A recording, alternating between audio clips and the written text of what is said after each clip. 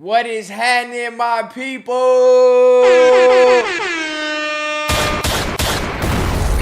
What is happening, my people?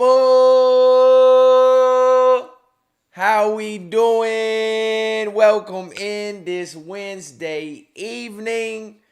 I hope all is well with my tribe and my people.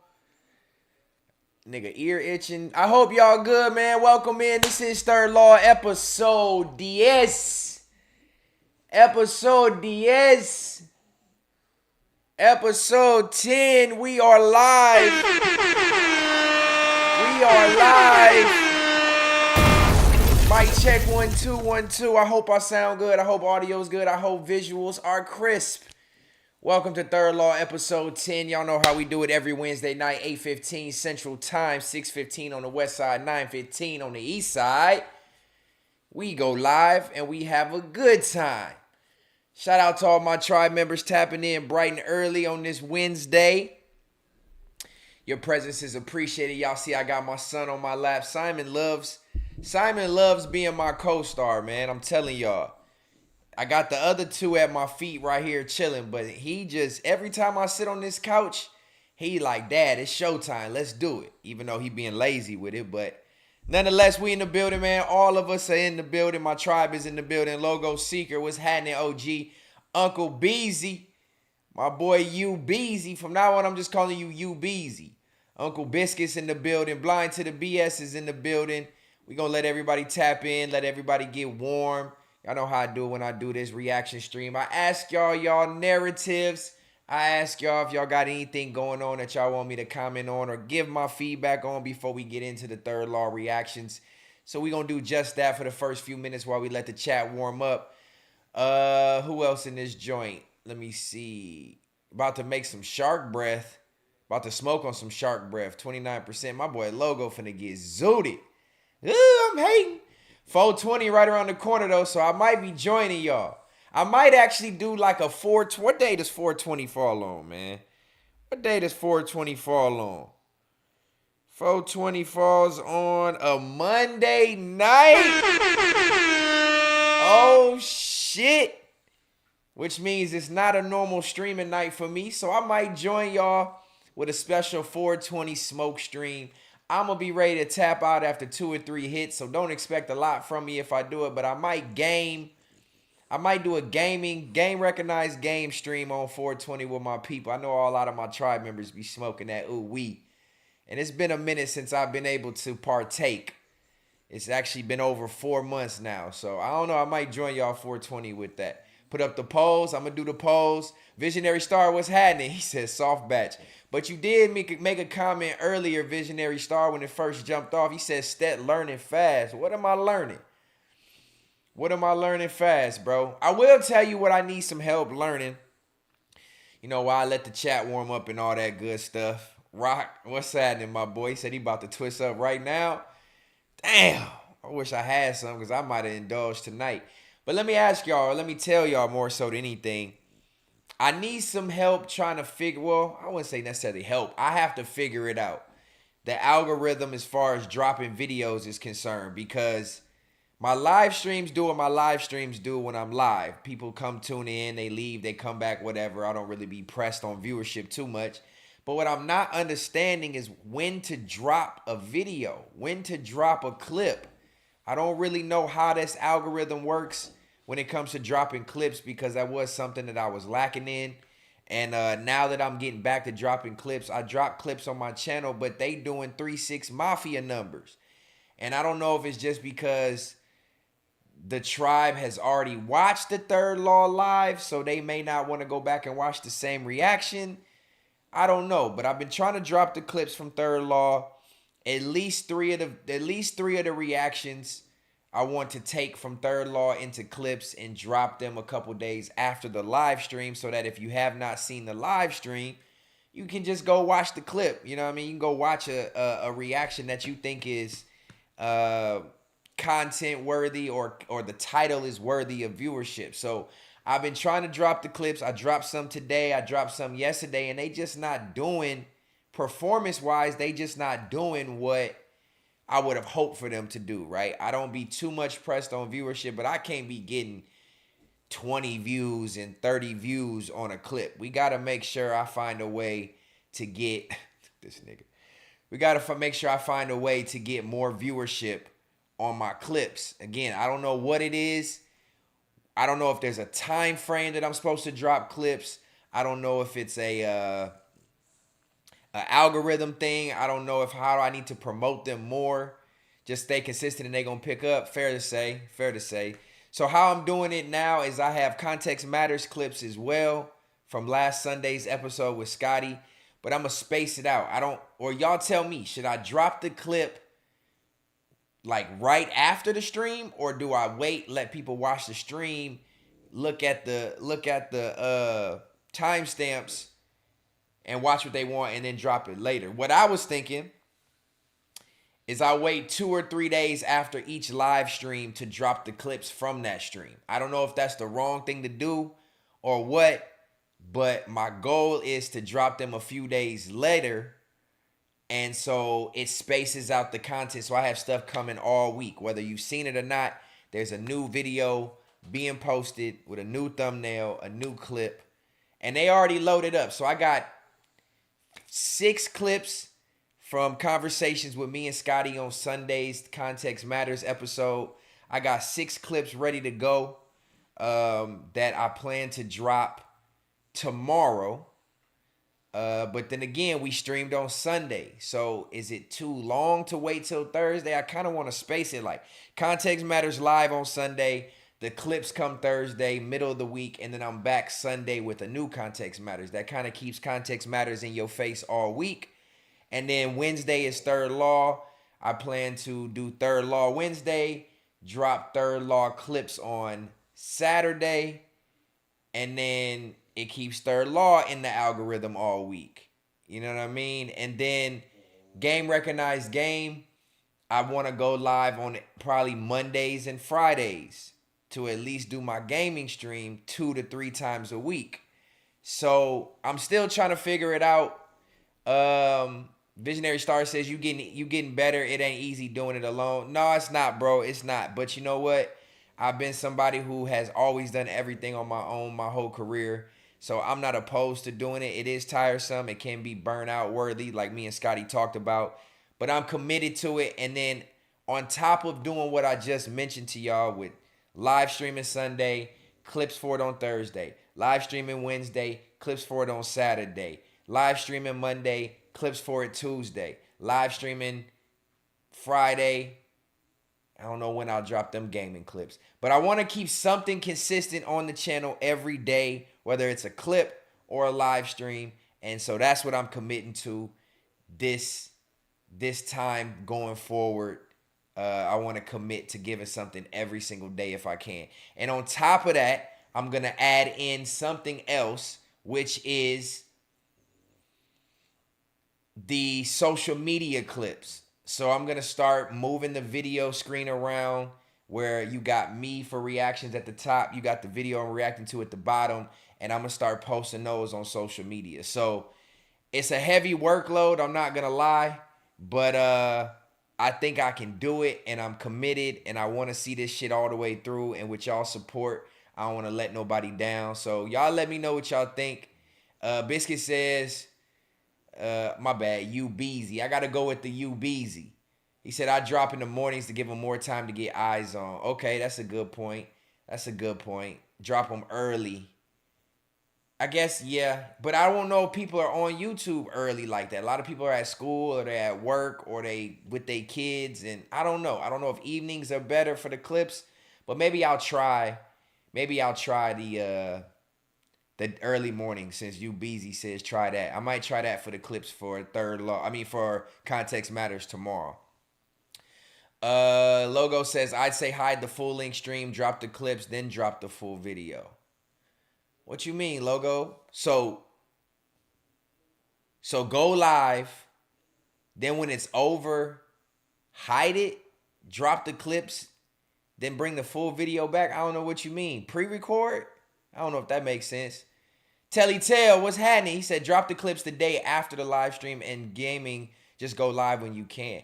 So y'all think I should drop the clips to the live stream the day after the live stream? That's soon, huh? You don't think dropping the clips right after the day after the live stream will deter people from watching the actual live stream? I feel like if I go live on Sunday with Context Matters and then drop the clips for Context Matters on Monday, it's going to prohibit people from wanting to actually watch the live stream if they missed it Sunday. I don't know. That's just my ideology behind it. I could be wrong. My boy Jedi, my boy Tony said, go reaction 60 days straight. Use that as evergreen content. Elaborate on that, bro. Context matters, so let me know. Go reaction 60 days straight. Use that as evergreen content. What you mean by that? Rock, uploading shorts may get help. I get about 1,000 when I upload game clips to shorts. So that's what I'm about to do too. That's what I was just mentioning, Rock. I think I'm going to do YouTube shorts and put those shorts also on Instagram. I'm going to keep them below like a minute if I can. Put them on Instagram. Put them on YouTube shorts. So I'm going to grab short form content from my long form clips and then try to keep that going in that algorithm too. I don't know. I'm trying to figure it out. Also, people love the drama. I know, but I'm telling you, Rock, I'm not, unless it involves me for real, I don't want to indulge in I don't want to engage myself in the YouTube drama streets. Even though me and Scotty had our commentary on the Flacco situation on Sunday, if y'all just tuned in and you missed me and Scotty on Context Matters episode 40 talking about Flacco and the Rat Pack, make sure you go back and watch the episode. If not, I got clips coming for it tomorrow. But yeah, he said, Roxanne, also people love the drama. I get it, bro, but I'm keeping it a bean with you when I say that shit is not going to get me anywhere. Now, it will cater towards the current audience that have an affiliation with that other platform. So they're going to want to be, double dutching in and out of my stream, wanting to see if I'm going to talk about what they're doing. But I'm keeping it a bean. I'm not doing that. I don't want to do that. As you can see from the content they put out, it's short-lived.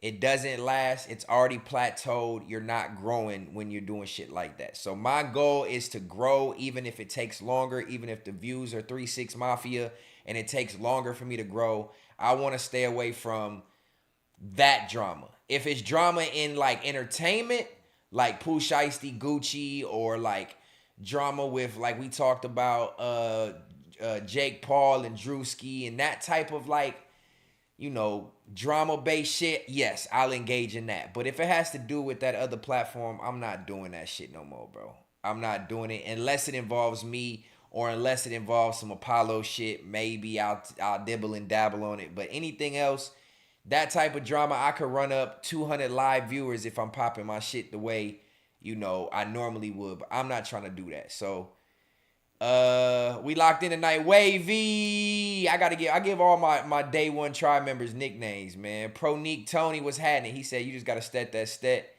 Yeah, man, I'm giving all my my day ones. I gotta give niggas nicknames, man. All the clips from the episodes when people get off work. Oh, you get off in the morning. Okay, content that don't age, not dated. You got to build a vault so you can autopilot some parts of the channel, if you feel me. Oh, okay. It doesn't have a time. It doesn't have like a relevancy date to it, is what he's saying. Like, and these reactions don't have relevancy dates. I can just drop these and use this as content any day at any time. I kind of get what you're saying.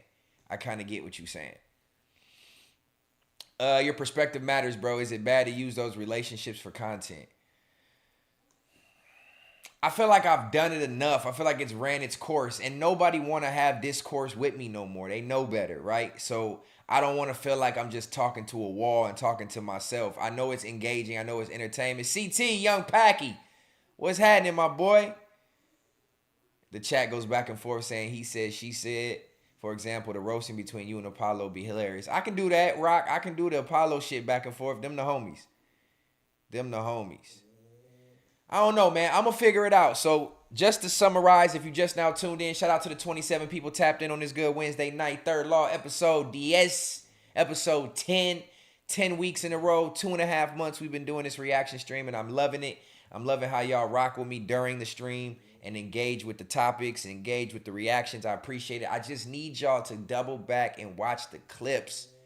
Watch the clips of the reactions. Even though if you've seen it, just go drop a comment, hype it up. This hype stream is important. I've been seeing you can hype it after the video.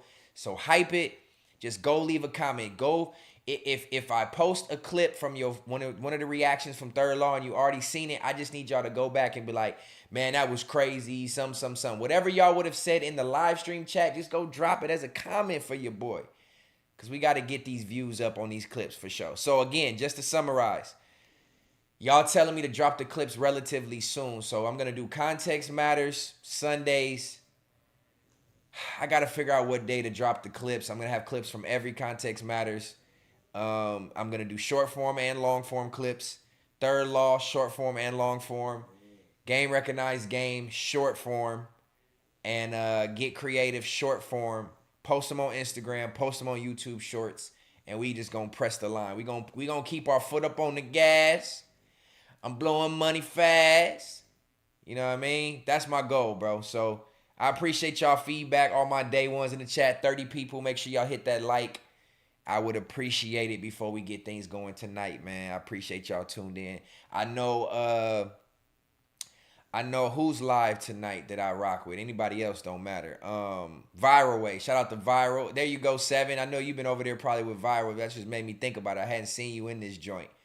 But yeah, Viral live, I think, on Wednesday nights. But it is what it is, man. You know, he gives a different form of content that, you know, is different from reaction. So I don't feel like it's any competition with my boy. I know we got some of the same viewership. But we're going to keep it pushing. We're going to have a good stream tonight, man. And I'm just going to keep my foot on the gas. Everybody's saying W's for my consistency. And I think that's the biggest key, is the consistency. If I stay rocking with being consistent, turn this air on real quick. If I stay rocking with being consistent, I feel like we'll win. Especially with having Context Matters taking this new trajectory that we gonna have it on, getting posted on Suburban. Shout out to my boy Scotty. We having good streams on Sunday, man. We had a great stream of Context Matters this Sunday. Like I said, if you missed it, go back and watch it. I got clips coming from 5 or 6 of the conversations coming tomorrow. But if you have not watched the live stream, go see it. Shout out to him for getting the Clippers to post shit on the Suburban page. I'm hoping that's gonna help a little bit. But you know, Rome wasn't built in a day. Slow progress is better than no progress. Put your foot on the gas, you're going to get somewhere, whether it's slow or fast.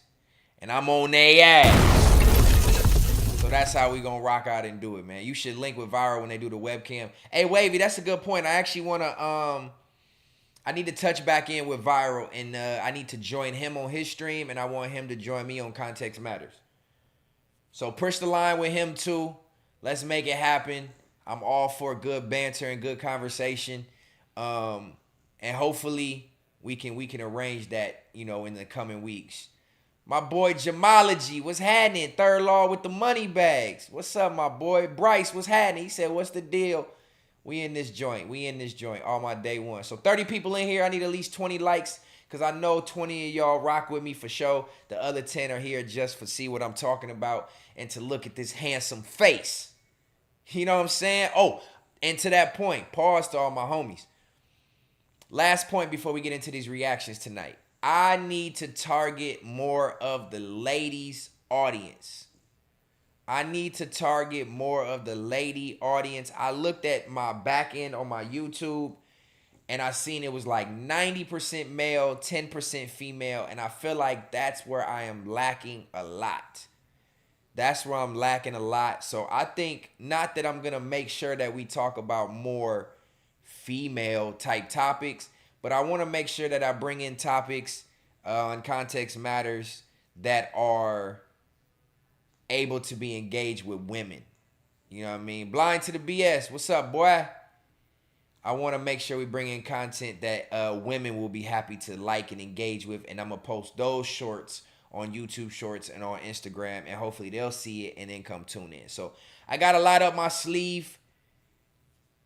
I got an idea for a network name. Y'all know I've been talking about pondering on this network and what I'm going to switch Context Matters Instagram over to and the Context Matters YouTube page.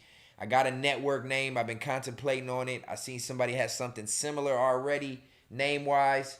So I'm trying to tweak it and see what's going to make the most sense for me to do it. But network is coming soon. Name, whole new layout for the YouTube page. And yeah, man, I think my mindset is clear. My mindset is locked in. So I'm gonna stay consistent. I just need y'all to stay present with me. Watch all the clips. Just go click it, watch it, let it play. Leave a comment, hype the stream, like the stream. That's all I need from my good people.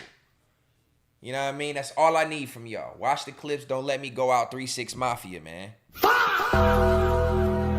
Don't let me go out 3-6 Mafia. Torizi. The Loke.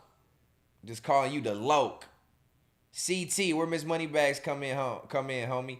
Yeah, cooking. I think that, he said that's where Miss Moneybags comes in, homie. Oh, CT,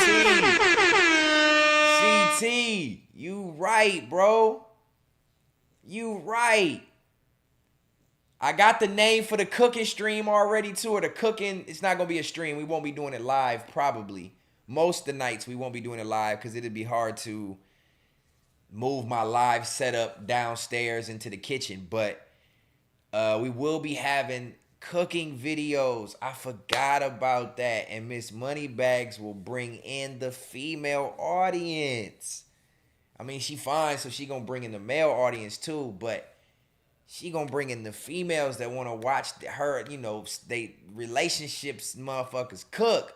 I like that. That's a good point. That's a good point for sure. Rocket, what's happening? Rocket, don't be two-faced, bruh. Because I be seeing you in Apollo chat, and I don't be knowing whose side you on, my nigga. I don't know if I be wanting to be like, yeah, my boy, what's happening? Or if I want to be like, shut your bitch ass up. I don't know which one I want to do. I don't know. My nigga be two-faced. I'm all for holding me accountable. That's one thing. But don't be going in other chats trying to drag my name through the mud. That's evergreen content right there. The cooking shit, yeah. I already got the name for it. I done had the name for it for 8 months or more. Actually, probably back when I first started this shit, I had the name for the cooking show. But we just never did it because this fan base was ruthless at the beginning. And I didn't want to bring my girl into this world and have her be a part of content. So we held off on that. But I think it's time now. I think it's time to bring Miss Moneybags into the YouTube world on the cooking and bring her to the network.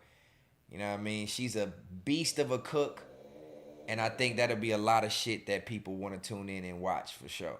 Build the vault, then drop. So create a bunch of videos and then drop them.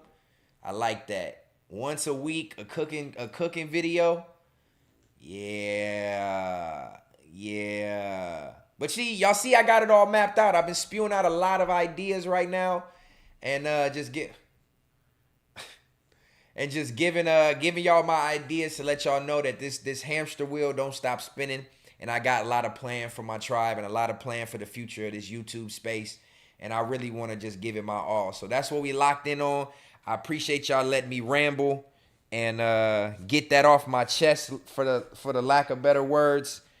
And get this nigga hair. God damn, Simon. Yeah, and get that off my chest, man. Y'all know I'm locked in. I'm not slacking. We going consistent, staying consistent. And I appreciate y'all for rocking with me. But as y'all know, let me finish with the chat. Let me see, make sure I mess with you, Stet, but it's Apollo all day. But I'm Apollo. I'm an honorary Apollo member. I honestly feel like if I didn't move from LA, I'd have been at the Apollo at least once a week. If I didn't move from LA, MacWap, Keem, Tiny, TF, they would have opened the door and had me be an honorary Apollo member at least once a week. So you can't separate the two. If you rock with Apollo, you rock with me. We just got to keep it a bean. I mean, there's a couple people in the chat over there who's some dick riders, you know what I mean, that are going to try to separate the two. But they fuck with me. I fuck with them. We fuck with each other. Tribe and the astronauts. I call the Apollo fans the astronauts. You know what I mean? Y'all catch the correlation if you know what I'm talking about. So they the astronauts. I'm the tribe. And, you know, we go hand in hand. Keem is a drunk. Go ahead and ask my boy MacWap if I'm an honorary Apollo member. You know what I mean? Don't be a hater with it. Just ask him. Just ask him. Damn, Icon with that snoring. Shut your ass up. Let it out, loved one. That will free your mind up. Oh, yeah, for sure. Third law is my ish for sure, though. It's all content. No, you gotta draw the line with the content somewhere, Rocket. The same way you have Scotty on, you could have guests. Imagine a Stet and Keem show. Rock, you know what's funny? The initial idea of Context Matters was to have a rotating guest. But I want to make sure that if me and Keem collaborate, that we collaborate and it's not about narratives. It's not us playing one-on-one or going back and forth at each other on the live. I want to have good conversation. I don't want to interview him. I don't want to talk about what can go wrong and doing all that. I want to have good dialogue. So hopefully I can bring him in. It'd be me, him, and Scotty, or just me and him. Then I got the idea I want to bring Tiny in. I want to bring Big Deal in. I want to bring SB. All the people that y'all familiar with seeing that I have good relationships with, I do want to bring them into Context Matters. So that'll be something that's coming too, for sure. Who knows more tricks? Stet's dog or MacWap's dog? Ooh, that's a good little shit right there. I got 3 of them to throw at my boy. Kev is the evil Stet. Yeah, why y'all be calling Kev Stev or whatever y'all be calling him? Don't. Kev is cool. He good peoples with me. We had our back and forth that one time. Got a little heated. We squashed that. We moved on. We said we both fucked up. And we good people. But don't ever compare me to Kev Ugly. Shut your bitch ass up! That's my boy, but he ain't handsome like me. You know what I'm saying? He got more muscle than a nigga. I give him that. He got more squabbles than a nigga, you know what I'm saying? I give him that, but he ain't more handsome than me. He ain't more talented than me. But that's my boy. That Stev shit is crazy, Tony. I'm telling you, I don't know where that shit come from, but I'll take it, bro. Shout out to Kev, man. Hey, I done already sparred with King. We done already, come on now. That's light work. I don't think there's nobody that can spar with Keem like I can. If we keeping it a bean. If we keeping it a bean, Miss Moneybags content always on Crip. Kev is the evil Stet. Stet can't spar with Keem. Keem can't even talk to Heather Stet because he wants to be you. Ain't no one else like that. Yeah, you feel me? That's shit on Stev. Kev is dangerous. Be careful. Hey, Kev is cool, but he ain't fucking with me. You know what I mean? I don't know. I don't know if just because he light-skinned with a little beard. But Kev got to get his, you know what I'm saying? He got to get his aura up before he, you know what I mean? I fuck with him, though. For real, though. I do fuck with Kev. Static was Jafar. Oh, okay. Okay. What's up? What's happening? I was just talking about y'all, man. I was just talking about y'all, Wop. I was just talking about y'all. I was telling Rocket, I seen Rocket be in my chat, but he be in y'all chat. And sometimes I don't be knowing what side he on. I don't know how finicky my boy is. So I had to call him out like, hey, if you rock with Stet, you can't be over there, dragging my name through the mud in the Apollo chat. I'm honorary Apollo member. The tribe is the astronauts. The astronauts with the tribe. We supposed to go hand in hand. Y'all can't be dragging my name through the mud. Over there in the Apollo chat, I'm honorary Apollo. I just had to let it be known, Wop. You know what I'm saying? And I need to bring Mac Wop on Context Matters too, split screen edition. I definitely need to do that, man. I definitely need to do that. But I just had to keep it up. I just had to let it be known that had I not moved from LA, I would have been welcome to Apollo at least once a week. When shit was hitting the fan, I was already asked, can Stet should be fuck with Apollo. I'm like, yeah, man, I got a affinity for my niggas. They do what they do. I feel like I fit in better over there than I did over there. You know what I'm saying? So I just had to keep it a bean. That's how I feel. That's how I feel. Kev aired Izzy out. I seen that. What happened? What happened? What niggas be saying? I ain't know that, but I did know that. I seen that, and Izzy ain't been there since, huh? Izzy ain't been to Apollo since since they packed him out. That's crazy. Could you imagine getting packed out in front of Rich Grinder? That would be really disrespectful. It'd be jumping at Apollo, man. Nah, man, don't be trying to give that PC ass answer, Mac. Tell the people the truth. I seen the saxophones going off. Could you imagine getting packed out by your homies in front of Rich Grinder? Oh my God. If I was Izzy, I would take a couple weeks off, Izzy. Just stay home, bruh. Just stay home. Oh yeah, if niggas don't want to say it, I made it. I made myself the honorary member. And honestly, we could go back in the history books and see where this was already spoken about on Apollo, and niggas open the doors. You know what I'm saying? Kev, Rich Trapper trainer for the fades. I mean, hey, it is what it is. That's y'all boy. I just couldn't imagine being Izzy and letting y'all pack me out on a Rich Grinder episode. I couldn't imagine. If I'm Izzy, I'm going down swinging. You know what I'm saying? I'm going down swinging. I seen it. You zoomed in all on my boy. His mic was barely on. Macwop know what he be doing. He be doing niggas bogus, bro. He be doing niggas bogus. Izzy mic wasn't even on. He trying to get his rebuttals on. He can't even get his responses. Kev all loud up front. That was an episode, appetite for disaster. Visionary Star, I don't care. Nobody worry about that nigga. Again, this is somebody who opened their mouth about me back when shit was going on. So I'm just retaliatory. You know what I'm saying? I don't have issues with niggas until they speak on me. Then I gotta spank that ass. And I don't mean that in the Rich Grinder way. I mean that in the shut your bitch ass up. Shut your bitch ass up! I mean it in that way. Y'all know how I do. What'd he say? Izzy should have got it bracket. Man, look, you got to understand, everything ain't always about physical conflict. You got to know how to use your words to win your battles sometimes. Now, if it get there, but it shouldn't in the heat of the moment, especially between people who are homies. You got to know how to win with your words. And Izzy got stomped out. By Kev.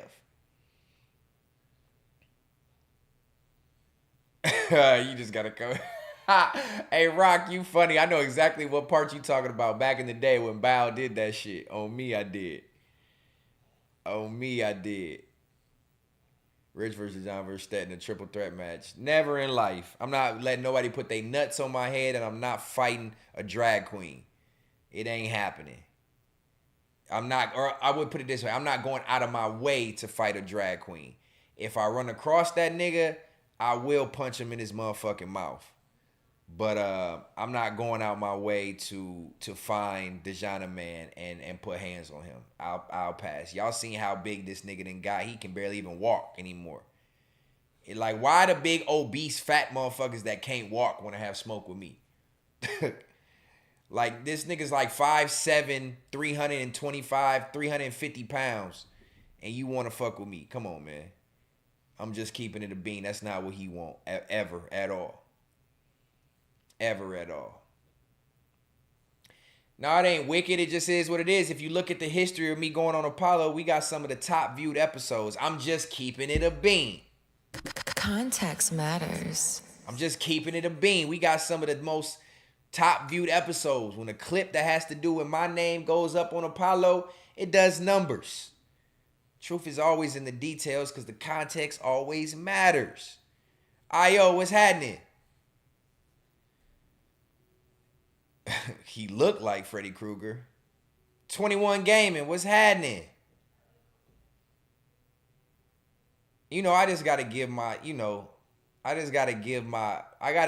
content.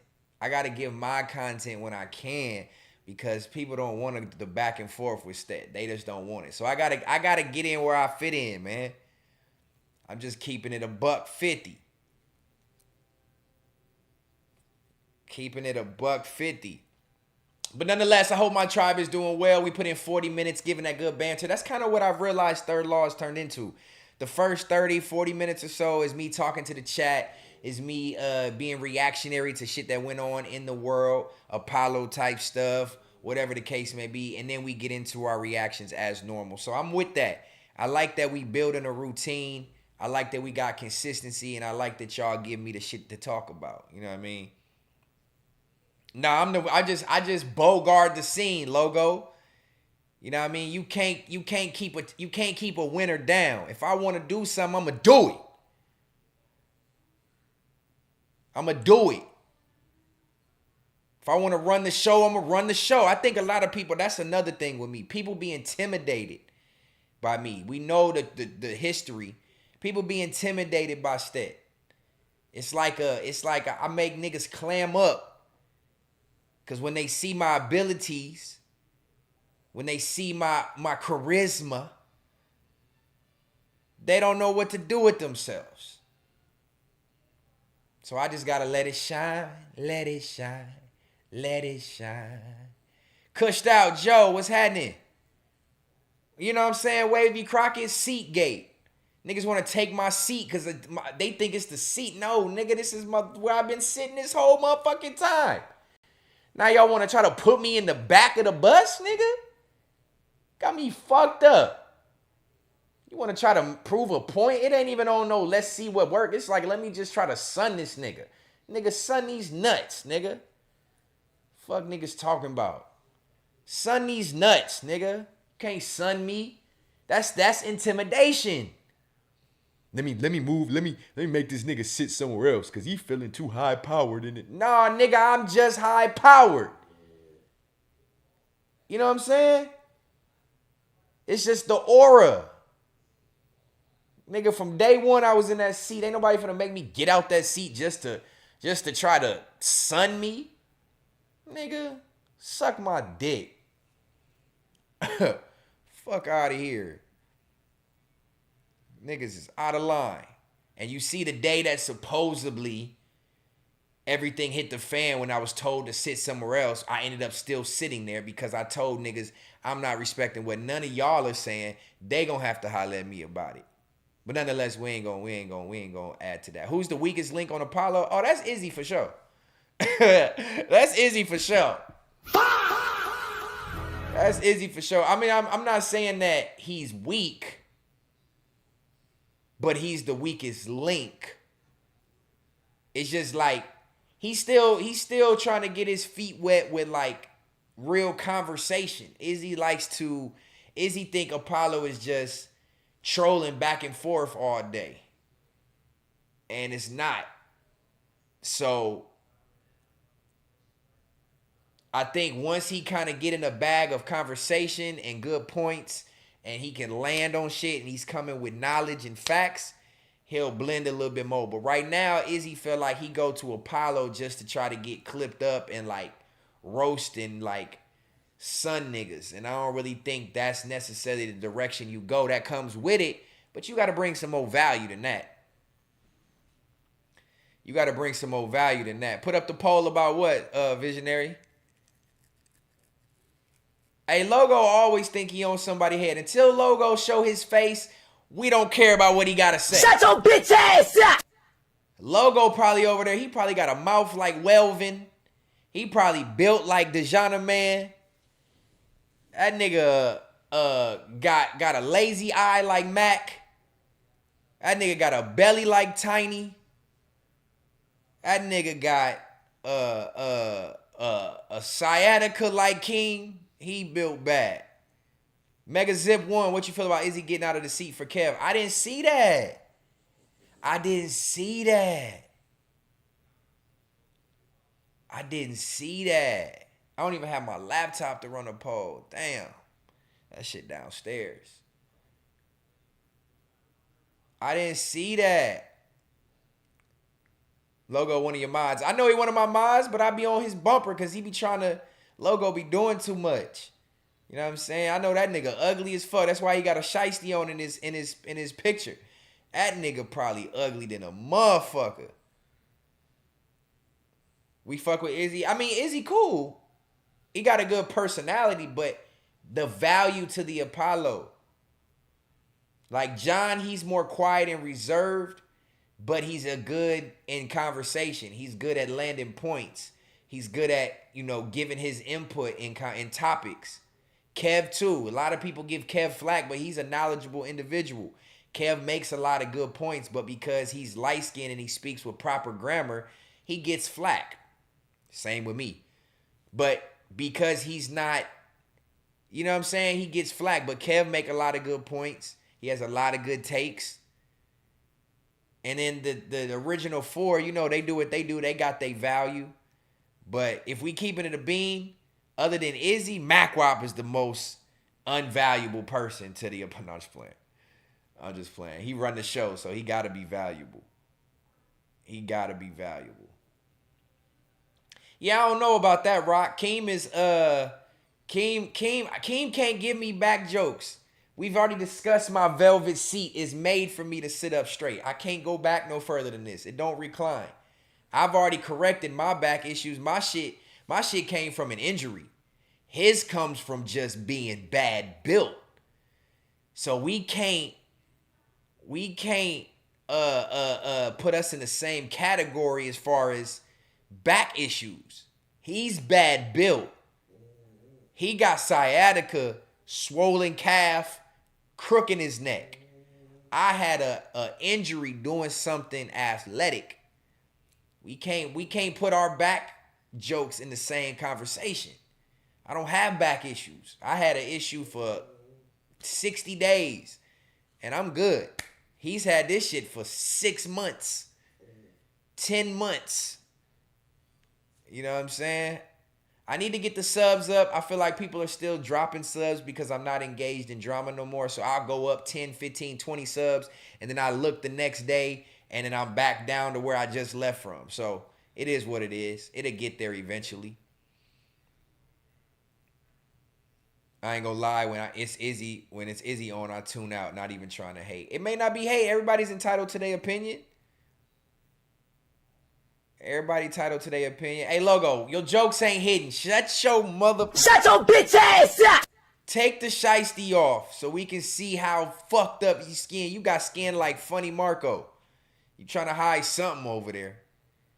Wavy, I ain't smoking yet, but I'm going to do a 420 stream, I think. I'm going to get high on live, and y'all going to see me tweak out. I might pass the fuck out in this bitch.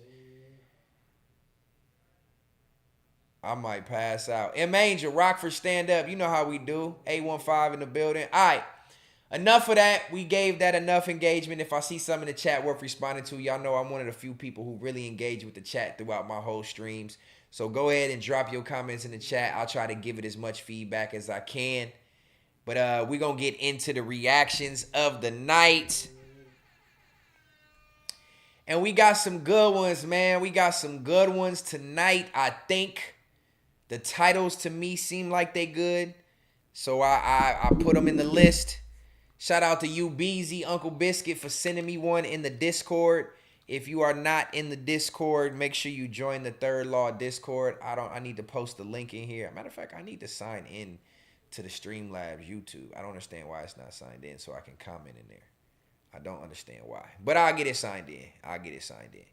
But make sure you join the Third Law Discord if you want to send in any clips for us to react to.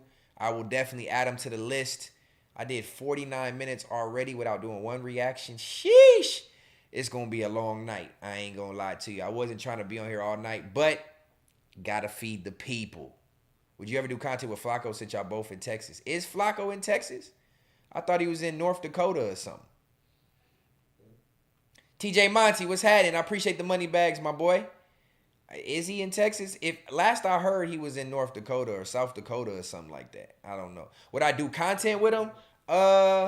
Yes. Would I do like a podcast with him? A rat cast? No. But would I do content with him? Yeah. I don't have no issue with Flacco. I troll him about the snitching and all that, but that ain't nothing. I don't got no issue with him. So I definitely would. Stet stay modding his ops. Super ironic. What ops I got besides Logo? Logo is a loyal one. He trolled me, and he's an op when it comes to trying to crack jokes. But he's a loyal one. I will give him that. Look, he's still trying to give jokes in the chat. I'm not respecting your jokes about what I look like until we can see you. You an invisible man right now, so we don't even know what you look like. He's in. Oh, I did hear that. I heard he was in Katy, which is technically Houston. But I don't know. I didn't know that. If he is, tell Flacco tap in. I'm about to drop clips on Flacco tomorrow from our Context Matter stream. Torizi the Logan's a hater. No, Torizi be holding shit down too. IO, send your question. We about to get into these reactions though. All right, so appreciate y'all tuned in. Welcome to the Third Law, episode 10. We have done this 10 Wednesdays in a row, and your presence is appreciated every single time. Thank y'all for tuning in and kicking it with me for these good reactions. We got some good ones tonight, at least I hope. As I always say, I do it based off of the title of the video. I don't watch them. I want to give real, raw, uncut reactions. And I did have a submission from UBZ TV. He sent it in the Discord, so make sure you join the Discord so you can send in your videos for reactions too, and we'll watch them and go crazy. I think his reaction is this last one right here, or the fifth one. Y'all know I try to do 5 or 6 reactions every night that I do this, and his is listed on here as the 5th reaction. Young Maryland rapper, serial killer, tied to 15 shootings in 4 years, 4 lives lost. So that came from my boy UBZ. We gonna click in and watch that. But up first, we got Dad Hunts Down 14-year-old for Revenge. That's the first one on the reaction list for tonight. The second one is Cop Discovers Babysitter Being Eaten Alive in Backyard. That sounds crazy as hell. So that's second on the list. Third on the list is How a Drug Dealer's Worst Nightmare Came True. A good roadside cop pullover video. I'm good for one of those. Fourth up is going to be Chicago Bank Robbery Ends in Sudden Tragedy. That's got 5 million views almost. That should be good as well. Fifth reaction of the night tonight will be the young Maryland rapper serial killer tied to 15 shootings in 4 years with 4 lives lost. And if we can make it to 6 of them, we got Man Murders Detective at Police Station. So we got 5 to 6 great reactions on the docket for tonight. Is my audio good? Am I good? Do I sound too far away? Make sure y'all let me know, and I'll turn the mic up. I've been doing some audio tweaks to make sure everything sounds good. But nonetheless, yeah, we're going to get into it. Let me see. Chat's warmed up. Chat is warmed up. Shout out to the 40 people still tuned in. I appreciate you. Make sure you get a video a like, and we're going to get into these reactions, man. Let me see. Polls up to engage with the tribe. Okay, I got to bring my laptop. As soon as this money bags get home, I'll have her bring my laptop up to me so I can do my polls. Did you ever think about joining Biggest Bros, with Blasey and House Phone? I know you're very talented with the designs and products. I've never met them formally to have a relationship to where that would even be something that would be possible or to be discussed. I honestly feel like from what I've seen from Biggest Bros, they are talented, most all of them, except Pot Lord. I'm such a troll. I swear I'm such a troll. But everybody for the most part is pretty talented over there. At least the podcasting side of things. I don't know what anybody does outside of podcasting other than what's the Hispanic homie name? You just said his name. Blasey. Blasey creates a lot of art, so I did see that. He's super talented outside of there. But on the microphone, I like house phone podcasting. I like Blasey podcasting from the shit that I've seen. But no, it's never been an opportunity or even on the table for me to join in with them. But I wouldn't mind doing some remote content possibly. You know what I'm saying? I've just never met them formally to build that type of response, that type of relationship. I think I met House Phone one time, I think, at one of the FMWWE events. And I don't think I've ever met Blasey. And the Men in Black Worm, Pot Lord, I've met him plenty of times. But anyway, hopefully something could come from that. I definitely would do a dope collab with Blasey if we could think of something dope to do, for sure. W Ryder. Who's Ryder? Is that the white dude that's over there? All right, let's do it. 55 minutes in, we're going to get into this first reaction. I appreciate all the engagement in the chat. This is dope. We going crazy. I feel like the viewership and the engagement is getting better stream by stream. So what we going to do is get right into, and y'all make sure y'all tell me the audio works, because like I said, I've been switching shit up. We going to get right into the first reaction of the night. This is Third Law episode 10. The first reaction, Dad hunts down 14-year-old for revenge. Shout out to Boom for just checking in with the yo. I appreciate you, my boy. We're going to go ahead and get it going. I don't know what that is. Reaction number 1. Make sure y'all like that like, stay engaged. Give me your feedback in the chat as we are watching. Let me know what you thinking about it too. I'm going to grab y'all comments, add it to my commentary. We going to build on it. And, none of this is possible without y'all. So shout out to the 40 people tapped in. Keep rocking with your boy. Let's get it.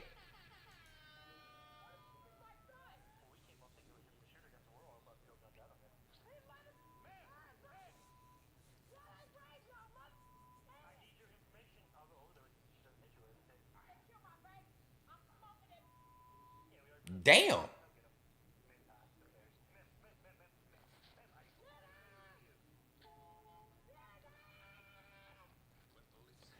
Hey, I've never understood why, which I get you got to try to control the scene, but as a police officer at a crime scene when there's a murder that's happened and the family is there reacting to it, why do they always try to get them to relax? Bitch, I can't relax. I have a dead family member right behind this yellow tape, and they always... No, video sound is low. Okay, give me a second. Let me fix that. It's muted, huh? It's muted. Let me see why. Oh, I see why. Hold on. Let me add it in. See, this is why I need y'all, tribe. Capture my desktop audio. Audio output capture. I bet y'all can hear it now. I'm gonna run it back. But look, let me finish my point. Appreciate y'all letting me know no sound. Good looking, try it. I never understood why this happens. Well, I get why it happens. Let me clarify. I get why it happens. But how do you expect a family member that is at the scene of the crime, current scene of the crime, when their loved one is murdered or dead, and you expect them, relax, calm down? Bitch, I'm not calming shit down. I have a dead family member right behind this yellow tape, like I just said. You're not finna get me to calm down. It's one thing if you're trying to console me or put me in the hands of somebody who's able to... Actually, there's nothing you can do at this time. The shit is too fresh. I'm not calming down. I'm not relaxing. Fuck you and your badge and this yellow tape.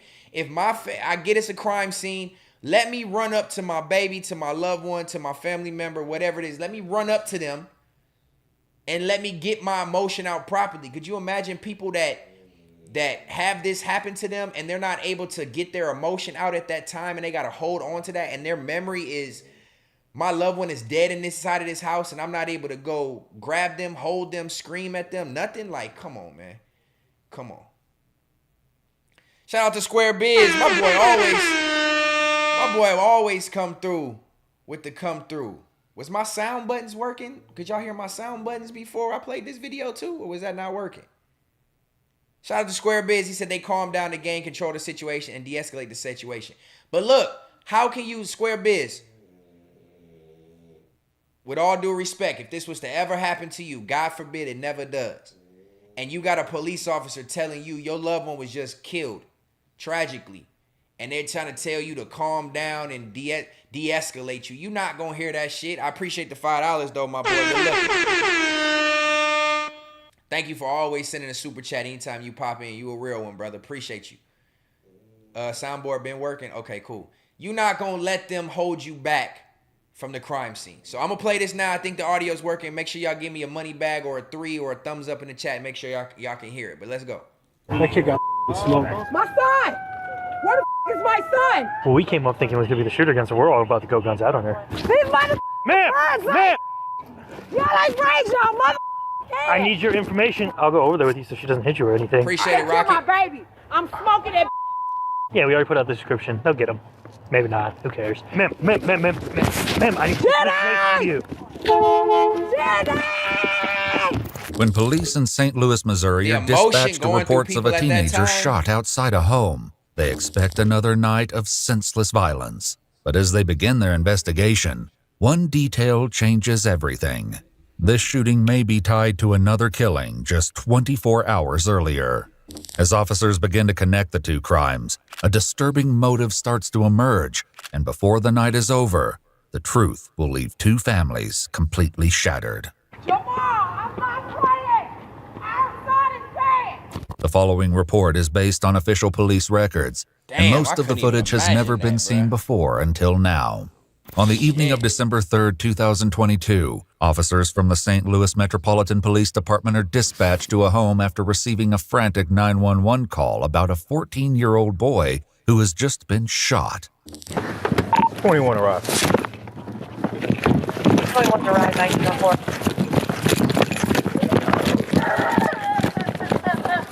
Where's he at? Where's he at? Hey, guys, I got a baby right there. All right, go. 6 to 1. That sound will never sit right with me. A loved one, a mother screaming at the top of her lungs with that feeling of, I just lost my baby to the hands of somebody else. That is a gut-wrenching sound, bro. I hate that I even had to just hear that right there, bro. I ain't even gonna lie to you. I ain't even gonna lie to you. Because St. Louis is just like Compton. St. Louis is horrible. East St. Louis, especially East St. Louis, which is technically Illinois. East St. Louis, I think, is actually Illinois. Pretty much. It's right on the border. That shit is treacherous out there. New Orleans, Philly, Compton, all them inner cities where it's predominantly black are horrible. But St. Louis got a different... I don't like the way they do that right there. I'll tell you that. All right, let me get back into the video. Let's go. All right, go. 6 to 1. 621. Go push them back. Let EMS know we have a black male, approximately 13 years of age, 14? not conscious, not breathing. I believe a gunshot wounded the head. Oh. That clear is scene secure. Scene is secure. No, he's dead. Huh? He's dead. He's right there on the porch. He dead. Yeah, he's gone. It's a kid. Yeah. The victim is later identified as 14-year-old Jacob Ashford, who was pronounced dead at the scene due to multiple gunshot wounds. As his fate is relayed over the radio, the weight of the situation begins to set in. Let EMS know we have a black male, approximately 13 years of age, not conscious. Look. I don't mean to keep stopping it, but I got to tap in with my tribe and what y'all saying. Even Rock said, yeah, this is too much for me. Have a good stream. I'm not trying to scare people off with some of these videos, but we got to keep it a bean and be understanding and realistic that this happens every day in multiple inner cities. These kids, whether this one is guilty or not, A lot of these kids put themselves and involve themselves with gunplay to the point where this is not a far-fetched situation or a far-fetched video. This type of shit is really reality. Yup, Elijah the King just said this is really reality. It's hard to watch, but I'm hoping that's what helps these be engaging. It helps people have commentary on the harsh realities that we deal with in life and with our youth. That gun violence is a thing that happens in inner cities with kids. You know what I'm saying? I don't know what happened in this situation specifically. We're going to find out. But it is hard to hear. It is hard to watch. And if you decide that you can't handle it, by all means, do what you got to do. But make sure you come on back for the second reaction. Let's go. We got a homicide. I believe a gunshot wound in the head. Oh. Back at the scene, more officers are arriving and taking their first look. But for them, this is just another call on an already violent night. Okay, yeah, he's right here on the porch. The kid's here or the shooter? Shooter's gone. Kid's gone. Kid's gone, he's right here. And then, like, Kid's right here, he's gone. the family, they got to get the family away from him. I already called everything And they out. know they leaving their kid on that porch. Okay, great. In the cold, You guys already like got it. leaving him Shooting, there right? dead. I mean, the soul is left his body. I'll take it. I'll take this. No, it's okay. They already gave it to me on the radio. It's fine. No, that's all. No, that's all Are right. you guys gonna take it? Well, we're gonna have to go to homicide anyway. Yeah, exactly. Yeah, you're okay. With 2 shootings already behind them, this scene marks their third of the night and their second homicide. However, they are unprepared for the chaos that is about to erupt. Hey, what the hell? Man, you goddamn right, I'm pulling up just like that. My son! Where the is my son? Who killed my son? Jenny! Ma'am, I need to you. Jenny! Ma'am, you gotta get your car out of the street. Man, fuck moving that car out. See, that's what I'm talking about. You got to get your car out the street. Man, fuck this street. Okay, ambulance probably coming, but ambulance can pull up behind me. Y'all already saying my son is dead?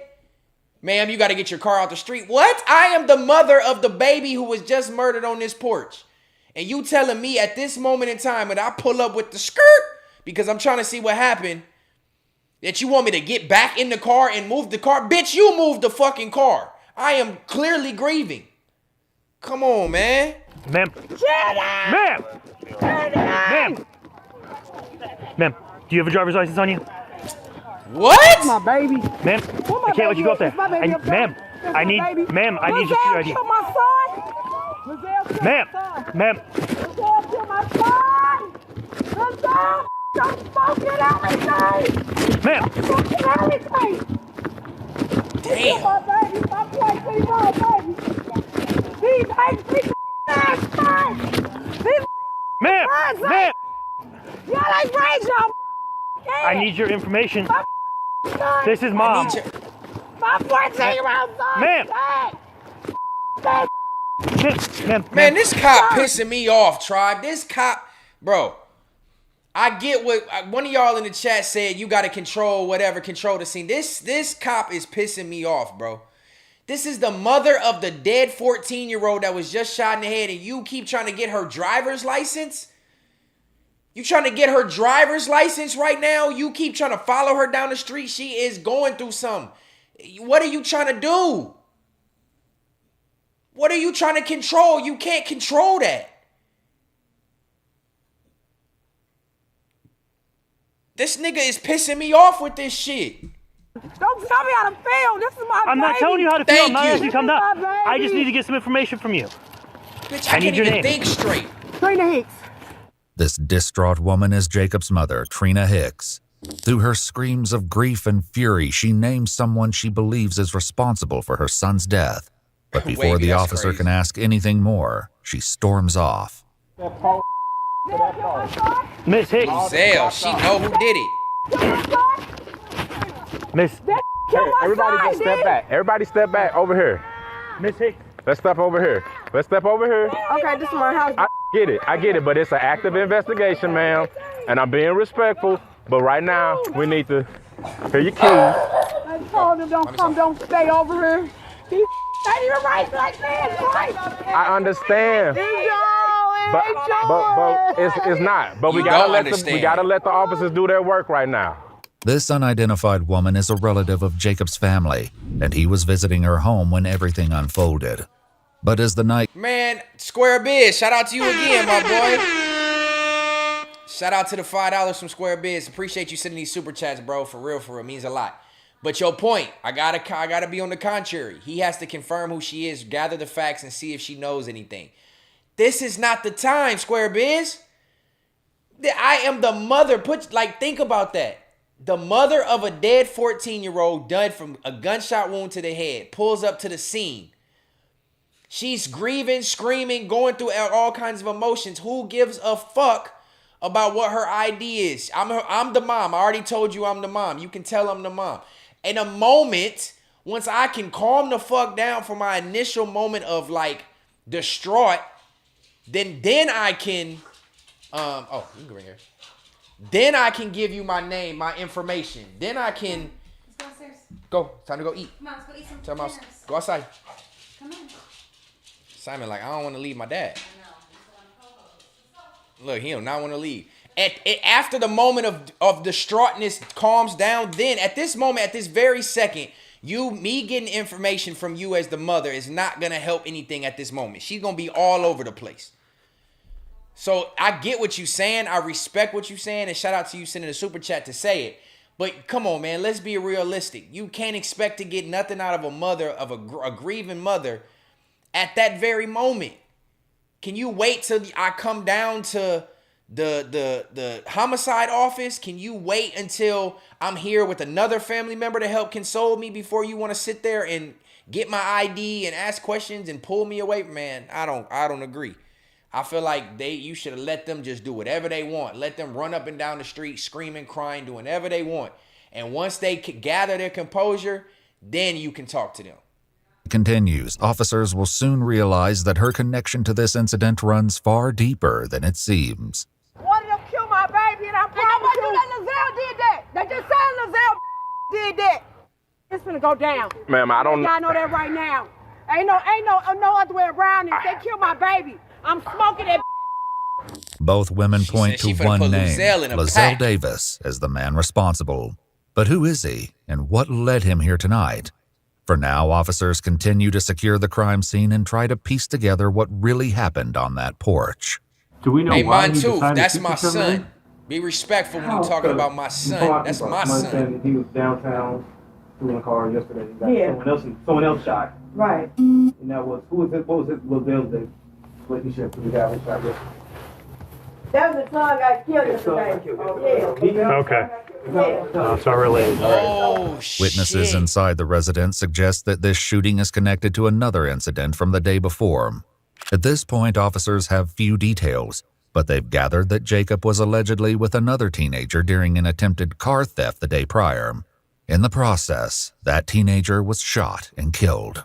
Now, as officers work to piece together the truth, they turn their attention to the scene itself, searching for physical evidence that could tie everything together. I feel like there should be a lot more casings. I only found 2 said casings and then those 3 rounds. So a gun probably jammed and he was ejected? Yeah. Investigators soon arrive to take over the case as officers begin collecting the most critical pieces of evidence. Spent bullet casings and ejected rounds litter the ground near Jacob's body, along with his phone and a cigar butt. A closer inspection reveals the brutal extent of his injuries, multiple gunshot wounds to his chest, neck, and head. Investigators continue documenting the scene, while Jacob's mother is left to relay the news to his father. So just to summarize, I want to keep everybody in tune in case you're missing the commentary or you're not able to read the captions on the screen or if you just listen it. So according to what they're discovering already, the dead teenager on the porch the day prior was doing some activity he shouldn't have been doing. This kid is 14 and he's with another individual, a friend or somebody he's with. They attempt to do a carjacking, and in the midst of doing the carjacking, the guy who was with this current dead teenager ended up dead yesterday. And what they're trying to say, the family keeps saying Luzelle is the father of the dead friend that was a part of the carjacking yesterday. So just like Wavy just said, GBG, he's saying this is Get Back Gang. So the dad ends up wanting revenge for his teenage son being killed, but ends up supposedly is the one who killed this teen, which is going to be crazy because if his son got killed in the commission of that crime and it had nothing to do with this teen that's dead right here in this video, what would have been his purpose for coming to kill him?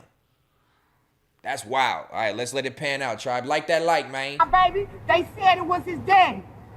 Jamal, I'm not playing. I'm not playing.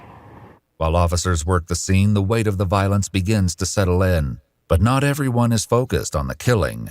Among the responding officers, quiet conversations begin to stir. Speculation, theories, and offhand remarks fill the air as they try to make sense of what just happened. But then that's the other young man that was shot. See, anger turns into sadness eventually. I'm actually surprised the bigger crowd isn't formed yet. The mom act like she don't care.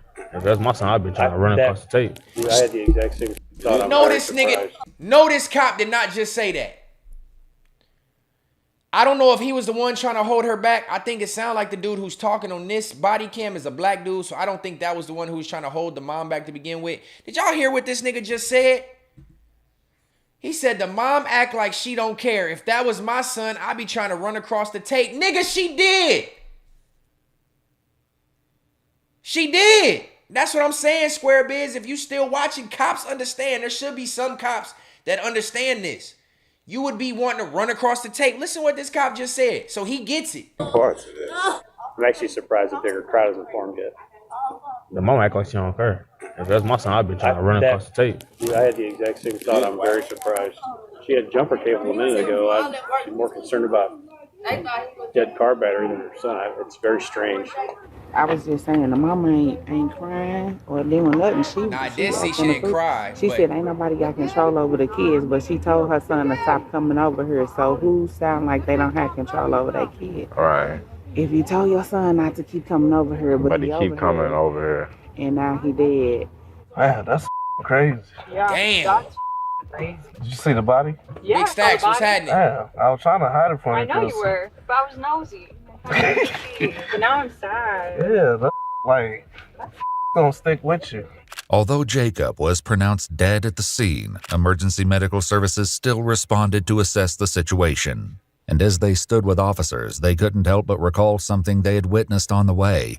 Something that, in hindsight, was a clear sign of the situation waiting for them. Has mom been notified? Yeah. She knew before we got it. She rolled up like a minute after we did. She was like flying in front of us. Yeah, I know. And then she tried to run around. We're trying to get her car moved. You got that? Yeah. Well, I heard you. Yeah. As soon as we rolled up, mom rolled up, so I was trying to deal with her. Oh, okay. So we were coming from an accident on National Bridge in Taylor, and so we're flying.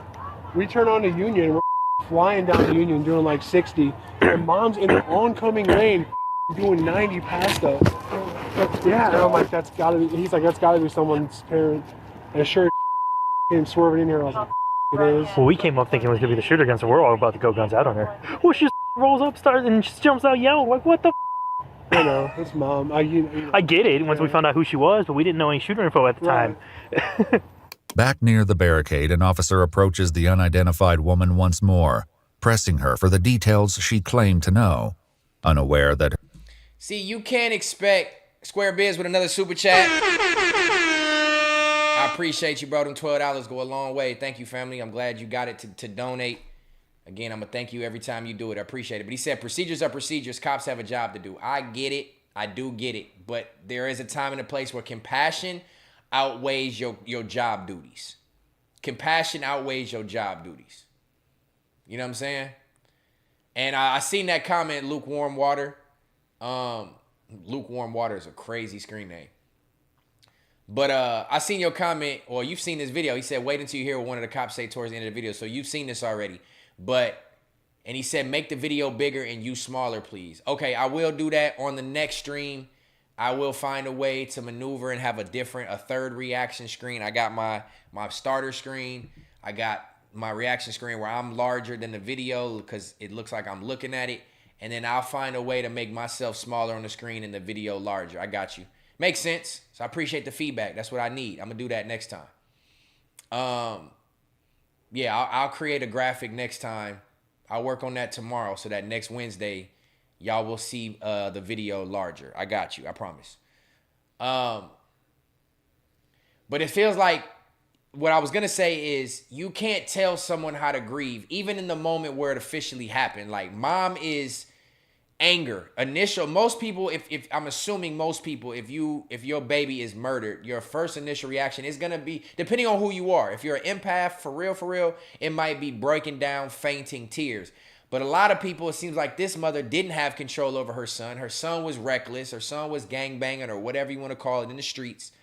And she might not have had the best relationship with him. He's 14. She don't know where he at. She's telling him to stop going over this place, and he still goes there. So maybe their relationship was rocky. So her initial moment of grievance is anger.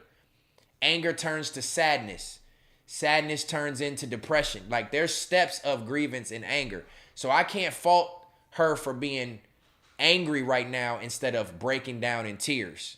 Everybody's going to grieve differently. You know what I'm saying? Shout out to North Carolina. I appreciate you, my boy. Her next words will reveal a chilling motive. All I can tell you, if y'all look the man name up in the system, he'll pull up Lizelle Davis. He look like a crackhead. Okay. How old is he? 30, 33, 34, like that. And what's the I mean, is there a beef or what? Like, his son got killed. We just got word that his son is dead. That my nephew is dead. LaVelle's son? Yes. Okay. So I guess he got mad because he was with him. That Jacob was with him. So I guess he asked Jacob what was going on. So he need to get arrested and his daddy who he in the car with. Because why would you pull up and let this man kill his baby and you pull off? Okay. Both of them need to go to jail. The teenager Jacob was with the night before turns out to be Lamarian Davis. The two were friends and were allegedly together that evening, attempting to steal a car. They were just Kia boys going around doing stuff. But their plan took a deadly turn when the person inside was armed and opened fire, killing Lamarian.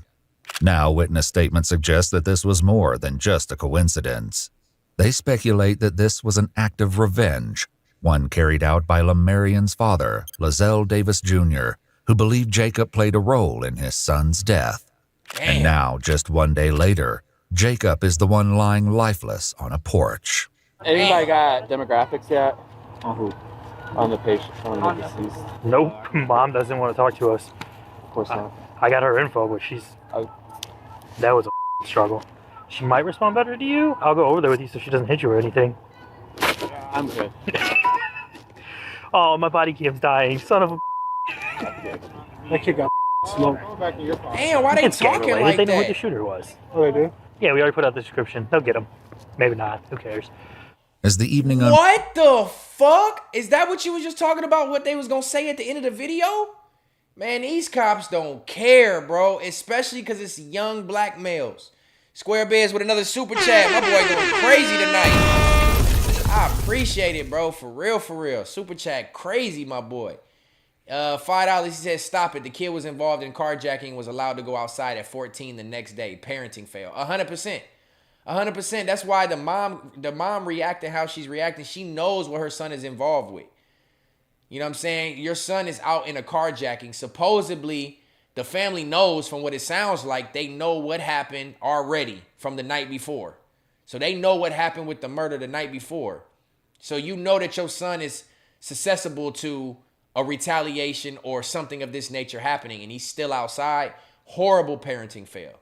For sure, Square Biz, 100% a parenting fail.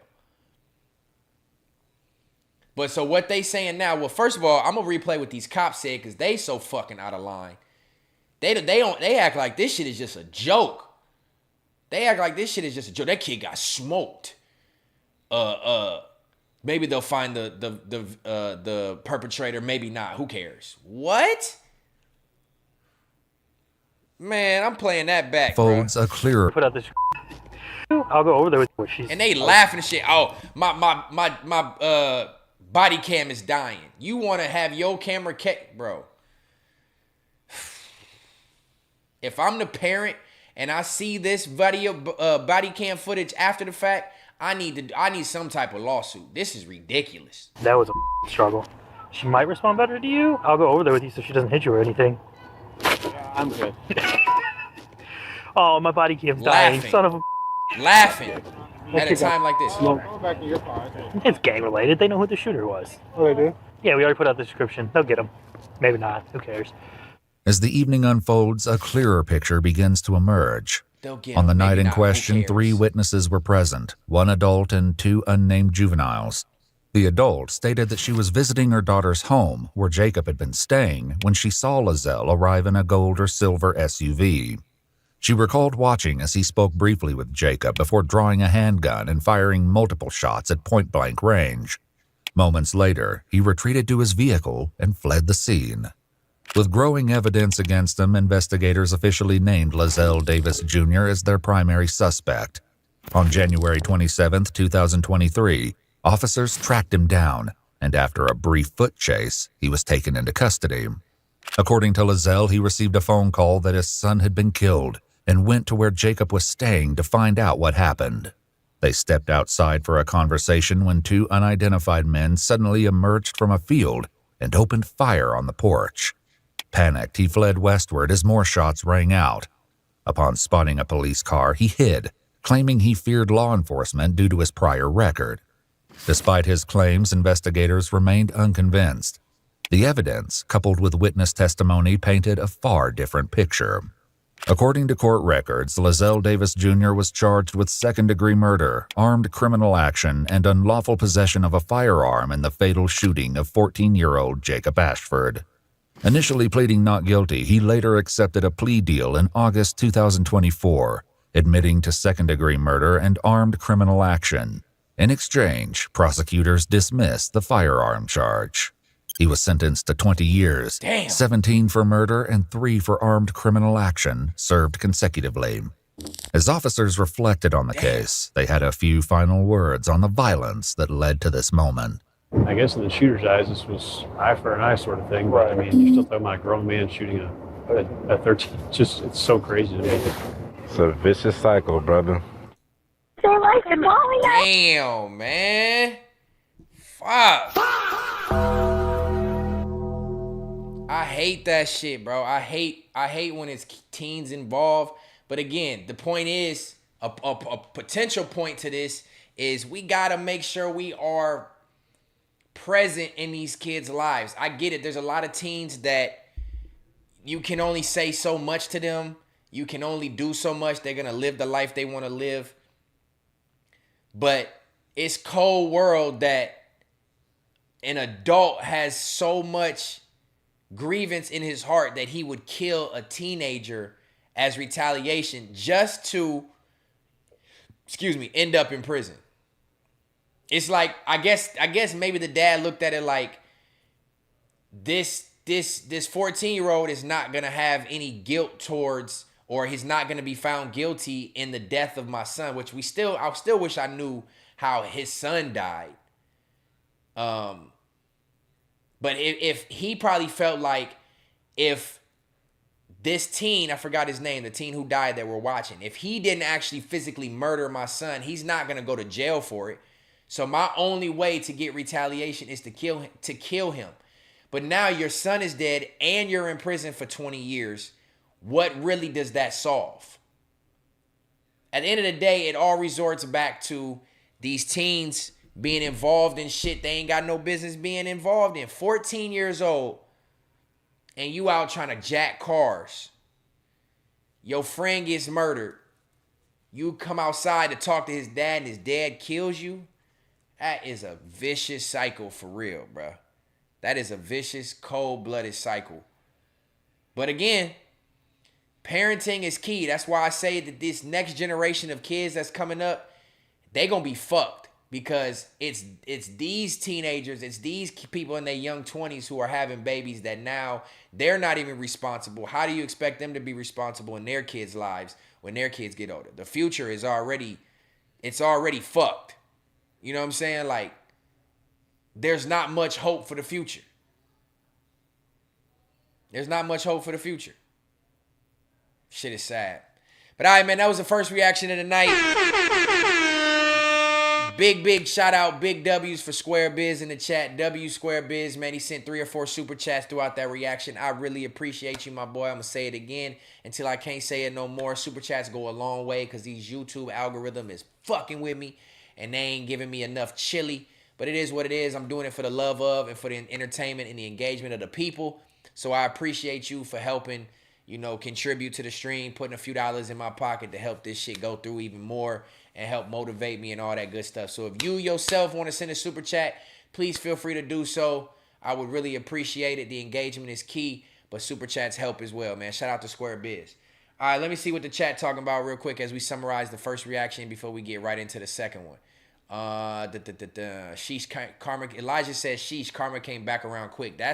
But see, we saying it's karma for this young teenager, but we didn't even see, did he really have something to do with the murder of the boy? To where the dad had a reason to retaliate? Like, damn, I wish I would. I don't feel like going back to that video right now to look up the other dude's name, the other teenager's name, to see what happened in his case. Like, how was he murdered? Was he murdered by the person he was trying to carjack? And then maybe this teenager we just watched left him or something? I don't know. I don't know what would make the dad want to kill him. I don't understand. Maybe I'll research it later and come back and update y'all next week. I don't know. I don't really feel like going back to watch that video and finding the names and doing the Google search right now. But maybe we will. Or maybe y'all can. If y'all want to rewind it back and find the teenager that was murdered during the carjacking and see the story, come back to the chat. Let me know in the chat, and then we'll retouch back on it. You know what I'm saying? But that is karma come back around quick. It's karma for doing bad shit, but was it the right karma? Where did he deserve to get murdered at 14 years old just because he was around another teen who got murdered? I don't know. Wavy Crockett says, black people truly have no allies. The sooner people accept that, the better. That's a cold narrative, Wavy. That's a cold narrative. But that's, you know, to your point is there's no allies, but we can't even stick together with each other. And I always say we because I'm half black, so I identify as minority. I mean, I've never been able to identify as a white man, no matter what anybody says. The police identify me as a black man. My driver's license identifies me as a black man. So it is what it is. So when I say we, I'm speaking from the black side of me. So bear with me. but I don't understand how, if black people understand we don't have no allies outside of our race, and we barely have it in our race. There's no other races in America that kill themselves to the degree that we kill ourselves. Yes, I know it's by design, and they want to keep us in this vicious cycle. You know what I'm saying? But a lot of it comes to outsmarting the system and understanding that to where you can beat that cycle. You know what I'm saying? You can beat that cycle to where we get, this is what they want to do. This is what they want us to do with these Jewish people pushing this music and this judicial system with these judges and these attorneys. They want to see you dead or in jail. Whether it's from food, whether it's from drugs, whether it's from violence, whether it's from gangs, whatever it is, they want to see the downfall and the demise of the black race. The sooner that we have enough intellect pushed on our youth and pushed into our communities to understand this, maybe we'll smarten up and be like, damn, they really want to take us out and see us dead like this. Maybe I shouldn't contribute to it. You know what I mean? But that takes good parental upbringing. You feel me? But that was a good point, Wavy. Elijah the King said the pigs always think like that. These ones are just open with it. Facts. That is true. What they said on these videos was absolutely disgusting, but that's what they feel about us. Logo said our parents need to strive for growth like a business do. $40K a year for 20 years ain't it, gang. No, you sure right, bro. That's only $800,000, Logo, over the course of your 20-year working career. It ain't it. It ain't it. My baby said badge revoked because what? Yeah, I know. I would have been trying to have these niggas badges revoked for real. Talking like that about my dead son, playing in my face like that, hell no.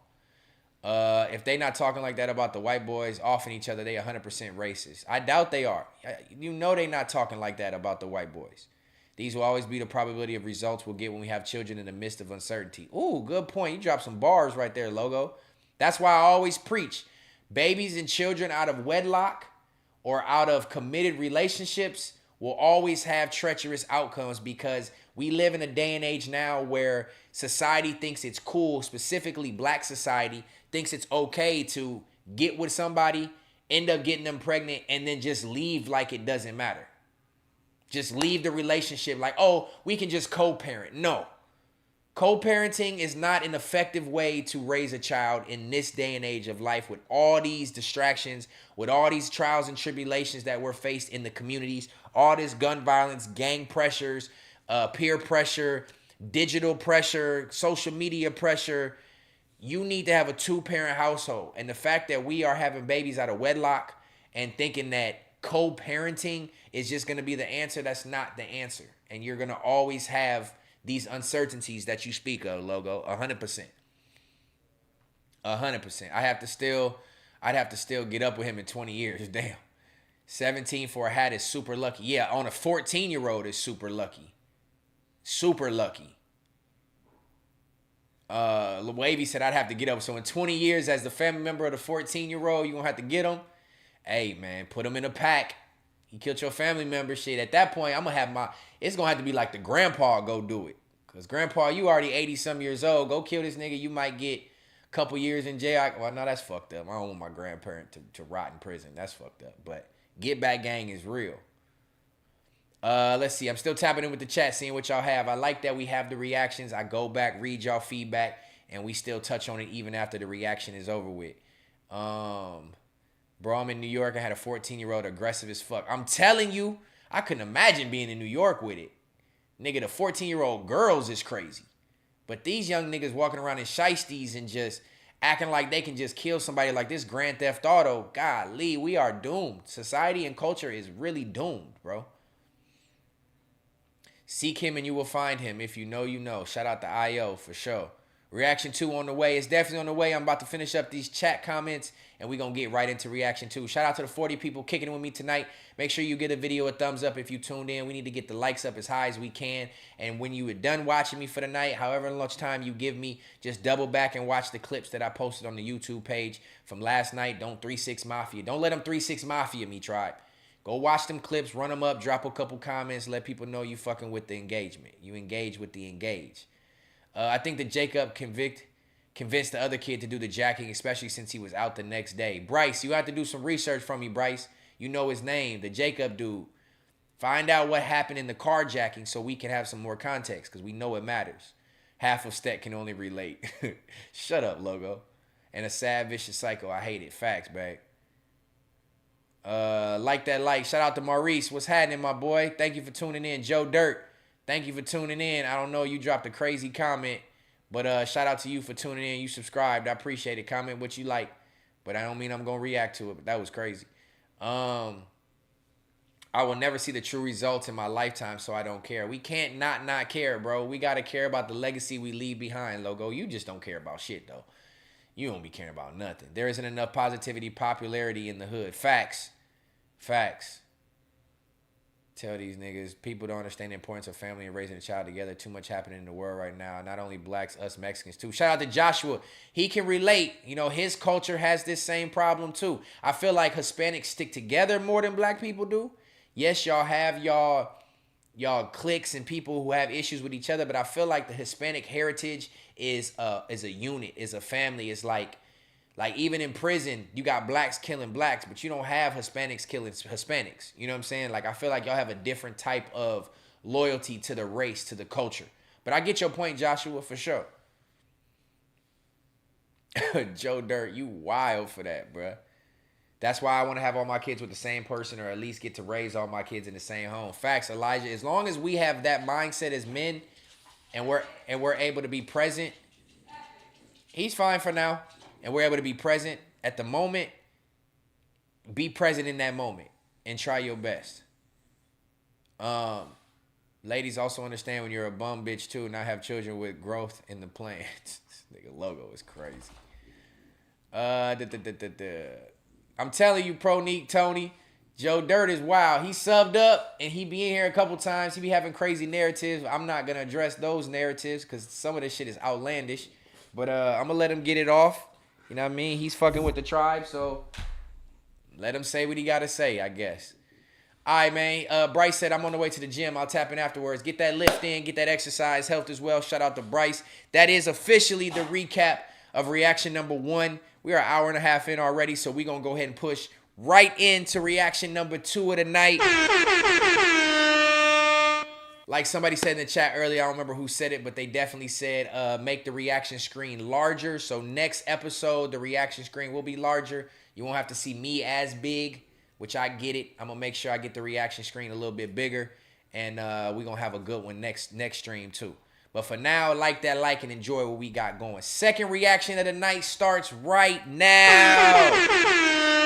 Third Law episode 10. We are going into the second reaction. Cops discover babysitter being eaten alive in the backyard. I got a feeling this one going to be wild. 15-minute video. I normally add about 10 to 15 minutes of commentary. So for the next 30 minutes, strap in your seatbelt. Stay locked in with the tribe. Stay locked in with the Third Law. Second reaction starts right now. I don't know what to do. Watch that dog here. Oh, by dogs? 3 of them. Oh, shit. Back up. A sergeant is caught in a terrifying encounter as 3 dogs stand between first responders and the victim of their brutal attack. Bro, I'm not, bruh. I can watch videos of humans being killed, and I can understand that, but my compassion for animals and dogs is something different. I pray to God they do not have to kill these dogs. Please, please, please, please do not kill these dogs. I get they're gnawing on a human. Please do not kill these dogs, bro. Please don't shoot these dogs, bro. Please don't tell me y'all have to kill these dogs. I mean, once they get a taste of human blood, they might have to put them down, but don't shoot these dogs, bro. Fuck. I don't know what I just picked, bro. I don't eat meat every day. That's why I'm pescatarian, logo. Get your ass back. If that dog was biting your ass, we'd pop it. Nah, don't pop them. Don't pop them. If a dog is eating me up and I can't get away from him, because honestly, I feel like, all bullshit aside, I might be a little naive, but I feel like if a dog is attacking me, I might get bit up and it might hurt. But if they don't get me from the neck up, that dog not going to win. I'm breaking legs. I'm poking out eyes.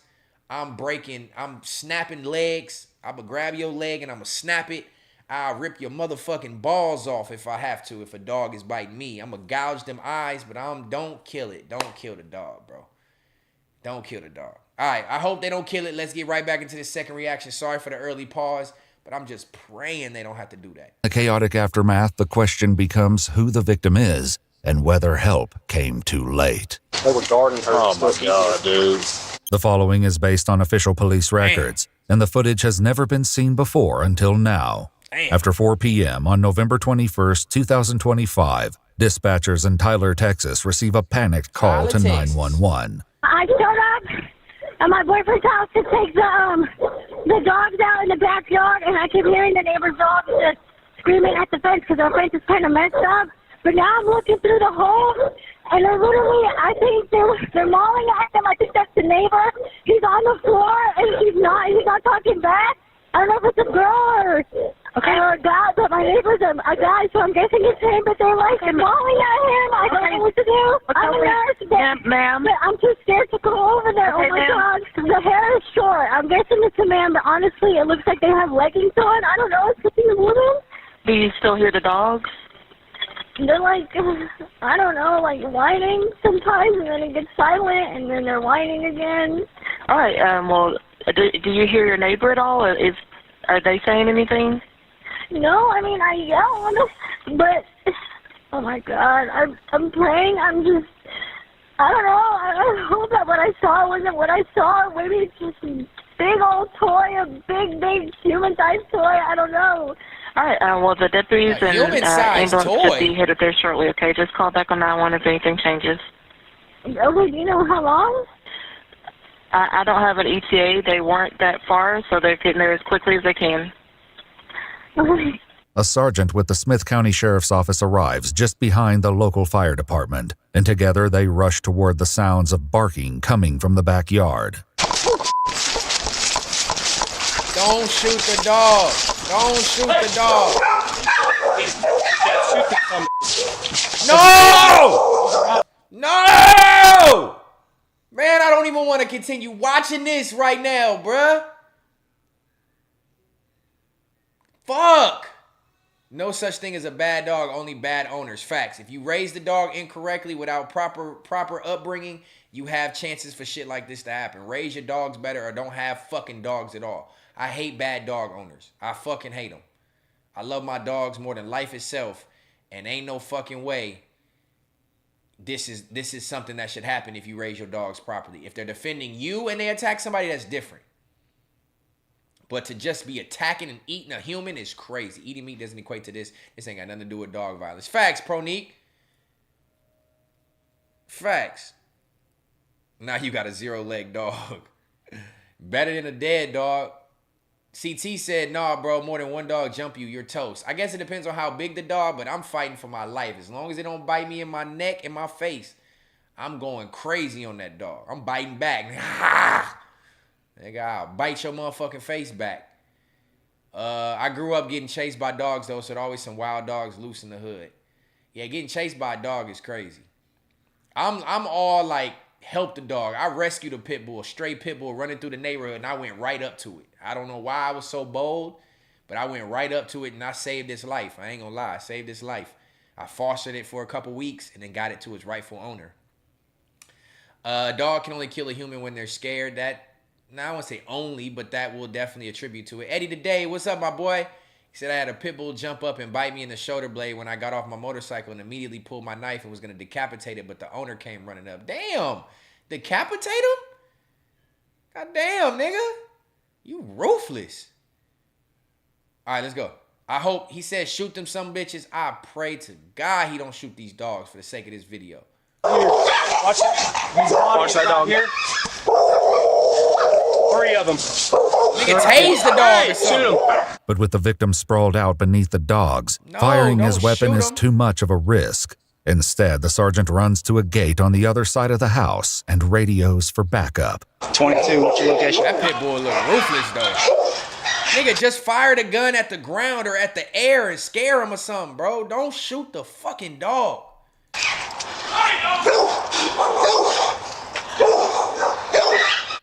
22, where you at? Be there in about 2 minutes. Knowing the victim may not have 2 minutes, he quickly decides to go in alone.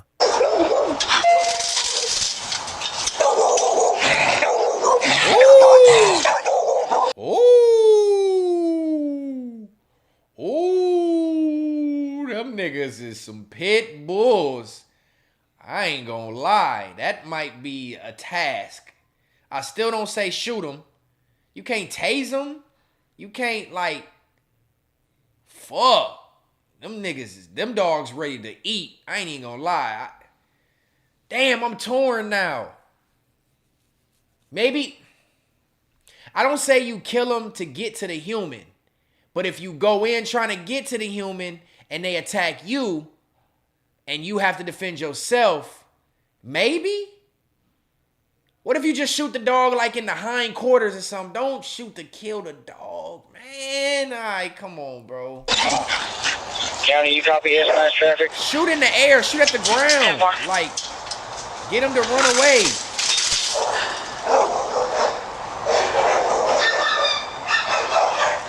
Hey, left fire. No, I've got the gate open on the other side, but the dogs are mauling the body. Don't shoot the dog. Don't shoot the dog. He gonna run if they come at him. Oh, hey, he gonna where shoot are they him. at? If they come running back, he gonna shoot they're, him, bro. They're on the fence. Still the fence? Yeah.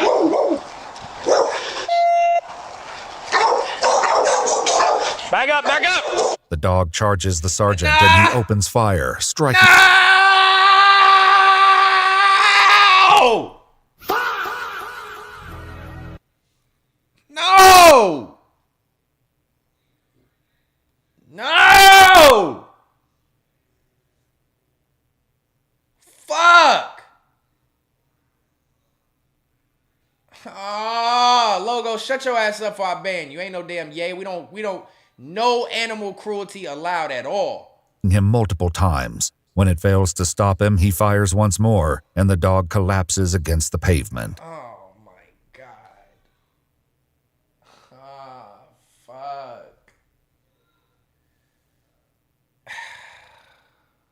The sergeant keeps his gun aimed at a second. Oh, he came and looked. Oh, he coming to his brother like, you just killed my brother, bro. Come on. Come on, bro. This is sad as fuck, bro. I do not want to watch this shit no more. Dog who sniffs his fallen companion. Oh my God, no, and he stopped. The dog is sad, bro. Look at that shit, bro. Ain't no fucking way. Dogs over humans all day. Logo, you done lost your goddamn mind. I will kill a human before I would kill a dog. You have lost your mind. What the fuck? The person was already dead. You ain't have to kill the dog to maul it. Tase it, nigga. Tase the fucking dog. Y'all tase humans. Tase the dog. Shot this nigga 10 times, bro. Come on, man. They were all eating on him. I know, but we... And now the other dog stopped because you killed this brother, bro. What the fuck? If we can get to him... We've got to get EMS care. Okay, get them there. Oh my God, bro. I'm mad as fuck I picked this video. That's 9 shots fired in the area of me. All y'all had to do is shoot the ground. They all would have stopped. They're going to pull him, yes.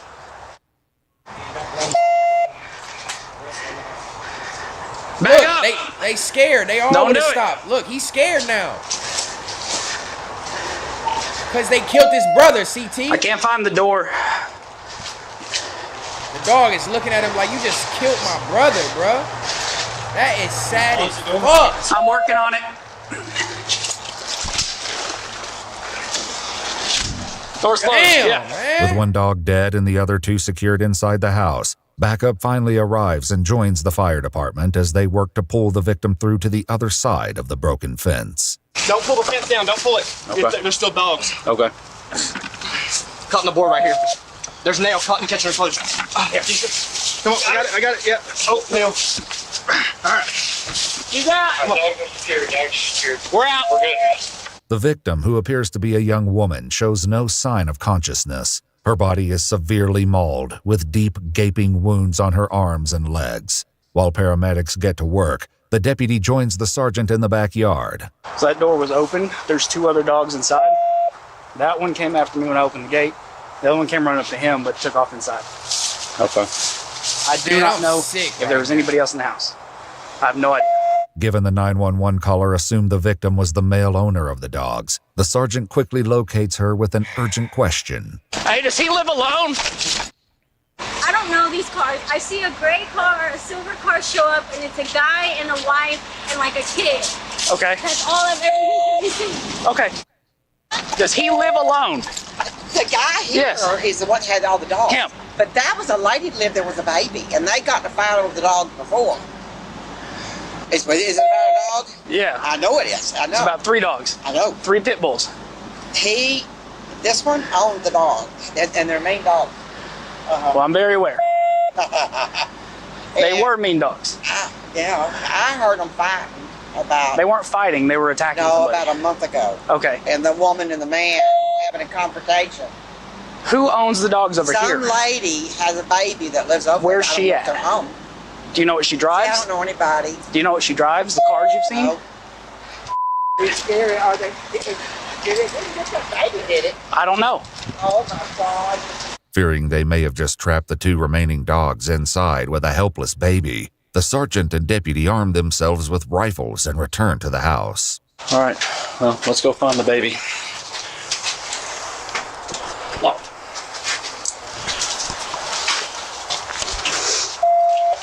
Good? Yep. We're gonna clear the house of the lady and the baby who's supposed to live here.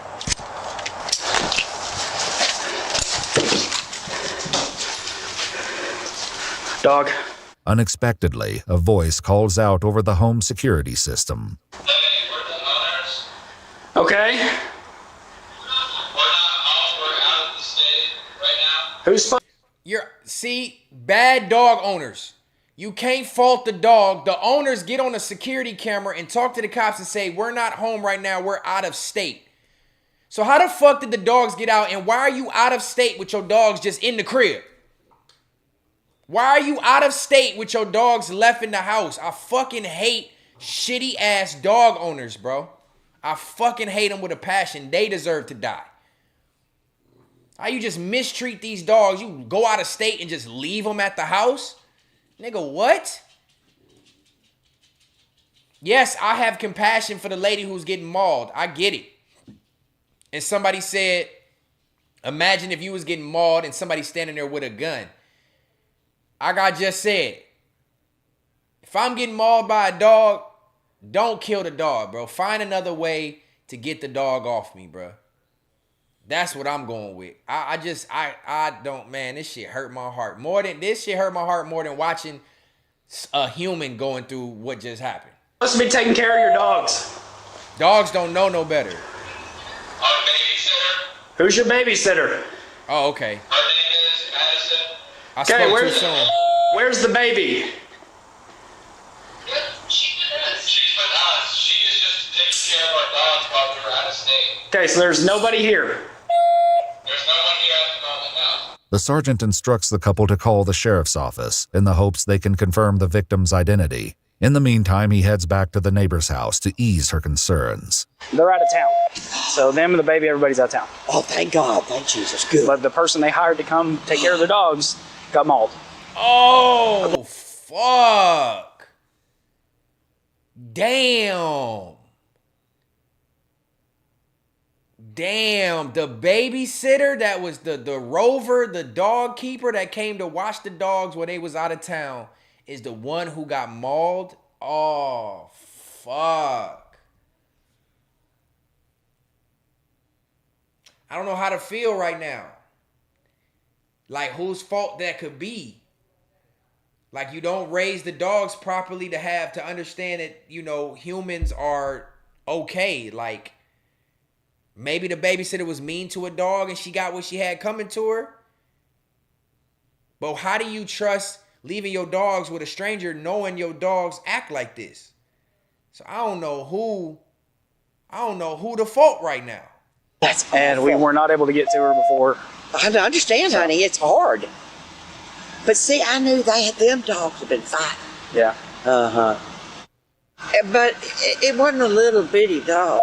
No, they were. None of them are little bitty. There's one less of them now because it charged after me. They had to. Well, honey, I don't blame you. Meanwhile, the other deputy speaks with the 911 caller, who grapples with the emotional aftershock. I couldn't tell what I could see. I was just freaking out. Yeah. No, that's understandable. And I was like, I hope I'm wrong, but I still called either way. But no, you did good. You did the right thing. I couldn't keep looking if it was. Yeah. And I'm a nurse, so I feel bad because I could have, I don't know, maybe I could have done something, but no, I was too scared to call. Calling us was the only thing that you could have done. Otherwise, that would have been bad for you. So. Right, that's why I was scared. I was like, I can't go there. Yeah, so, calling us was the right thing. Across the street, the sergeant learns more about the dog's history. But I've heard dog fighting before. This ain't the first time. And it's between this house and this house? Yeah, I wonder if they weren't going at each other. Do you happen to know what kind of dogs they have? Because all these are like pit bulls. Oh, it's there, pit bulls? Mm-hmm. I knew I saw a pit bull out the drive one day. Well, then it's them. I'm so sorry, baby. It happens.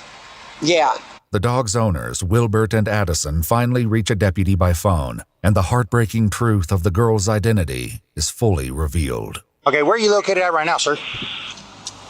We're currently in Oklahoma. We're on our way back, though. Okay. Who is supposed to be here to care for the animals? Her name is Madison Hole. She's just supposed to go over there every couple hours and just check on them, but we haven't been able to get in contact with her yet. Madison Hole, she's supposed to take care of the dogs? Okay. About how old is she? She's 23. 23? Yeah, she goes to college there, and she's going to college to be a teacher, so I'm not sure which college she goes to. Yeah, the dogs broke out probably about 2 o'clock in the afternoon, and I texted her, and we haven't received a response, but I think she's in class. The couple would later explain they met the college student, 23-year-old Madison Riley Hall, after posting an ad for a babysitter on Facebook. Madison had been babysitting their 3 children, all under the age of 5 years old, for the last 2 months. and they recently asked her to look after their 3 dogs while they were out of town. What the deputy doesn't reveal is that their description of Madison matches the victim, who is lying on the ground after a brutal attack carried out by the family's own beloved pets. She alive? They're trying right now. They got the machine pressing her, doing the compressions, and they're going to hit her with a couple eppies. And we haven't really Madison. evaluated her back. I mean, like survive, Madison. Got here we just got her drug out. She was face down. Dog guarding her, man. Say what? They were guarding her. Oh my God, dude. Yeah. You think she had been back there for a while or something? Or? I mean, it's not that old because she was still not. She wasn't cold and she was still very maneuver. You know. Oh, okay. And everything. That's why we're working her. But they all 3 had her right here. And just. Oh man. Pit bulls. 3. Despite their best efforts, there's nothing the paramedics can do, as Madison's injuries. Damn, man, I don't know how to feel. Damn. Could you, man, that's sad as hell though. You the babysitter of the dog and you come over to try to get them back in the house because they broke out and you get mauled to death by them? God damn, could you imagine how bad them bites had to be for her to be dead? Oh my God. Oh man. Rock, shut up, nigga. That's fucked up. She died. She's a babysitter of humans. She decided to babysit the dogs and 3 pit bulls maul you to death. Now, I feel bad for the cop having to shoot the 1 pit bull. I feel horrible. But I feel bad for her too. It truly is sad. Damn, they just overpowered her. Are far too severe. Rock said, damn, they tore her cute ass up. You would say she's cute, nigga. She's pronounced deceased on the scene, and the sergeant calls in to his superiors with an update. Well, there is 1 less alive dog, and also, unfortunately, 1 less alive dog sitter. I don't know, I'm not willing to sit in the house and talk over a ring cam over some dogs that just ate somebody, so pretty sure I broke my foot, though. It's like was running and hit a hole. Wilbert and Addison later told investigators their 3 dogs, named Bodie, Lola, and Afghani, were not known to be aggressive, though Lola could be, quote, territorial. Addison shared that Madison would often watch the dogs and children at the same time, and on several occasions they would come home to find 1 or more of the dogs cuddling with Madison on the couch. Now, it looks like I'll be a real... So she got history with the dogs, too? How the fuck did the dogs turn on her, bro? God damn. I'm so torn in this story, man. I'm not even gonna lie. Looks like a man because the body's just still torn up. This one here probably called. Yeah, 4 more on. Oh, for more. Yeah. Investigators later visited Madison's mother in person, giving her the most devastating news a parent could receive. Her mother showed them a video Madison sent several days earlier, in which she spoke about the size of the dogs, noting one of them weighed more than 100 pounds. In the video, Madison described the dog as, quote, defiant. So I don't know why they did what they did. I bet they did it over food, and she tried to break up the fight. Got it. No, they saw you. Yeah, she. It's no excuse, but Madison tried to do something with the dogs in a controlling manner, and they wasn't having it. If there's videos and the owners are saying that the dogs have been cuddling with the babysitter and been nice with the babysitter in the past, for them to turn on her like that, she had to have did something. She had to try to yell at one of the dogs, try to hit one of the dogs, try to do something with food. She did something with the dogs to have them turn on her. And once one turned on her and she screamed and started fighting back, they all jumped on her. So Madison's not guilty, but she helped cause whatever happened. They didn't just snap on her and attack her like that. But damn, could you imagine being the parent of Madison and having the cops come tell you that your baby was murdered and mauled to death by 3 pit bulls? That is disheartening. That is disheartening for sure. I couldn't imagine that news. I mean, any news about a loved one dying, but your loved one, just your 23-year-old daughter died watching somebody's dogs. And then also too, on the other side of that, before we finish up this video, it sounded like the owners didn't have much control over these dogs, whether they were fighting dogs, whether they were territorial or aggressive. Dog ownership is not for the lighthearted. Like, you gotta, like, my dogs would never. The only time that my dogs would ever attack is if they seen us getting fucked with. They're not gonna attack just off the strength of somebody in the house. So, like, raising a dogs is not easy. Like, you gotta raise them properly. So the ownership raised the dogs incorrect. Madison probably did too much. The dog probably weighed as much as she did, and she probably did too much. No excuse for it. There's no excuse for it. Damn. Put the one down and they were like, oh, I don't want to. Oh boy, yeah. Yeah, because the real big one backed off. That when we went inside. The mean looking one. According to police records, the last message Madison sent was to her boyfriend at 12:16 p.m., letting him know she was on her way to check on the dogs. The couple reviewed their home security cameras, noting that at 1:13 p.m., one of the dogs can be seen inside the home with blood on his side. Addison assumed that 2 of the dogs had gotten into a fight, but the truth was far more devastating. Unfortunately, the home cameras did not record anything that could clarify what happened, but given the timeline, investigators assumed the attack began roughly 3 hours before the 911 call. Yeah, when I talked to the neighbor girl that actually called 911, she never heard like her calling for help or anything like that. She just heard the dogs like they're fighting over each other. Or fighting each other over her, yeah. Is maybe she was attacked and she was laying there, and every time she tried to get up, they would probably guard her. They would, so she just stayed there laying there slowly. According to police records, the sergeant received treatment at the hospital for a minor injury to his foot. As for the remaining dogs, they were later seized and euthanized. Following a joint review. Nah, I had to hear that. I get it though. Once you maul a human and you have like, the dog has a taste of human blood, chances are you have to put them down. But fuck. So all 3 dogs died, 1 shot to death. They had to watch their brother get shot to death. And then the other 2 had to be euthanized. Man, this was a terrible ass fucking video to watch, bruh. By a Smith County Sheriff's Office investigator and the assistant district attorney, authorities determined that the dog's owners had not violated any criminal statutes because they did not act with criminal negligence. The case was closed. Madison's mom created a GoFundMe to cover burial expenses, raising over $19,000. In the fundraiser, she shared that Madison... she was tiny. Look at them clavicles. Look at them collarbones. She was tiny, bruh. Them dogs, 1 dog would have overpowered her.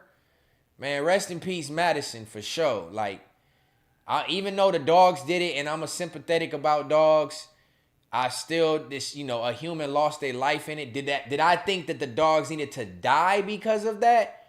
No. But I can understand why. Damn, man, I don't fucking know. I'm ready to get over this video. This shit's sad. Madison was 6 months away from earning her bachelor's degree in early childhood education from the University of Tyler, adding that her daughter, quote, loved life with her whole heart and moved through the world with a free spirit that lifted those around her. Damn, man. Rest in peace, Madison. I don't ever want to see any human lose their life. If I had to pick a dog over a human, 9 times out of 10, I'm picking a dog. But in this case, it just hurt me to see the dog shot. It'd be different. Like, I might not have felt as bad if I knew that all 3 dogs got seized from the family and then euthanized. Because of the circumstance, it's a little bit more understanding. But to see that dog shot to death, dog, that hurt my heart. I ain't gonna lie. That hurt my heart. But yeah, man, to each its own. You can feel how you feel about it. Them dogs went out with a full belly. Logo, your commentary is out of pocket, bro. She a little, yeah. Y'all wild. Rest in peace, Madison. Rest in peace, Scooby. I did say dogs over people, bro. I'm telling you, if you had a gun to my head,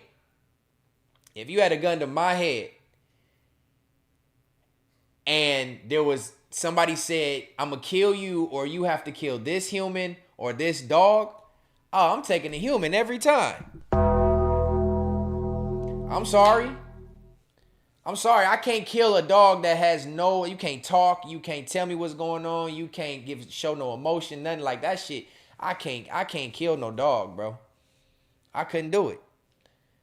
Humans die every day, B. It's fucked up as it sounds. 448 TV, what's happening? I just can't do it, man. That shit make me feel terrible. If a dog is mauling instead, everyone just sit there and ask the dog to stop. Swanee Ellis. I mean, was she already, am I already dead? Am I alive? Am I calling for help? Can you get the dog off me without killing it? These are questions that need answers.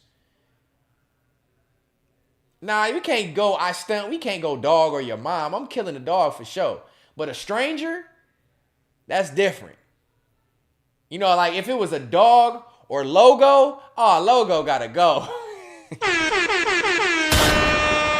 Logo's up out of here, man. If it's a dog or Logo secret, Logo, it's been fun having you as a mod, but I'ma just kick it with this dog. You gotta go, my boy.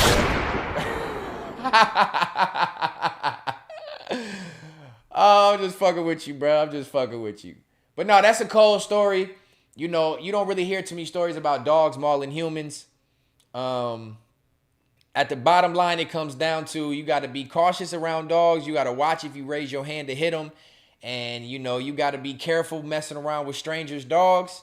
But on the contrary, people have to raise their dogs better, bro. There's no reason a dog should be just attacking a human, bro, unless that human is attacking their owner.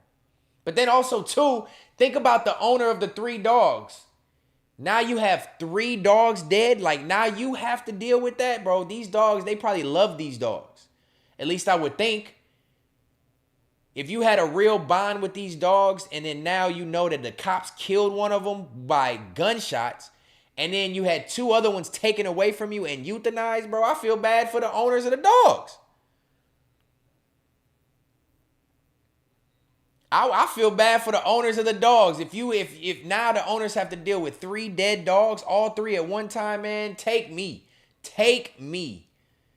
Euthanize me with the dogs. I'm going to heaven with my dogs, bro. Ain't no way you gonna just take my dogs due to a freak accident and kill them, bro. If I knew my dogs was about to be seized or taken by animal control, man, I'm about to go hide them dogs somewhere. You're not taking my dogs, bro. I know they what they just did, but you're not taking my dogs. I can't go. That's sad and depressing. Nonetheless, that was the 3rd reaction of the night. Very drastic, very dark, very sad on multiple sides. Y'all laughing at me because I'm more sad about the dogs than the human. I am.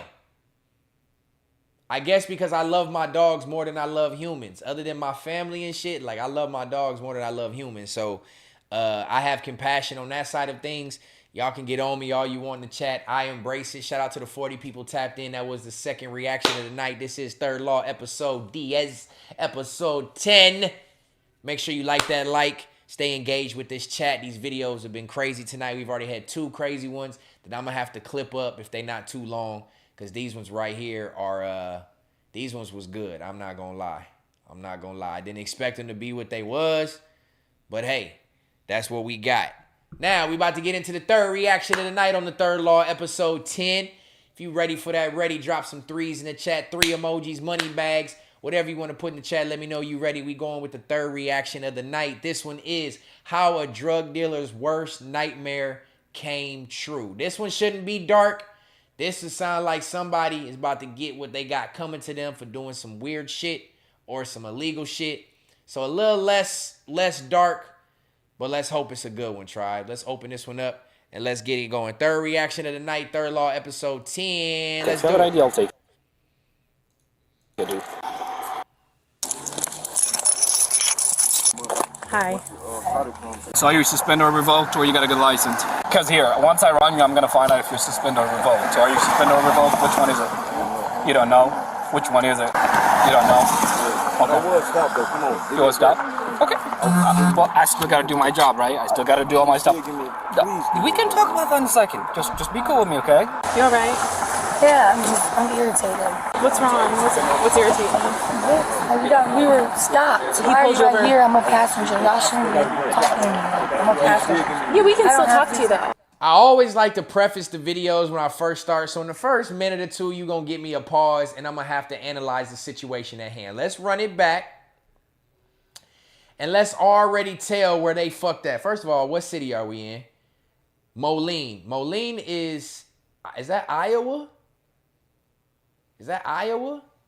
Moline sound familiar. It's a Midwestern city because growing up in the Midwest, not only does it look like the Midwest, but Moline, is it Illinois? It's Illinois. Oh, the license plate right there say Illinois. Y'all probably can't see it, but I see it. Moline is Illinois. Okay, I didn't know if it was Illinois or Iowa. This ain't too far from where I'm from.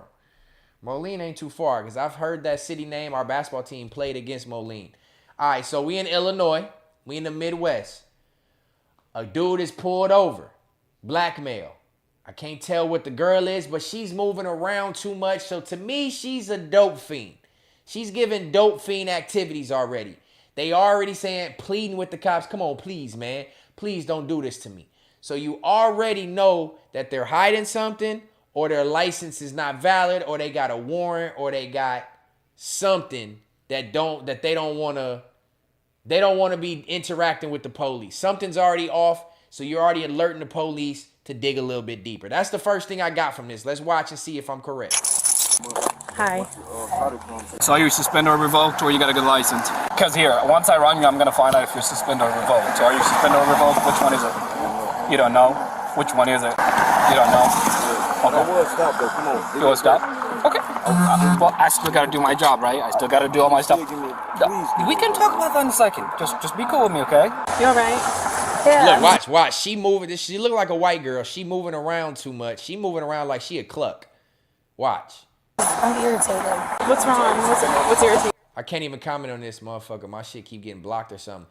Ain't nobody blocking you, 448 TV. I can see you. You just saluted logo. I don't think nobody blocking you, bro. We see you. I would never block you, bro. You be in here holding shit down. But yeah, look. She moved. Look at her hand.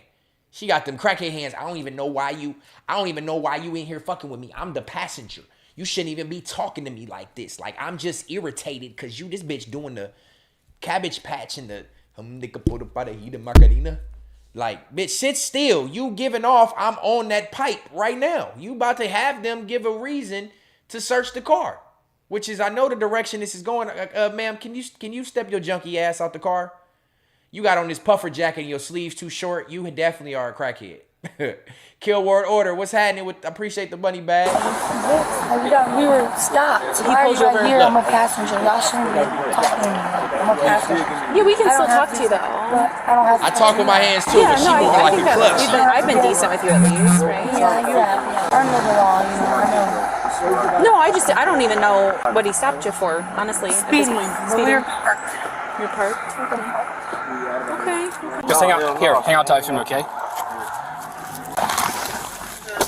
You new? Are you new working? I've been here 2 years. Hey, stop moving so. See, look, nigga. I told you. I fucking told you. This bitch, I knew it from, bro. I be observant when I need to be, bro. That's the first thing I noticed. This bitch is moving too fucking much. Her nigga even had to say, bitch, stop moving. Bitch, you making me nervous. You about to have them pull us out this car. Why are you moving so fucking much? He said, bitch, stop moving. She over here talking to the cop. Are you new? Or, bitch, you are not smoothing this over, man. Sit your ass still. That's funny as fuck. Look. I've been here 2 years. Hey, stop moving so. I'm asking her questions. Because I'm irritated. The officer who initiated the stop returns with the intention of searching the suspect and his vehicle. Yep. Let me search that. You wanna go ahead and step out for me, man? Oh, fuck. You can leave your phone inside. First of all, we have to address everything that comes in front of us when we do these reactions. Y'all know I don't let nothing go unscathed. We gonna give you I don't know what other niggas do in their reactions, but they not doing it like this. The way they not giving this commentary like I'm giving this commentary. We need my reactions to go viral. Why the fuck does this nigga have on a Rugrats hoodie, bruh? Why does he have on a Rugrats hoodie with Angelica and Susie and Tommy Pickles? Why do you have on a Rugrats hoodie, bro? And it's like a beauty supply store Rugrats hoodie. Like, this ain't even like no swaggy Rugrats hoodie. What do you have on? You deserve to be searched just from wearing this hoodie. He got the nerve to tell her to stop moving. He the one giving her the crack. No, you for sure right. He for sure, that's the crackhead hoe. That's the crackhead prostitute. He's slutting this bitch out, giving her dope to fuck niggas, to make him money. And he got the nerve to tell her to stop. And they said, stop fucking moving so much. That nigga was mad as hell, bro. That's a Family Dollar beauty supply hoodie. Look at that shit. Cheaply made. Angelica ain't even got no color to her skin. Come on, man. Smoke shop hoodie. Hero Health, what's happening, bro? You chimed in at the right time, bro. That is a smoke shop hoodie for sure. When you go pick up a pack of blunts and you see that hoodie hanging on the wall, you like, man, let me get that bitch for $15. I would never in my life wear this fucking hoodie, and I grew up on Rugrats. All right, let's go. That's fine. Here, you can leave your wallet, everything inside. Hey, all I need. That's fine. Just leave it right there. And he look high too. Just out the car. Oh no, it's a jacket. It ain't even a hoodie. This nigga got on a Rugrats raincoat. Look, you got Reptar in the corner right here. You got a Reptar head. And getting eaten, and Susie getting eaten. Come on, man. Where's Tom? There go Chucky down here. Chucky Finster over here. We're feeling Lil. Where Grandpa at? Come on, man. This hoodie is out of pocket. This raincoat is out of pocket. He deserves to be searched immediately. Logo Secret, you've been trying to drop jokes this whole time, and none of them was funny until you said I'm the product of Monsters Ball. That was actually funny because the white nigga fucking Holly Berry, that was kind of funny. Use a bitch for that. Fuck you, nigga. Let's keep it going. Hold on. No, face here. Quit interrupting my shit, Logo. I know. Here. Listen. Put your hands up there. Put your hands up there. Put your hands up there. Go ahead. Just don't reach for stuff, okay? I ain't reach for nothing, bro. Why is your pants undone? Bro, I ain't got nothing on me, bro. That's fine. All I want to do is just button my pants up, bro. That's fine. That's all I want to do. Here, let's step back here. What's going on? So, one, you're revoked, right? And two... All right, I'm sitting here. Here. Turn around, face the car for me. This one. He high as hell. You hear him slurring his words? I'll let you. Listen, I'm being respectful, man, but you're doing a lot here. Put your hands behind your back. Put your hands behind your back. I'll talk to you in a second. Bro, listen, I'll talk to you here. Put your hands behind your back, okay? Is it a traffic point or what? No, I'll talk to you in a second. Hey, Bree, can you come back here? Yeah. Yeah. Put this one behind your back. Here. Hold on, man.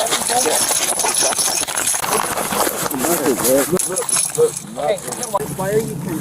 Stop it. Put your hands behind your back. Tony, can we get another unit? Please resist. Bro, make sure I got my money. Now your hoodie all dirty. Now your Rugrats is all dirty. Get your hand out of your... I got my money, bro. Okay, I'll get your money. I'm telling you, stop reaching. He high as hell. You worried about money right now? He high as hell. If it's your money, it's just relax, dude. Hands behind your back. I want to lose my money, bro. Hands behind your back. Hands behind your back. Hand, dude. That's it. You go to jail. You gonna lose it now anyway. You got it. Just make sure I got my money, bro, because I know how business is. He worried about 83 Just cents. stay in the car, okay? I'm just making sure I have my money, bro. What you got on you? Nothing, bro. My money. Yeah, My money, bro. That's it. 500-600. That's it. Get her out and put her in handcuffs. Dude, why? This is my money, bro. That's it. No one's gonna take your money. I was making sure that it wasn't, make sure I had. Bag. Oh, he high as hell.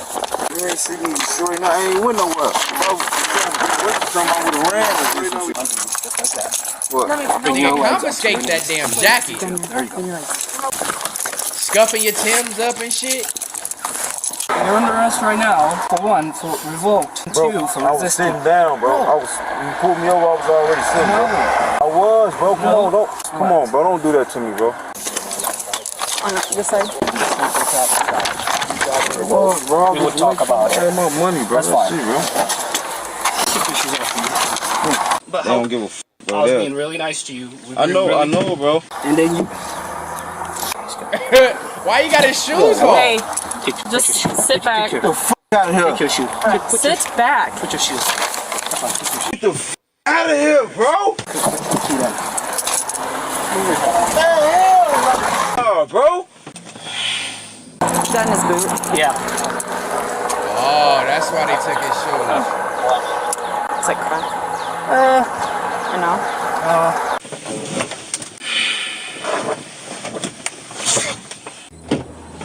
All right, dude. Hey, it's just no. You're good. You're good. You're good. Here, listen to me. I'm gonna read your rights, okay? And then we can talk. But you made this a lot more difficult than it needed to be. Simple traffic stop. You say where my bag at? You're driving revoked. That's literally what it could have been. You know what would have happened? You would have went to the PD, got paperwork, and got cut loose and cop a ticket. But now you're gonna go to jail for resisting. I wasn't resisting, bro. I wasn't trying to run, bro. Why reach into your pants, bro? No one's gonna take your money. Did I show you anything that was gonna take your money? I'm not known to take anyone's money. Alright, I'm gonna read your rights, okay? Just listen to me for a second. You have the right to remain silent. Anything you say can be used against you in court of law. You understand your right? Yeah? Alright, here, talk to me. Is there anything in the car, man? Any illegal contraband? Is there any dope in there? No? No. There's nothing in there? McCall, is there anything inside the vehicle that I should be aware of? Starting to hit that nigga. Nothing. Nothing? No. There's no weed in the car? No weed, bro. No weed? No methamphetamine? Can I search the car? Yes, sir. Yeah? Then we can talk here in a second, okay? Officers proceed to search the vehicle. A $10 bill was found stuffed between the driver's seat and the center console. However, no residue of any kind of controlled substance was found on it. Officers then located multiple concealment locations throughout the vehicle. The rear driver's seat and passenger seat were both removable. The front vents on the passenger side were also removable. Officers also find two composition notebooks in the back seat with chemical components written in them, along with the title stimulant plants written inside. No other contraband was located inside the vehicle. The officer who initiated the stop then began questioning the woman who was with the male suspect. She stated she didn't have any concealed items on her. She then advised that the suspect had concealed narcotics inside his pants. And she said when the officer first activated his lights, the male suspect asked her to conceal the crack cocaine inside her own pants, but she refused. Then he told her to look out for him while he concealed it inside of his rectum. The officer returns to the male suspect with this newfound information. All right. Bend over, let me get it. I'm gonna check inside your pants, because that's what you were reaching for.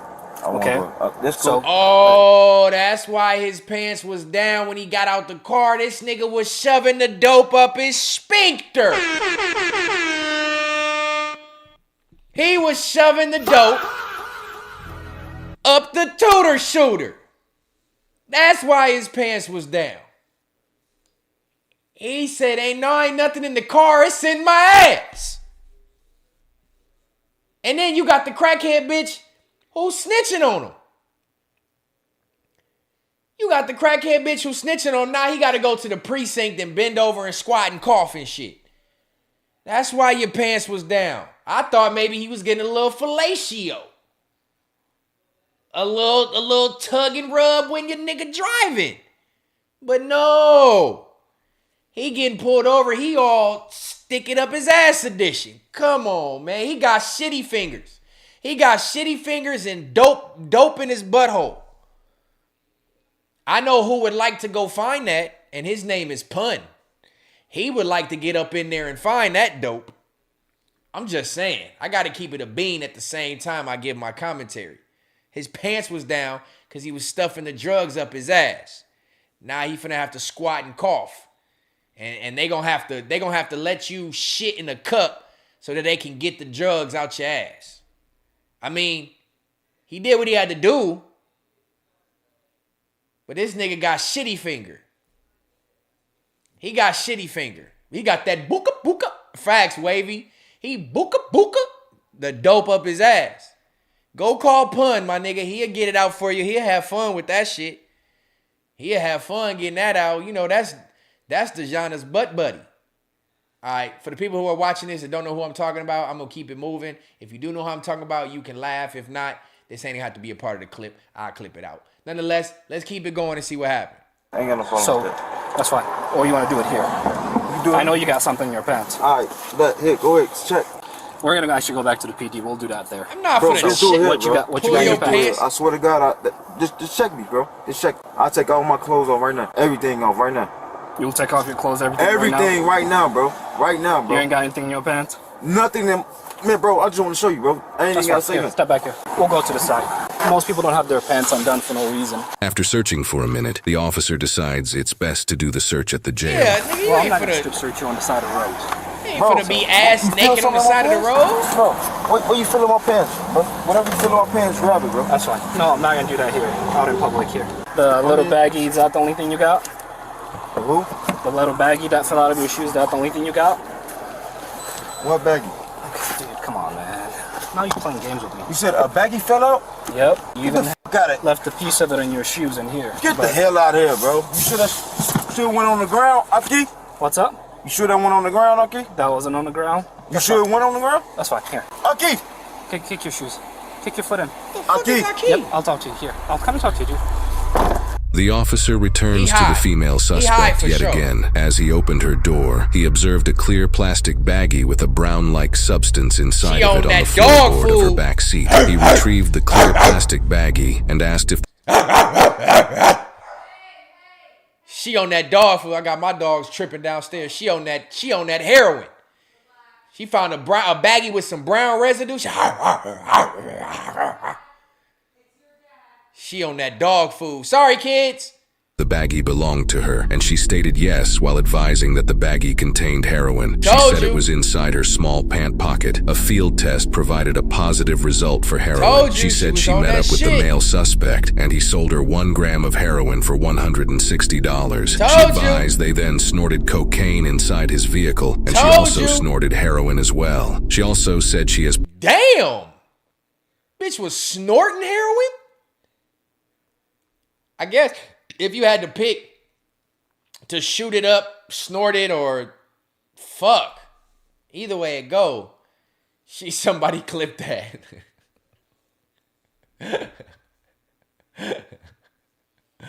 Oh, that's funny. Yeah, for real. Rest in peace, DMX. But heroin is a hell of a drug. She was on that dog food. I told you all that twitching. She was high from the moment I seen this clip. Rewind it back to the beginning. I stopped it and I said, she is high. You don't be doing. I done been around enough tweakers and seen enough dope fiends in my life. Purchased heroin and crack to know what her actions was doing. She was on heroin and cocaine. She was speedballing for real, for real. He sold her 1 gram of heroin for $160. She paid him $100 in cash, all in $20 bills, and agreed to pay the remaining $60 later. Advised her roommate Mary contact McCall via phone call and set the deal. She's just telling everything. She told the whole story. McCall met inside the red SUV behind the hotel and conducted a transaction. The two of them snorted cocaine inside the vehicle. So why did he let her, if she just a J, why did he let her inside the car and roll with her through traffic? He was trying to get some head for that last 60, man. Nasty ass nigga. He wanted some head from that dope fiend. Maybe that's why his pants was down. He was trying to get some top from the junkie, bro. That's her drug dealer. He know, hey, look, you got 100? Suck my dick for this 60 real quick, you little dirty bitch. And she also snorted heroin as well. She also said she has purchased heroin and crack cocaine from the male suspect on numerous occasions. While officers haven't yet found any narcotics inside the male's vehicle, the many secret compartments that are located throughout the vehicle lead them to believe there is indeed something in there they haven't found yet. The officer returns to the suspect to inform him of their plans for his vehicle. Hey, so here's what's gonna happen, okay? Your car's gonna get towed. It's gonna have an investigative hold on it. We're gonna literally tear your car apart because there's definitely something in that car. What you got on your person. So here's the thing. What you got in the car, dude? Like, be honest. Otherwise, like, your car is literally, we're gonna, like, don't say nothing. They don't even know it. Bro, I just bought that car, bro. Just like that? There's no way you bought that car just like that. I just bought that car, There's no way. You bought the car a month ago, but it was not like that. The doors were not pried open. That's how they sold me that car like that, bro. I've been trying to get it fixed, bro. I'm telling you, I might seem like I'm lying right now, bro, but that's how I bought the car, bro. That's how I bought the car. There's so many hidden freaking traps in that car. All those traps is consistent with someone who's literally moving narcotics and using it as hidden traps. I'm just telling you here. So where's the crack? If he got stash spots in the whip, why is he sticking it up his ass? I mean, it's smart. Honestly, he's smart. If you got a car and you trapping, you need to have stash spots. You need to have vents that pop out. You need to have seats that lift up. You need to have certain shit so you can hide your dope. So if you ever get pulled over, they don't ever find anything. So he doing it right, but how did they know he had stash spots? They must not be done right in his whip. He must have had a junkie trying to set up his stash spots. And then instead of putting it in a stash spot, he want to stick it in his own stash spot. And you got the crackhead bitch telling on me. Bitch, when I get out of jail, now you finna stick your tongue in my... All right, let me chill out. Let me chill out. This bitch finna get... She got the worst coming to her, bruh. In coke that you had. Bro, I swear to you, bro. I just bought that car. You just bought that car? Yes. I'm asking you because there's something in that car. How many times you gonna keep asking me? Listen, he said it's nothing. My intuition. He gonna get him to right. confess, though. Watch. Always right. So I'm gonna giving get him you to the confess. opportunity. I'm gonna tell you. I'm gonna put. Okay. Look, I ain't even gonna lie. I'm not even gonna lie to you, bro. And I want you to be honest. I'm not. I don't want you to lie to me. Ain't nothing in that car, bro. Bro, listen, bro. Listen. Okay. Listen, bro. Bro, in his butt or pocket. She said the last thing. Aki, bro, no gay stuff. I will show you my behind, bro, and I'll show you ain't nothing in my behind, bro. I don't believe you, dude. I will show you my behind. No homo. Okay. No homosexual No stuff. homo, man. I'm not here about the business. I will show you, bro. My thing right is, now, I know bro. You have the stuff on you, so my thing is, you tell me where it is, and we go about our business. You know I had something on me. Yeah, bro. Come on. So I'm going to jail. You are gonna go to jail. Yep. For what? Resisting, driving revoked, possession, Bro, control. So that's it. Kick your foot in. The male suspect was transported to Rock Island County Jail on no bond and was strip searched there with negative results. From the entire incident, I gotta backtrack. He ain't put no drugs in his pun pocket.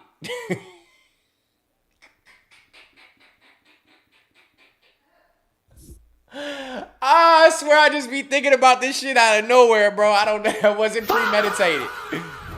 He didn't put nothing in his pun pocket. You know what I'm saying?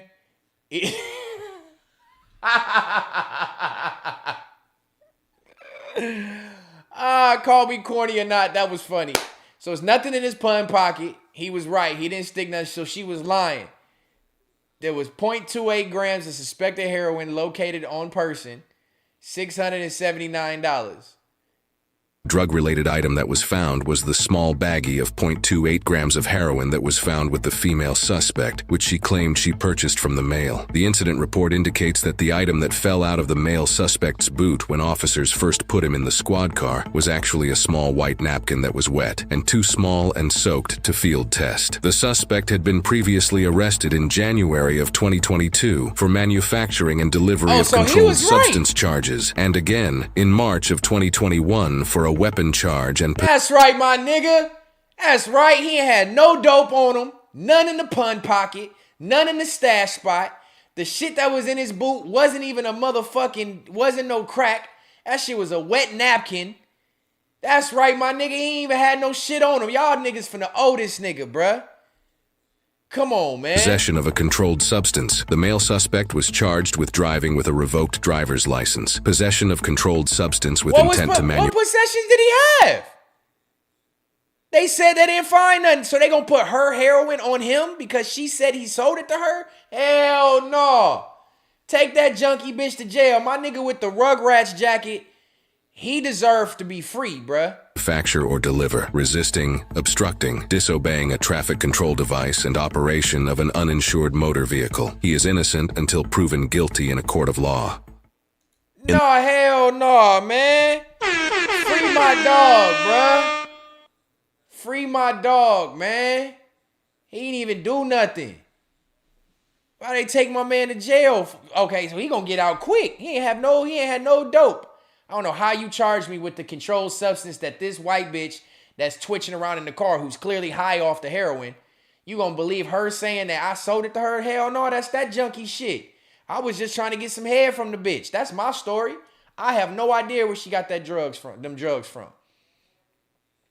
If I'm him, I don't got no idea where them drugs came from. That's crazy.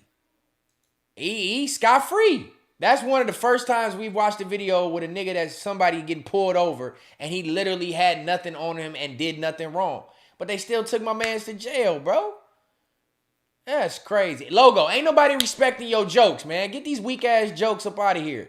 Talk about my grandma, Suzanne Summers. Fuck you. I'm not respecting your jokes until I can crack jokes back. What type of nigga crack jokes behind a motherfucking firewall? You old PC ass motherfucking joker. I'm not respecting what you did. Nah, he ain't do nothing wrong, Rock. What'd he do wrong, bro?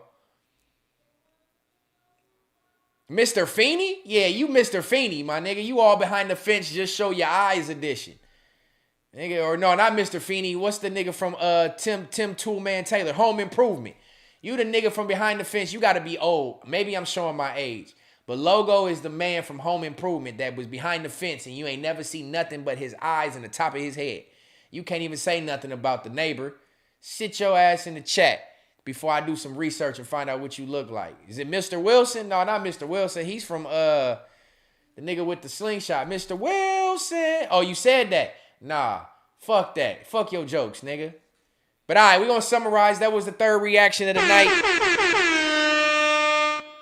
My homie, the only thing he did wrong, the only crime he committed was wearing that Rugrats liquor store smoke shop jacket. It's the only crime I think he did. I don't know why his pants was down when he got pulled over. They didn't find no dope on him. He didn't put nothing in his pun pocket. You know what I'm saying? All the passenger did. She got found with a little heroin baggie. She was sniffing heroin, paid $100 for it. She should be going to jail. If your stupid ass wasn't sitting over there twitching in the passenger seat the whole time, maybe they would have never even pulled me out the car. Doing all this searching shit, tackling me to the ground on my Rugrat jacket. Bitch, when I get out of jail, I'm smacking the shit out of you if I'm him. If I'm him, I'm smacking the shit. That's the pun pocket, bro. And from now on, I'm referring to anybody's sphincter. That's the pun pocket. Nigga. That's funny. But W's for the third reaction. Shout out to my tribe. Y'all was lit in the chat for that one. I sure appreciate y'all presence, man. Like the stream if you have not liked the stream just yet. Swipe away from the chat real quick.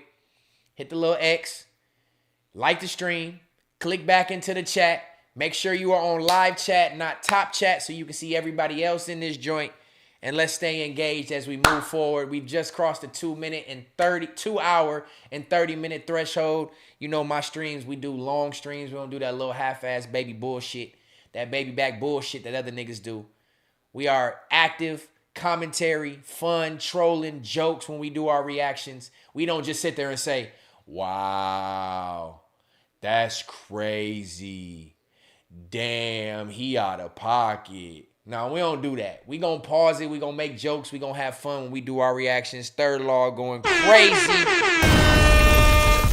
Episode 10, man. 10 weeks in a row. Thank y'all for tuning in. We gonna get right into the fourth reaction of the night on episode 10 of the Third Law. This one is Chicago bank robbery ends in sudden tragedy. Make sure y'all send a couple super chats if you would like to. It sure would appreciate it. It can be 99 cents. It can be $2. It can be $5. It can be $100. Whatever you got for the tribe, whatever you got for the stream would be appreciated. Much love to y'all for rocking with me. And shout out to, who was the nigga that was sending most of the chats? Damn, I be going blank with these names. I can't be forgetting niggas' names who be sending super chats and be showing love. What's his name, baby? I forgot. Square Biz. Nobody said it. I beat y'all to it. I be having to remember. Shout out to Square Biz for the super chats tonight. He sent about $17. Let's see if somebody can match him and send a couple more super chats. But let's get it going. Fourth reaction of the night. Third Law, episode 10. Chicago bank robbery ends in sudden tragedy. Let's go, try. In the morning on November 29th, 2024, a bank manager near Chicago noticed an individual acting suspiciously after lingering inside the business for about 15 minutes. When the manager approached Jarrell Thomas, he allegedly pulled a gun from his waistband before leaving the bank. Concerned for safety, the manager alerted security who contacted Oak Park. It's Illinois again. Oak Park is Illinois. It'd be crazy when I find my reactions, it'd be all Ohio or all Atlanta or all, nigga, they all Illinois. Oak Park has got to be Illinois unless there's an Oak Park somewhere else, but it looks like a Midwestern city. First of all, he already started off wrong. If you robbing a bank, I've never done it. I didn't thought about it. I didn't thought about ways I would do it and try to get away with it. You know what I mean? I'd tell baby, let's Bonnie and Clyde this joint. But I'm a little too scared because I ain't trying to go to jail for all that shit. But how you gonna be in the bank for 15 minutes not doing nothing, nigga? You gonna automatically look suspicious, stupid ass boy. Minutes. When the manager approached Jarrell Thomas, he allegedly pulled a gun from his waistband before leaving the bank. Concerned for safety, the manager alerted security, who contacted Oak Park Police. Bank security by the name of Ellis. You should be stepping up to speak with you. Officers quickly located someone matching Jarrell's description 2 blocks east of the bank. I got one with a khaki coat black hat. About to walk into the Oak Park Library. Blue jeans, white shoes. While multiple officers reported to the area, some officers, including Oak Park Police Detective Alan Reddins, stepped up to patrol the area due to staffing shortages within the department. Jarrell likely tried to enter the closed library to avoid public view, but with the doors locked after the Thanksgiving holiday, he was forced to either confront approaching officers or flee. Can I talk to you for a second, sir? Good, how are you? Keep your hands, no, keep your hands. Don't reach, bro. Don't reach. Keep your hands up. Put your hands up. I'm the bank owner. Put your hands up. I'm the bank owner. Hands up, man.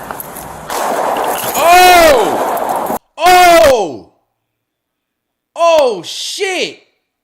How y'all know he didn't have a gun yet? No, we can't do the Queen and Slim story. That didn't end good. We can't be Queen and Slim. We got to be somebody that got away and then never got caught. But we wouldn't know their name if they never got caught. So we can't actually reference ourselves to be no other bank robbers because everybody else ended tragically. You over here trying to go set it off edition.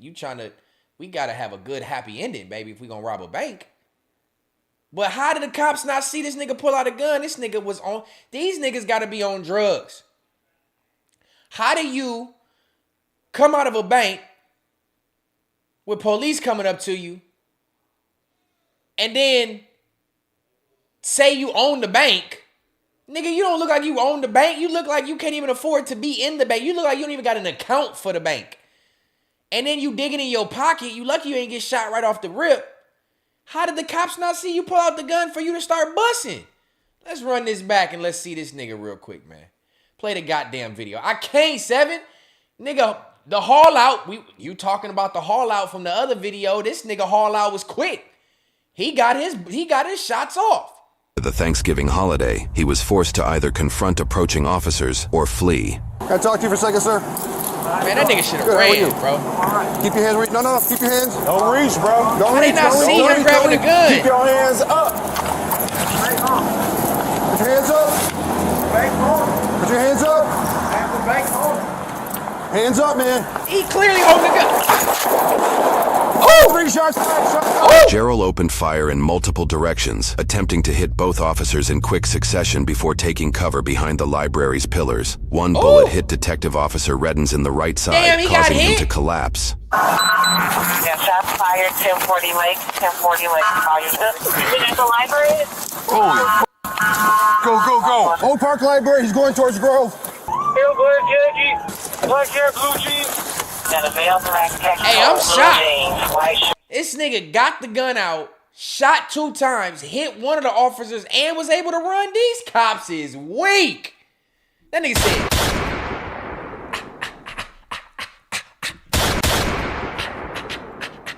Hell no. Over down. We're getting the ambulance. I'm the bank owner. Well, I shot the popo. At the library. At the library. You're still in front. Fighting with him right there. Out in front at the library. I need more units over at the library, and I got an officer now. Let me out. Let me out. Get down here with a rifle. Somebody shut down Grove. Get over to Grove. Where's he at, man? Shut down. He's north. He's standing by a pillar over by the library on the north side. Drop your weapon. Nigga, just lay on the ground. Now, at this point, you gotta kill me, because I'm finna go to jail for attempted murder. I'll be in jail for 20. Drop your weapon! You might as well just let him shoot you, my nigga. 03, we're talking to him. Where is he? He high. He's behind the last pillar. He's high. Where are you talking to him? Brown coat. Looks like he's got a Glock. Drop the gun! Manny, can you see him? No. I'm behind you. All right. 03, give me a car. Off of Grove, a little bit further north. need a So where's Pillar? on the north side. Where's Pillar? Brown coat. Over there. Man, drop the gun and come out, man. Drop the weapon. 2240, show me in rock. 2240, 10-4. Dude. Traffic across the ocean and then something going there. 2220, 10-4. 5003, I got River Forest and Forest Park coming your way. Let me know. Drop the weapon! Stop moving towards them. Oh yeah, he for sure high. Intellectual property. Hell you talking about? Intellectual property. 52, be advised, I'm on this east. I'm on this flank on the east. Drop the gun. Intellectual property. All three, who's with Officer Reddens? We're trying to get back Drop it! What unit is with Officer Wright?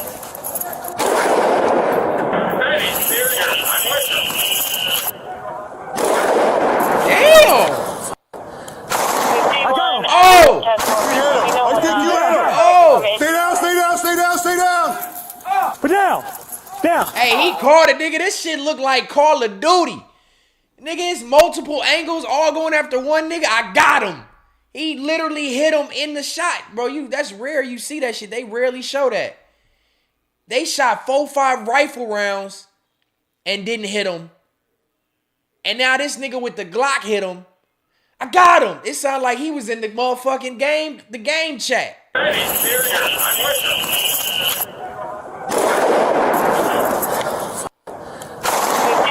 Oh, look like he held his face like he got a fake. Ooh, he shut your jaw off, nigga. Ooh, I wouldn't know where he got hit.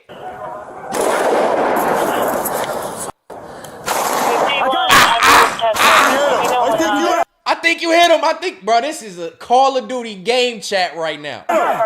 Stay down. Put down. Hands. Intellectual property. Keep it up.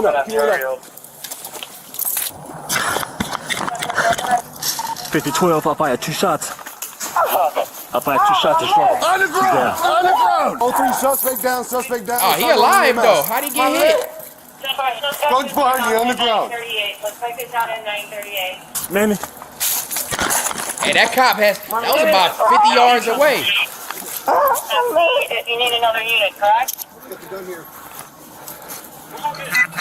Oh, you. Where's he at? He's medical too. Why you still got the gun in his neck? You a bitch. Where you shot? This leg. You a hoe. You see the cop with the rifle to his neck? Like, nigga, you ain't even do shit. Yo, bitch ass rifle. Nigga, the nigga with the Glock 19 hit him. Nigga, you over here doing extras. I'm being handcuffed. There's no gun next to me. I'm not even moving. You got the rifle in my neck. You was a bitch. My leg. Which leg?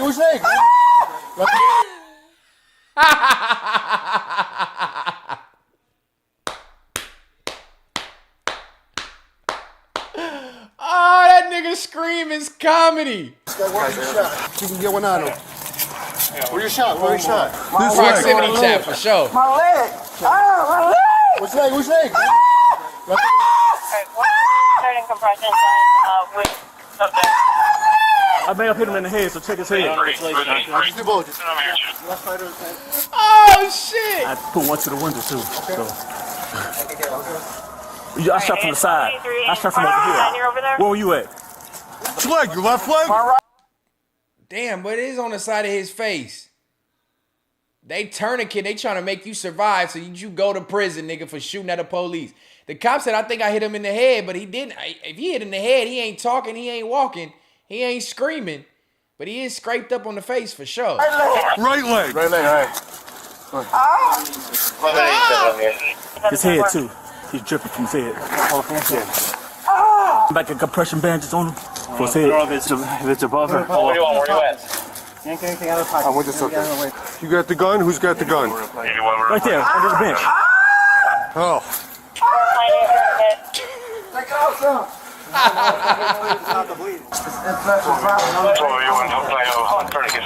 Damn, he emptied the Glock. Tourniquet applied. It's too much. No. It's gotta be tight. It's gonna hurt to stop that bleeding. Both Gerald and Detective Reddins were rushed to the hospital. Gerald survived, but Detective Reddins died. Oh, shit. Oh, shit. I did not expect that to happen. So you mean that first shot he fired killed the cop? Damn. Damn. Marking the first Oak Park first responder killed in the line of duty since 1930. Damn. Almost 90 plus years, 80 years since a cop has died in Oak Park. And this nigga with that weak ass haul out, he shot and killed the cop. I'm going back to watch that again. How much long is left? All right, remind me, I'm going back to see when he shot again because it didn't even look like he aimed. How did he hit this cop and kill him? That's fucked up, bro. He leaves behind a 19-year-old son, his mother, and a grieving community. That afternoon, retired officers from Chicago, River Grove, Elmwood Park, and the Cook County Sheriff's Office joined Oak Park officers at the scene to salute the fallen officer. Services were held soon after to honor his life. Detective Reddin's dedication to protecting our community, his courage, and his unwavering commitment to justice will forever be remembered. This is not a sad moment. This is a pivotal moment in our history to come together and to be united as one. Detective Reddin's own... Shut that stupid ass shit up. This ain't a sad moment. This is a pivoted moment. But you didn't even say the right word for us to come together. How can you come together? What is coming together gonna do for this man's life? You a dumbass chief of police. Shut your ass up. Son spoke to local news about his father and offered some insight behind his reputation as an officer after joining the force in 2019 and becoming a detective just 3 years later. Which is kind of quick because usually you don't hear people becoming a detective until maybe like 10 years in, but he hadn't even been 5 years in, he became a detective. So I always was really proud of him for that. He last saw his father on Thanksgiving, the day prior to the shooting. Never not going to be a day that I don't miss my dad. Some days feel heavier than others. Of course, the holidays, I wasn't really in the holiday spirit at all, to say the least. After being released from the hospital, Jarrell was brought to court in a wheelchair, where the following charges were read. 1 count of first-degree murder, 1 count of attempted murder of a peace officer, 1 count of possession of a stolen firearm, and 1 count of unlawful use of a weapon by a felon. Jarrell is being held without bond as his case moves to trial. Notably, he has 2 prior felony convictions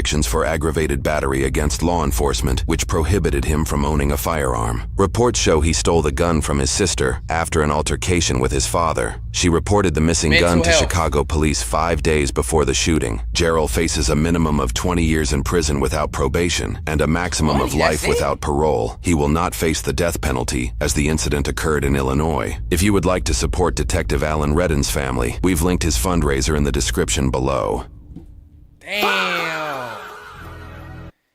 Damn, that's fucked up. I gotta go back and see when he shot off. He definitely had mental health issues for sure. The nigga that shot, he had mental health issues. I didn't think he would have killed the cop. Damn, I'm not Logo.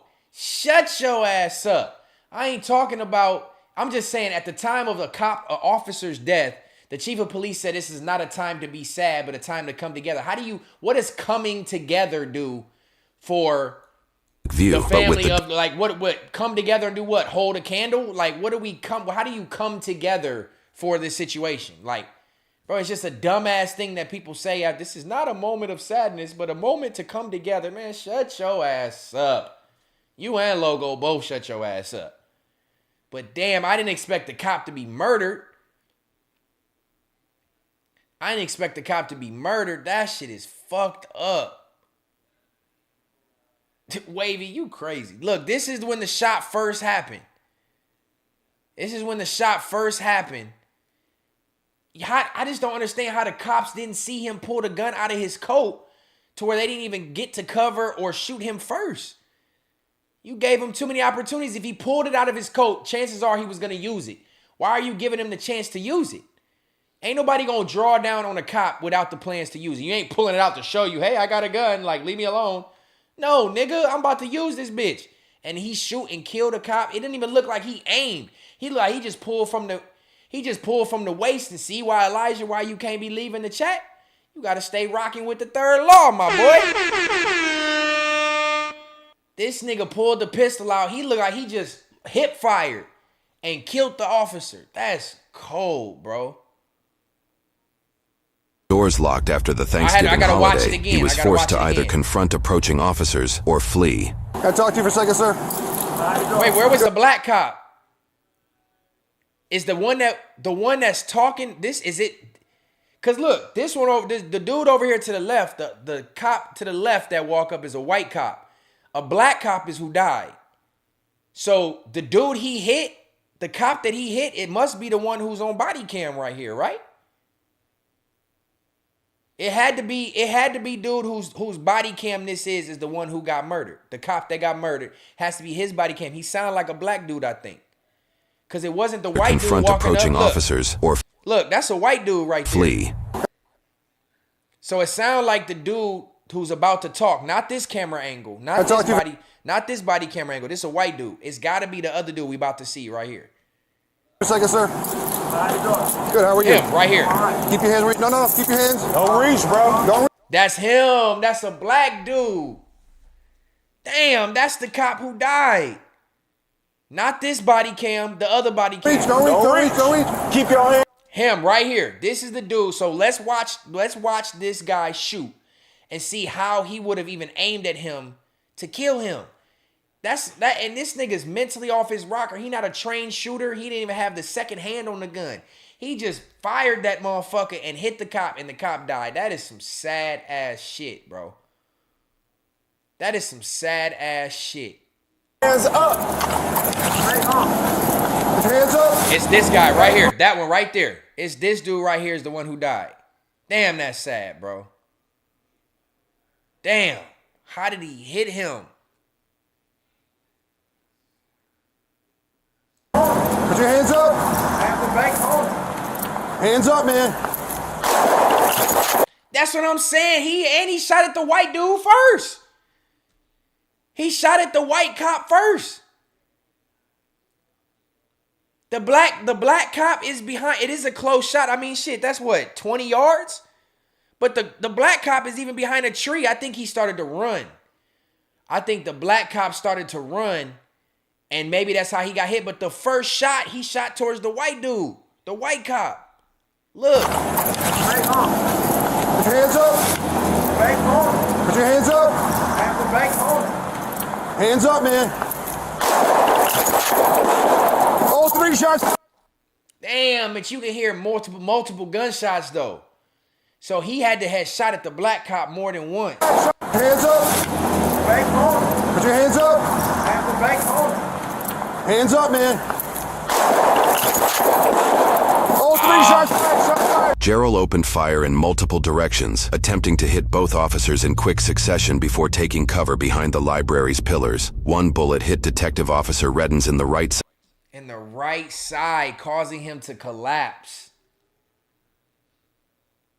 In the right side. So it hit some type of organ, or he bled internally. Or he hit him in the artery or something in the leg. Damn, that's sad, bro. Fuck. Dying in the line of duty, protecting and serving in public, and I die from a random nigga who's mentally unstable. Fuck. Causing him to collapse. Yeah, shots fired, 1040 Lake, 1040 Lake. Nah, I'm only the detective on Third Law. I ain't a detective in real life. Logo, sit your ass back and engage in what we talking about. You talking about stupid shit. I can't wait till the day I see your face, boy. I'm finna roast your ass for 3 hours straight. Because I know you ugly as fuck. But yeah, man, that's sad. Is it in the library? Go. Old Park Library, he's going towards Grove.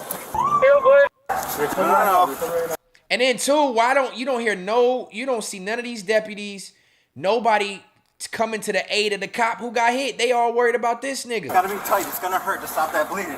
Both Gerald and Detective Reddens were rushed to the hospital. Gerald survived, but Detective Reddens died. Damn, bro. That's sad as fuck, bro. Damn, man.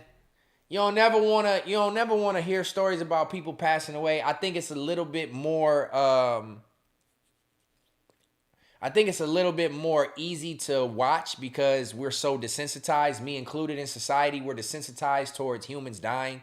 Like literally on Twitter, you can go find and watch people get their head cut off, and you can watch people get shot in the head on Twitter. So it's like, not that I don't have no sympathy for it. I'm just desensitized to it a little bit. I think we all are. And it's still sad no matter what, but I think it's interesting to see like somebody would literally have the balls to shoot at a cop. To me, is always wild. You're shooting at a trained shooter. You know if you get caught, you're going to jail for life, damn near life, or you're going to die by the cops. So like anybody who has the balls to shoot at a cop is going out one of three ways. Death by cop, you're going to kill a cop, or you're going to jail for life. So it's always intriguing to me to see people and what type of people would be willing to shoot at a police officer. That shit is wild to me. That shit is wild, man. Rest in peace to that police officer. And the man who did it, you will be in jail for life. You're going to have first-degree murder of a police officer. That's capital murder. You are not getting out. It ain't going to be no 20 years. Unless you got some real mental health issues, you not getting out of that one, my boy. Damn, my nose itching.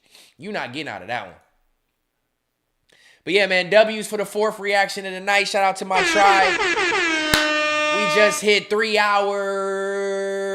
We just hit a 3-banger again. We don't do no short streams. All my Third Law streams are over 3 hours long. Shout out to my tribe, for everybody in here who's kicking it with me this whole time. Episode 10, episode 10 is going off great. And we enjoying ourselves, man. We always do 5 reactions, if not 6, if we can get through it. So I'm going to go ahead and push forward right into the 5th reaction. I believe this will be the 5th. Yeah, that's the 4th reaction. 4th reaction tonight was dope. Thank you for all y'all commentary. I appreciate it. Make sure y'all go ahead and send some super chats through if y'all rocking with The Rock. $2, $3, $10, $30, $100. Drop that bag where Jay Ken at when you need him type shit. But shout out to y'all for kicking it with me. Anyway, super chat or not, man, I appreciate y'all. We're going to get into the 5th reaction of the night on Third Law episode 10. This one actually comes straight from the Discord. Perfect time to shout out the Discord. I don't have the link readily available. Matter of fact, I will take a quick intermission and I will drop the Discord link in the chat. If you're not a part of the Third Law Discord link, I'm going to need you to go ahead and get in there. I need to find a link to share it. What is it? Click to invite people, invite to server, copy link. Let's go ahead and come over to episode 10 of the Third Law. Watch the company you keep. Let's go ahead and paste it in here. Join the Third Law Discord now. Boom. Bingo, bingo, bingo. Let's pin this real quick. And just like that, we did it up real quick. Shout out to my tribe. Y'all make sure y'all join the Third Law Discord if you want to stay active. The reason I just said that right now is because we are about to watch a video that came directly from my boy UBZ TV, Uncle Biscuit. He sent a video for me to react to tonight in the Third Law Discord. And I want you to do the same thing, man. If you come across a crazy video that maybe you watch that you think would be dope reactionary for me on here, that you want to watch me react to, or you just come across a dope title that looks good, send it in the Discord. I aim for 10 to 20 minute videos. So if you find something dope that you want me to react to, click that link pinned to the top of the chat, add yourself to the Discord, and send that so we can react to it, man. I want to react to what y'all want. I want to keep this a tribe engaged stream and make sure y'all know that I fuck with what y'all got going on, and I respect y'all opinion on shit. And yeah, all that good stuff. So join the Discord right now. Without further ado, we are about to get into the 5th reaction of the night. This one comes from a submission from the tribe member, UBZ TV. This is young Maryland rapper / serial killer tied to 15 shootings in 4 years and 4 lives lost. I don't know if this audio is on streaming services. So if it's music playing, I might have to mute it. But nonetheless, let's get into this 5th reaction of the night. Shout out to my tribe. I appreciate y'all. Let's get it going.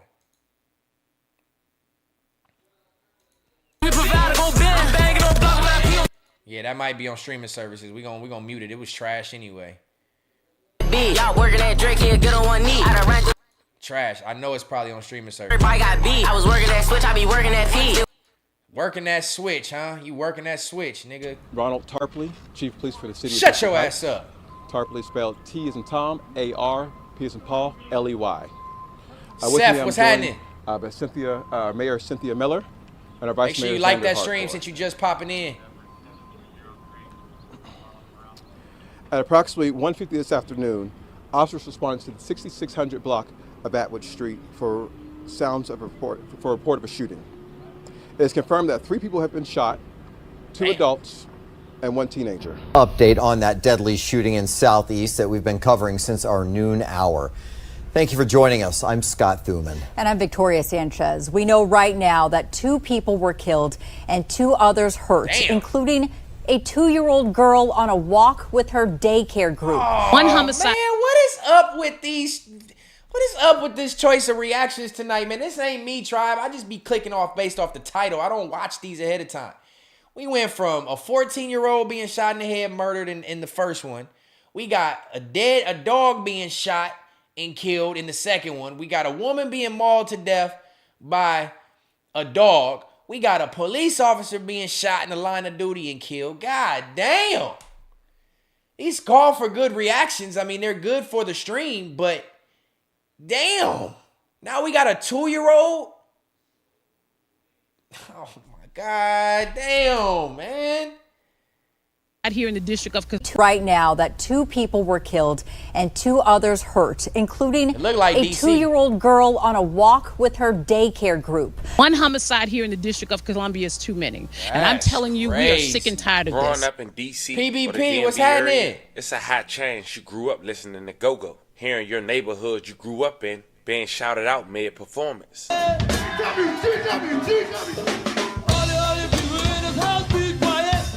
Now, don't get me wrong. Even back then, you had different people from different neighborhoods chilling with each other. My generation had groups who hang with each other during the go-go's and made names just for that group. And in some cases, that made people feel better. Like they had people they can trust while in a one-way in, one-way out environment. And that tradition took place for many generations to come. Fast forward to 2024, not so much. Some say now go-go's are obsolete, unless it's for the grown and sexy, because of the violence that come with it. Being hard to get a venue to actually approve the go-go. You wouldn't recognize it. And just like the go-go's, you can say that for the neighborhoods in the DMV area. You wouldn't recognize it past this generation. You see, that neighborhood that the go-go used to shout out, that was just the neighborhood you grew up in, or you was born and raised. Nothing more, nothing less. But nowadays, in the DMV area, they not going by neighborhoods. They going by alleged gangs that they formed through alliances through other neighborhoods. While according to authorities, for the sole purpose to go against their enemies and the ones they cool with. And in return, in most cases, some would say the blind leading the blind.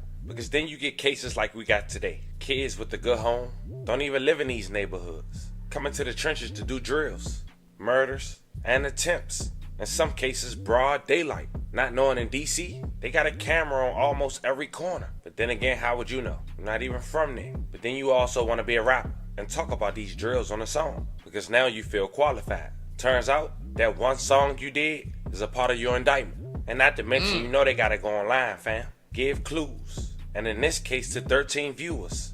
That was also in your indictment. That's crazy. Now, I'm all for the forward motion, going live and getting views, and maybe your views ain't up to par, it ain't super crazy. But these niggas really do be going on live on Instagram, broadcasting they drills, showing guns with switches, talking about they ops and who they gonna smoke on and who they killing for 13 viewers. That shit is recorded up to Meta, and when the police need your internet information, they're gonna subpoena for it and they're gonna get it. I told y'all, every time we watch a video with these kids in this world, in this life of this music and glorifying all this murder and shit, and they put all their business on social media, you are bound to get caught. They got all that. That's the reason why 90% of the time these niggas convict themselves. They convict themselves. It don't even make sense. How do you actually, I get you want to be real and you want to tell the truth, but nigga, why do you want to get on your raps and really tell the truth about who you smoked? Come on, man. Look at these kids. They look like they 16 years old. But it's all because of what they watching and seeing on TV and movies and in music specifically, bro. Lost cause. Don't talk about these drills on the song because now you feel qualified. Turns out that one song you did is look at it right there. I don't know if they're gonna go over this again. If I'm lying, you flying. The post also had portions of Subject One's new song. You're defined. It was heard. Has heard multiple songs that feature Subject One and is able to recognize his voice. The song starts with the voice of another rapper who appears to be ending his verse. Subject One starts his verse by stating, I come with that switch, I come with that Drake. I come on your spot, I sit where you lay. Portions of the song are inaudible to your affiant, but the next verse says, I caught 2 in a day. I was working at Drake and 2 men walking got hit in his face. This is consistent with the facts of the double homicide in this case. Listen to that, bro. You gotta be that motherfucking stupid. You literally got on the song and rapped about the day you shot somebody, 2 men walking got hit in his face. You, oh my God. We are doomed. And they got a screenshot in the indictment of your Instagram post. If I'm lying, you flying.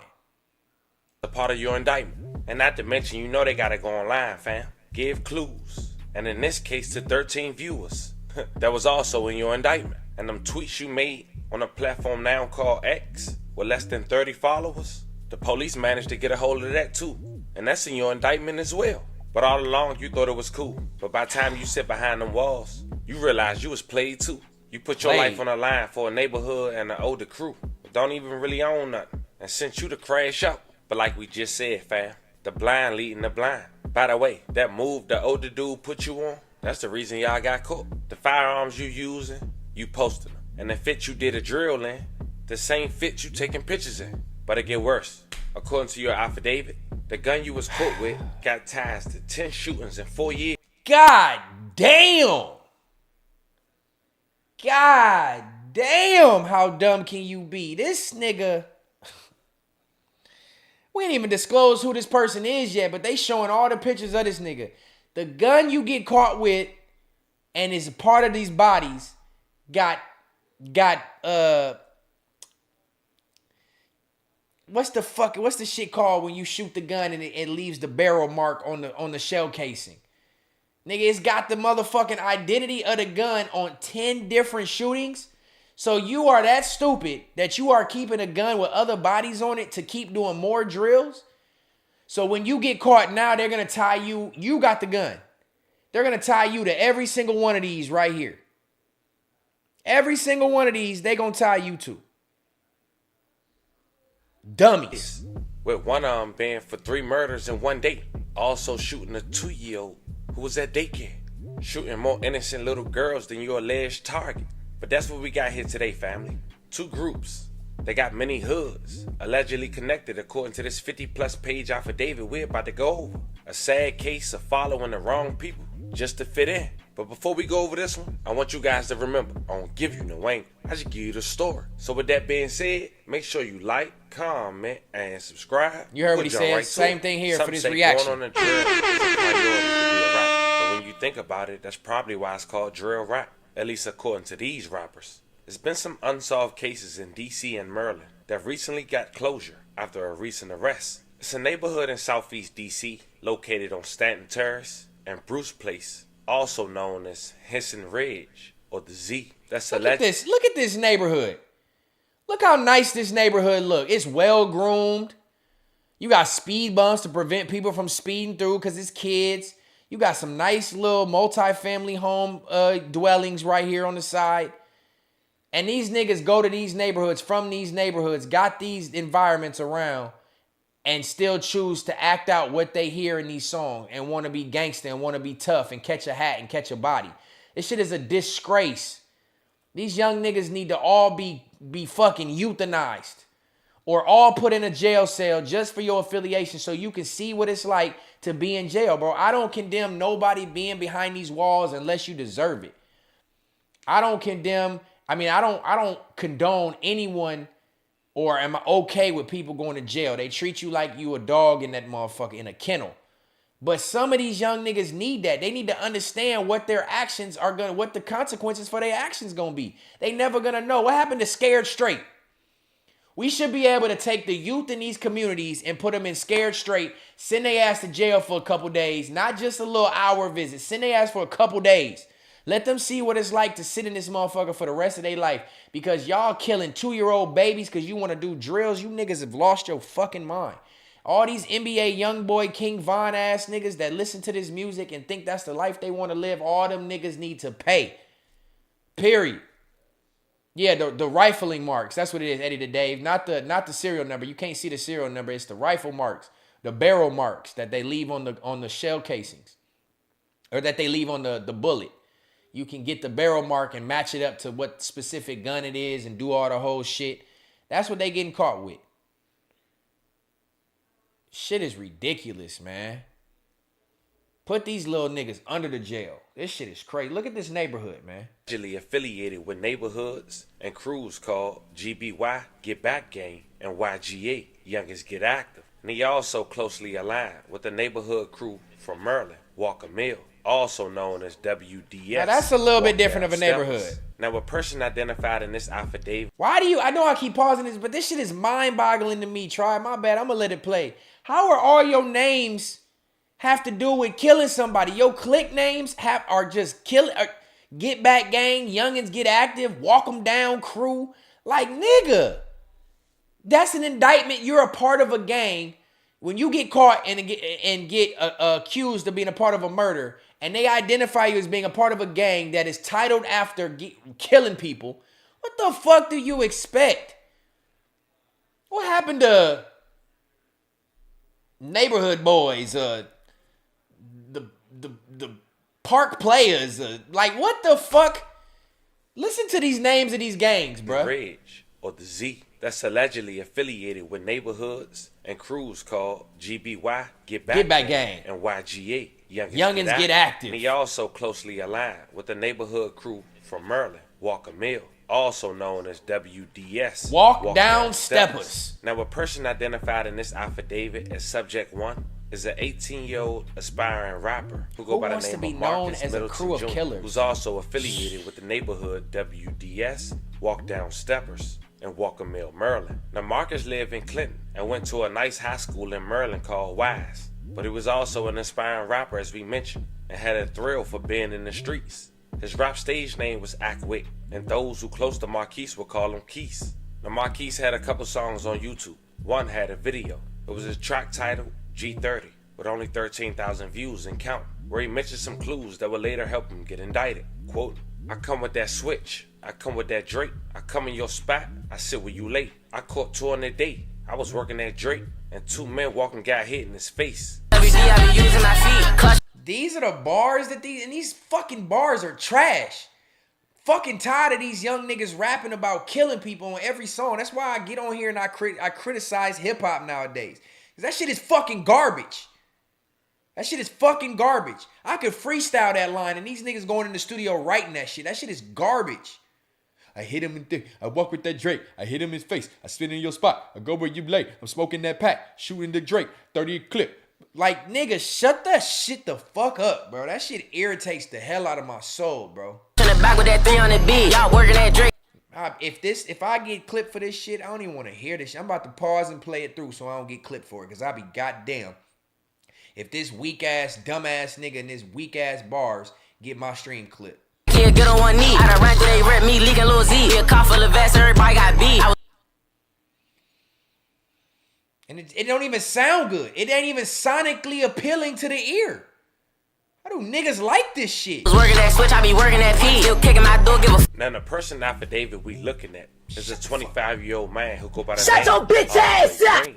And according to authorities, the other perpetrators in this affidavit was his youngest. Now, Andre and Marquise alleged opposition According to Andre affidavit, his neighborhoods like 23rd Street and Savannah Terrace, which is a southeast neighborhood in Washington, D.C., which is also where the shooting occurred, we'll later discuss. 23rd and Savannah also called a self-chase down gang. Andre and Marquise also allegedly had beef with the neighborhood located on 3500 Stanton Road, Southeast, known as Parkland, also known as Trap Flavor or Mob Ties. They also had beef with a crew on the 22nd Street of Southeast, known as Deuce Deuce. And according to this affidavit, it led to shootings, murders, and diss songs over the past 2 years. Now in this video, we are focused on the latest shooting that Andre and Marquise and 2 other people who haven't been identified was allegedly involved in, according to Andre affidavit. A shooting that took place July 18th, 2024, a summer morning in Southeast Washington, D.C. Broad daylight, 40 minutes before noon. Members of the Metropolitan Police Department, 7th District, were in the area of 23rd and Alabama Avenue, Southeast, when they heard the sound of gunshots. Officers responded to a shopping center located on the 2200 block of Alabama Avenue, Southeast, where they located 4 victims suffering from gunshot wounds. 3 men and a 2-year-old girl who was at daycare during their routine walk. 2 of the men died, with 1 being shot in the head. Later identified as Lamont Street, 29 years old, and Jermaine Proctor, 50 years old. Damn. They both rest in peace. 11 condolences to their families. Now apparently the 2 men that lost their life was chilling in the parking lot with over 10 people. The other man that was shot was walking from work. Update on that deadly shooting in Southeast that we've Niggas been didn't even hit covering they since our target? noon hour. Thank you for joining us. I'm Scott Thuman. And I'm Victoria Sanchez. We know right now that 2 people were killed and 2 others hurt, including a 2-year-old girl on a walk with her daycare group. Police are still looking for multiple suspects. Tom Rousey has been on this story all afternoon, and Tom, you spoke with the toddler's grandmother. Yeah, Scott and Victoria, she tells me she's in intensive care right now. She's asking the whole community to pray for this little 2-year-old girl named Emily. Emily was with other children getting ready to go for a walk. They were from a daycare that's right behind me here in the Alabama Plaza Shopping Center. Well, as they're getting ready to go for a morning walk, according to police, there's guys who pull up in a car on Alabama Avenue here, get out, and they just open fire. Before it was all said and done, 2 men were dead, another man was hit, and little Emily was hit as well. The child's grandmother shared these pictures of 2-year-old Emily, who she says was getting ready to go for a walk with other children and employees at her daycare when gunfire erupted nearby and Emily was hit. Police expect the 2-year-old to survive. 1 homicide here in the District of Columbia is too many. And I'm telling you, we are sick and tired of this. A visibly angry Police Chief Pamela Smith said the children were about to be taken on a normal morning walk when 3 people got out of this car and began opening fire. 2 men were killed and another man was hit, as was 2-year-old Emily. We spoke with one woman who says she's related to one of the men who was killed. They say he got the shot for nothing, because he ain't do nothing. The local ANC chair says police were sitting at Alabama Plaza a lot until suddenly stopping doing so recently. It seems like when the cruisers are not sitting there, it seems like the violence in that little vicinity ramps right back up. He says he got a concealed carry permit because of all the violence around here, but he still doesn't feel safe. Because having a concealed carry, you still have, you just never know. Walking through a community, you can be an innocent, not expecting anything to happen. One mother tells us she tries to keep her 9-year-old son inside constantly. He's inside on his computer or the stupid tablet or that stupid laptop or whatever, on those stupid social media TikTok sites and all that other stuff. But you know what? It's fine, because he's not out here getting shot. The grandmother that's a fucking cold ass tear in a divide that you have to, as a parent in these environments, you'd rather your kid, like when we was kids, we could go outside and play, even in the hood, even in the projects, even in the ghettos, even at my friends' houses. We can ride bikes to wherever. We can be outside playing. You didn't have to worry about stray bullets, kidnappings, pedophiles. Like, all this shit is crazy different. But this parent just says she's sick and tired of this kids being on these tablets and these laptops and these social media sites, but she would rather them get brain rot on these devices in the house than be able to go outside and play in her environment because of stray bullets. This is a cold ass world that we live in, bro. That parents have to decide whether I want to feed my kid social media and multimedia devices, or let them go outside and play and risk their lives from getting shot. That shit is crazy. I couldn't imagine. 2-year-old Emily asked the entire community to pray for the child's recovery. That ain't my shit. The grandmother says she just dealt with grief 2 months ago when 3-year-old Taya Settles, who she is also related to, was shot and killed very close to today's shooting. She says Taya and Emily were cousins. Yeah, it's kind of hard to believe on that one. The 2 men who were killed, they fell here in the Alabama Plaza Shopping Center behind me. The 3rd man who was hit, we are told he is expected to survive. Police believe Emily will survive as well. But again, her grandmother's saying she is in intensive care right now. Police still searching for 3 suspects. Facts, Rock. They say That's they what it believe is. It's they the left music, bro. in a blue Dodge Charger, which actually apparently was a different car than they arrived in. Reporting live in Southeast Washington. IO said, fuck, these videos got me wanting to go out and drill something. I'm telling you, because it's a cold-ass world out here. And all of this shit, most of these have to deal with young niggas.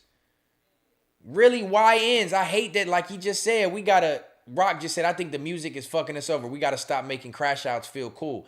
I'm telling you, it's these niggas who glorify this music. If this music was not glorified and broadcasted to mainstream media and all over and made to look cool by other people and co-signed by certain people to make it look cool, a lot of this shit would not be happening. That type of music wasn't out. It was gangster music, but it wasn't nothing like the music now. That type of music back then in the 90s, and there was violence then, but it is nothing like now. This music is the fucking perpetrator to all this shit. And anytime I say that, don't nobody want to believe me. Everybody think, oh, it's just music. No, it's just music, but these kids don't know how to decipher real from fucking entertainment. They think everything in these songs is real, which a lot of these niggas are rapping their real life now, but it's a never-ending cycle, bro. It's a never-ending cycle. B-Fly said, wicked perspectives for sure, but it definitely makes sense. PBP, nah, that's sick. Elijah, it's definitely not the same as when we was a kid, for sure.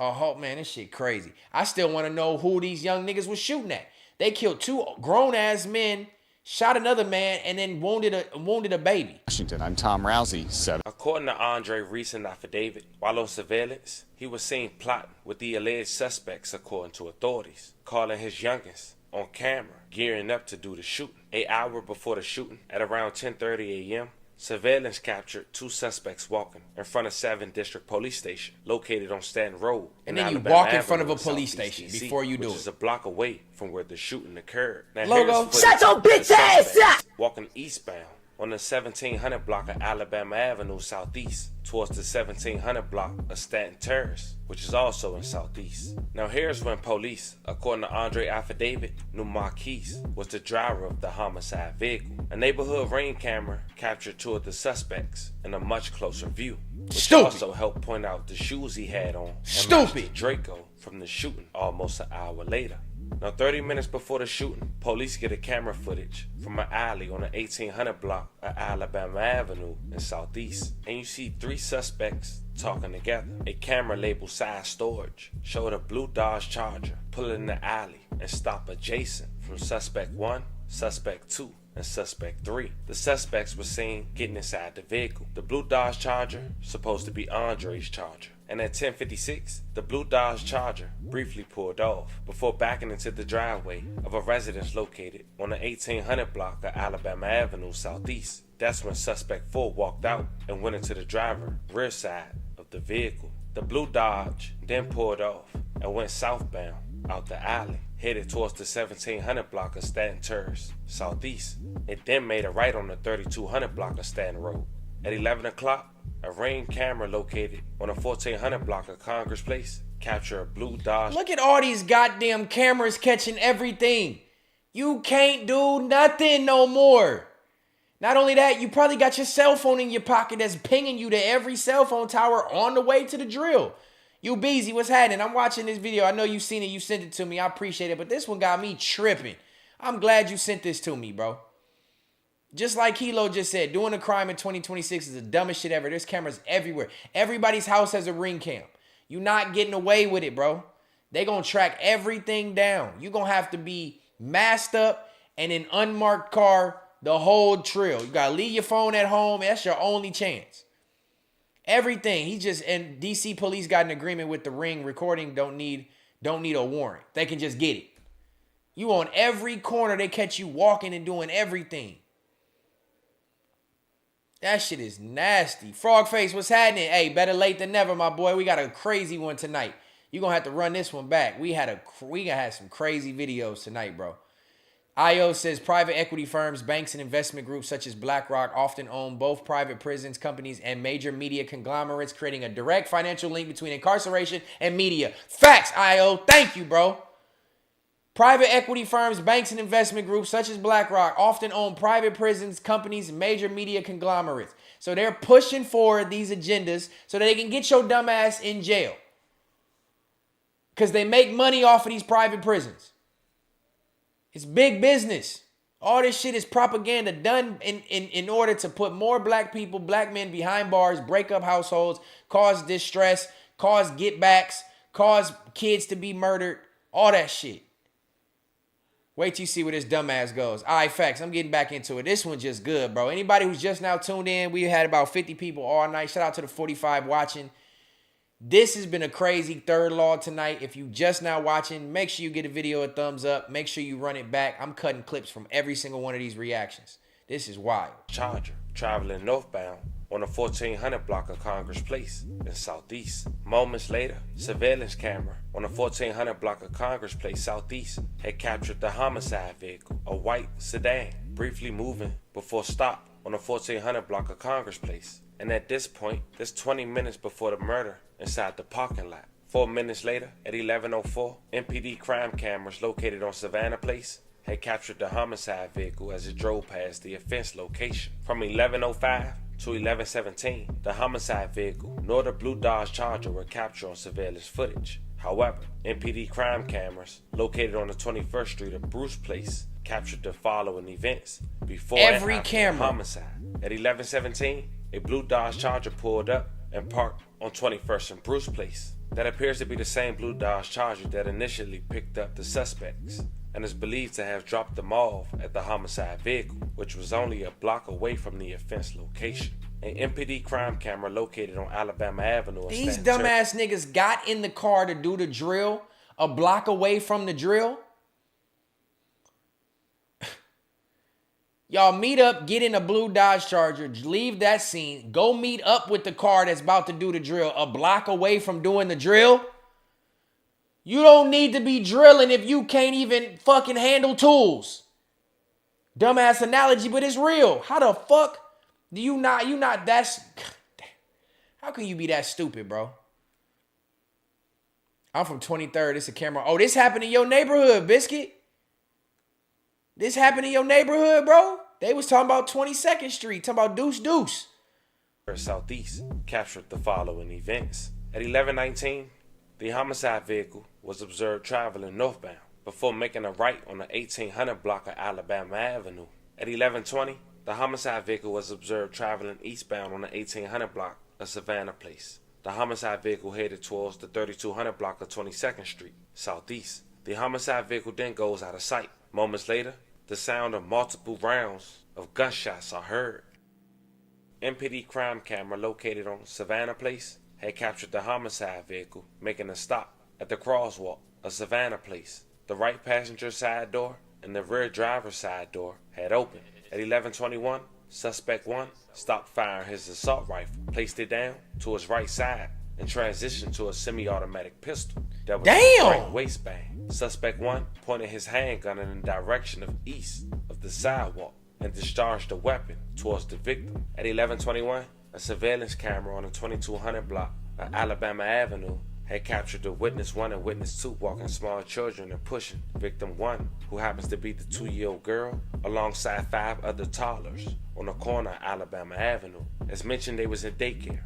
Witness 1 and witness 2 say when the gunshots rang out. Wait, hold on. I gotta run it back because I don't really know all these street names and all this, so I'm just going by what I'm seeing. I gotta run this back. So this is where the drill happened. This is across the street from it, right here where they stop and jump out. And they get out the passenger side and shoot over the top of the car. They said the one nigga shoots with a Draco or a assault rifle, empties that clip, and then grabs the pistol. Switching to your secondaries faster than reloading. Camera located on Savannah Place had captured the homicide vehicle making a stop at the crosswalk of Savannah Place. The right passenger side door and the rear driver's side door had opened. At 11:21, suspect 1 stopped firing his assault rifle, placed it down to his right side, and transitioned to a semi-automatic pistol that was in his right waistband. Suspect 1 pointed his handgun in the direction of east of the sidewalk and discharged the weapon towards the victim. At 11:21, a surveillance camera on the 2200 block of Alabama Avenue had captured the witness 1 and witness 2 walking small children and pushing victim 1, who happens to be the 2-year-old girl, alongside 5 other toddlers on the corner of Alabama Avenue. As mentioned, they was in daycare. Witness 1 and witness 2 say when the gunshots rang out, they were able to get victim 1 and the other children to safety, but ultimately, victim 1 was struck by gunfire. Thank God she survived. At 11:21, the murder vehicle was seen fleeing the scene. The blue Dodge Charger was observed pulling off the corner of Bruce Place Southeast and proceeding westbound on the 2100 block of Alabama Avenue Southeast and going out of sight of surveillance camera. It should be noted that the blue Dodge Charger pulled off directly after the shooting had occurred. At 11:22, the Dodge Charger was going fast on 18th Street, but this time police was able to get a clear image of the tag number. Nigga doing a drill with the license plate on your car? These are idiots. These are idiots. You didn't even take the license plate off of your car? At 11:22, the blue Dodge Charger made a U-turn on the 1700 block of Alabama Avenue and then made a left turn and began following the homicide vehicle northbound on the 1700 block of Staten Terrace before going out of sight of the surveillance camera. Moments later, the blue Dodge Charger backed and parked in the same driveway to the residence where it picked up the suspects before committing the homicide. My God. All 4 suspects exited the blue Dodge Charger and appeared to walk into the residence associated with the driveway. Now at this point we know Andre is subject 3, and they have footage of his car in front of his home hours later on the 5100 block, 8th Street. The morning of the shooting, Andre attempts to go to work with the same temp tags in the front of his car through the security checkpoint, which is on camera. But immediately, Andre makes a U-turn and don't check in at around 9:57 a.m. But 30 minutes after the shooting, Andre was seen walking around his job on camera. But then at 12:06, he leaves back with his car parked on the end of his employment and his card time saying he's checked in. But by this time, Andre's car was all over the news and social media. 2 hours later, 6th District received a call regarding Andre's blue Dodge Charger parked in the driveway of a residence located on the 1200 block of 48th Street in Northeast. The caller drill on tape. Merlin temporary tags for that vehicle which matched the surveillance. But by that time, members of the Metropolitan Police Department had arrived at the location. The vehicle had left the area. But 30 minutes later, at around 2:30 p.m., Prince George's County Police had received a call that a blue Dodge Charger was in flames in College Park, Maryland. Turns out, it was Andre's car. 45 minutes later, Andre was shown up back at his job, clocked out at 3:15. The next day, hey, this Andre nigga is really trying to fool the police. This nigga pulled into work so they could get his car on the surveillance cam like, hey, nigga, I was at work. Left work, went and did the drill, came back, left work again, went and then took the car and it went and burnt it. Bruh. He really trying to work it. He tried hard. Went by the neighborhood of Henson Ridge and came in contact with Andre and Subject 3, which is located on Bruce Place in Southeast. Subject 3 had on the same black and gray jacket and Crocs from the scene of the shooting. A couple weeks later, on July 24, 2024, police came to the conclusion that Subject 1 was Marquise. They compared his Instagram Live with 13 views. Niggas doing a drill in Crocs. This is crazy. The Ring doorbell footage with this hoodie on. They also compared his Balenciaga shoes in his pictures, as well as a book bag in his pictures that matched the shoes and book bag of the scene. They also found this Twitter account, now known as X, with less than 30 followers. that had pictures of him holding the alleged murder weapons inside a local hotel bathroom. They also saw a post he made just last month on August 1st, 2024. Little did Marquise know that would be his last post on social media. He played a song that we mentioned at the beginning of this video with his verse, with the caption, "I know why they mad. Hashtag, long live him. Hashtag, if I'm lying, I'm flying." Now here are some pictures of the firearms that was recovered. These firearms was linked to 15 shootings in 4 years, with the 10 being contact shootings in the DMV area. Brought you last night, police have made an arrest in the shooting that killed 2 men and severely injured a 2-year-old little girl this summer. Our Rafael Sanchez Cruz dug into court documents that are providing more insight into what investigators believe prompted that shooting and how they were able to track one of the suspects down using surveillance cameras and social media. Right, Rafa? That's right, Lorenzo. Prosecutors say Andre Green was the driver helping the shooters that opened fire, but there's no evidence that he actually fired a gun. They also say Green is associated with at least 2 DC street gangs. Screenshots from surveillance video show the moment the 2 shooters stepped out of this white car and opened fire at the intersection of Alabama Avenue and 22nd Street Southeast on July 18th. 2 men were killed, Lamont Street and Jermaine Proctor. A third was injured. At the top left corner of your screen, you see the 2 daycare educators. And so when I see this screen right here, I don't know which direction they was firing from. Biscuit, maybe you can help me. When I seen, because where was the people at in the parking lot that got hit? Because these are the kids. As the gunshots are going off, you can see it look like this lady in the red is trying to push this little wheel thing out the way, and they trying to move this girl out the way. So which direction were they firing from? Were they firing from to the right? Because where is the street that they was bucking from? Children who got caught up in the crossfire. 2-year-old Emily was shot in the stomach and arm. Her grandmother says the toddler is still dealing. So this is the parking lot. Oh, okay. I think I see. Hold on. So here's the trash right here that I seen in the other video, in the other picture. So the kids was over here on this side underneath this stoplight, walking. It's a weird shaped intersection that separates DC from PG County. So this is the parking lot. Here is the daycare over here. The kids was walking on this corner over here. The niggas hop out at what light? What? This intersection? No, they wasn't shooting that direction based off the picture. They was shooting over the hood of the car, like towards the left. So they had to be down here. They had to be down like on this side, this intersection right here, shooting this way back towards this parking lot. So the kids was in the line of fire. The kids wasn't behind the niggas they was shooting at. The kids was in front of the niggas they was shooting at. Come on, dog. Dealing with the trauma. She have tremors or she have like just shakes or just stirs at times. But overall, she's still here. Court documents identify at least 4 suspects involved in the deadly shooting. One of them, 25-year-old Andre Green. Green was charged pursuant to a D.C. Superior Court arrest warrant with first-degree murder while armed for his role in this shooting. We would like to thank our community for their assistance with this case. We know that the brazenness of the suspects in this case shocked the community. Court documents say Green was bragging about the shooting at work. DC police released this photo of a blue Charger. Bragging about it at work? Investigators say the car belongs to Green, seen here driving it. Hours after police released these photos, the Charger was found engulfed in flames underneath a bridge in College Park, according to court documents.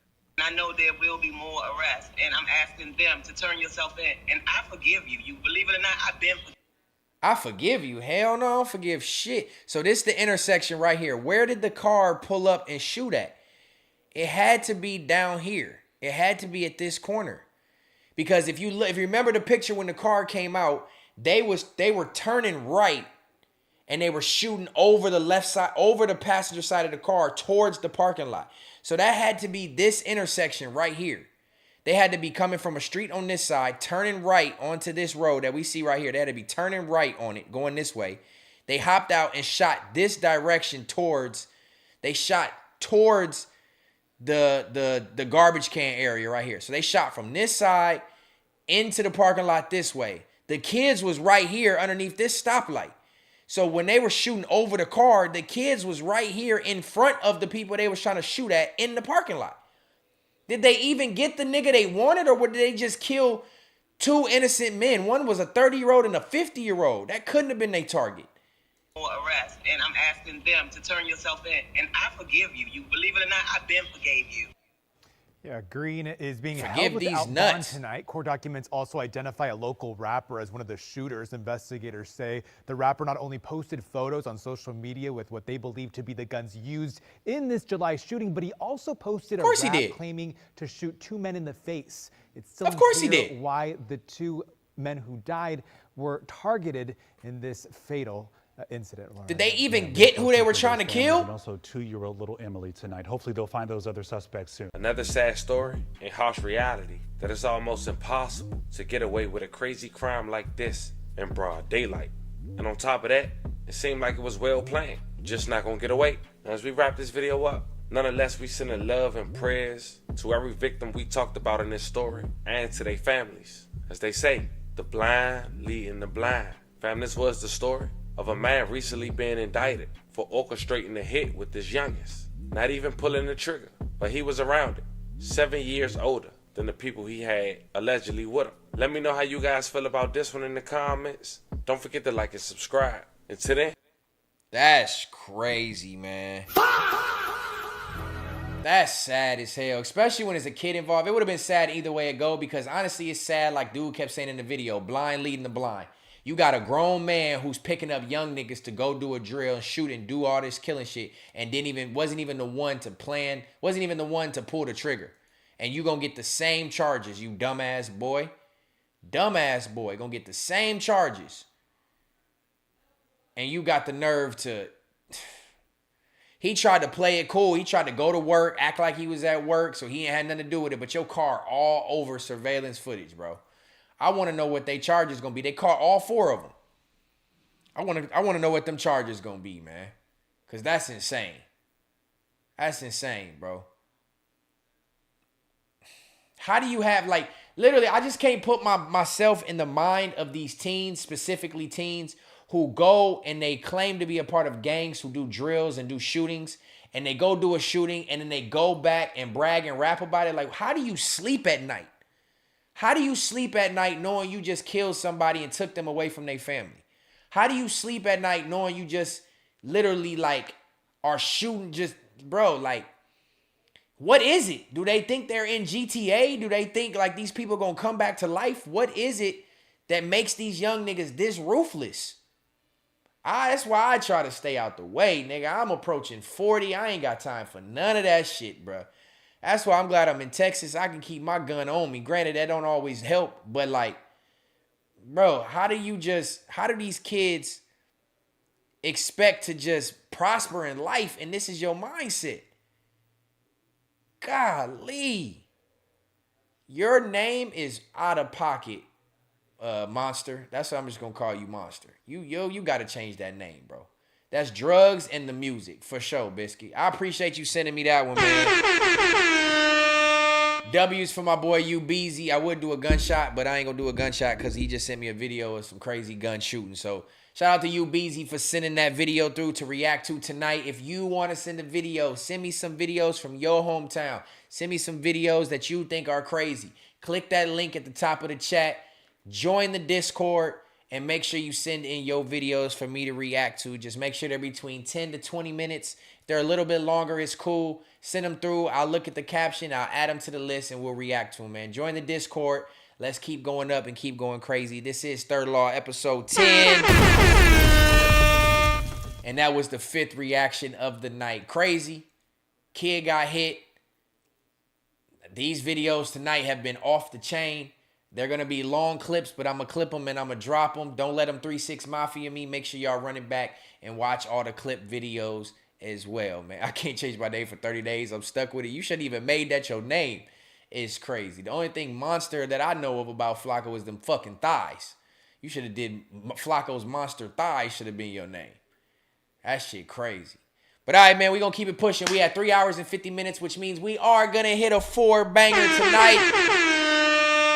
We are going to hit a 4-banger tonight. I appreciate y'all for staying with me this long. Everybody who stayed in here this long, you are loved and appreciated. This is what I'm talking about engagement that keep me motivated and keep me pushing and put a smile on my face, letting me know we having fun And this is a good thing that we doing here, man. So shout out to y'all.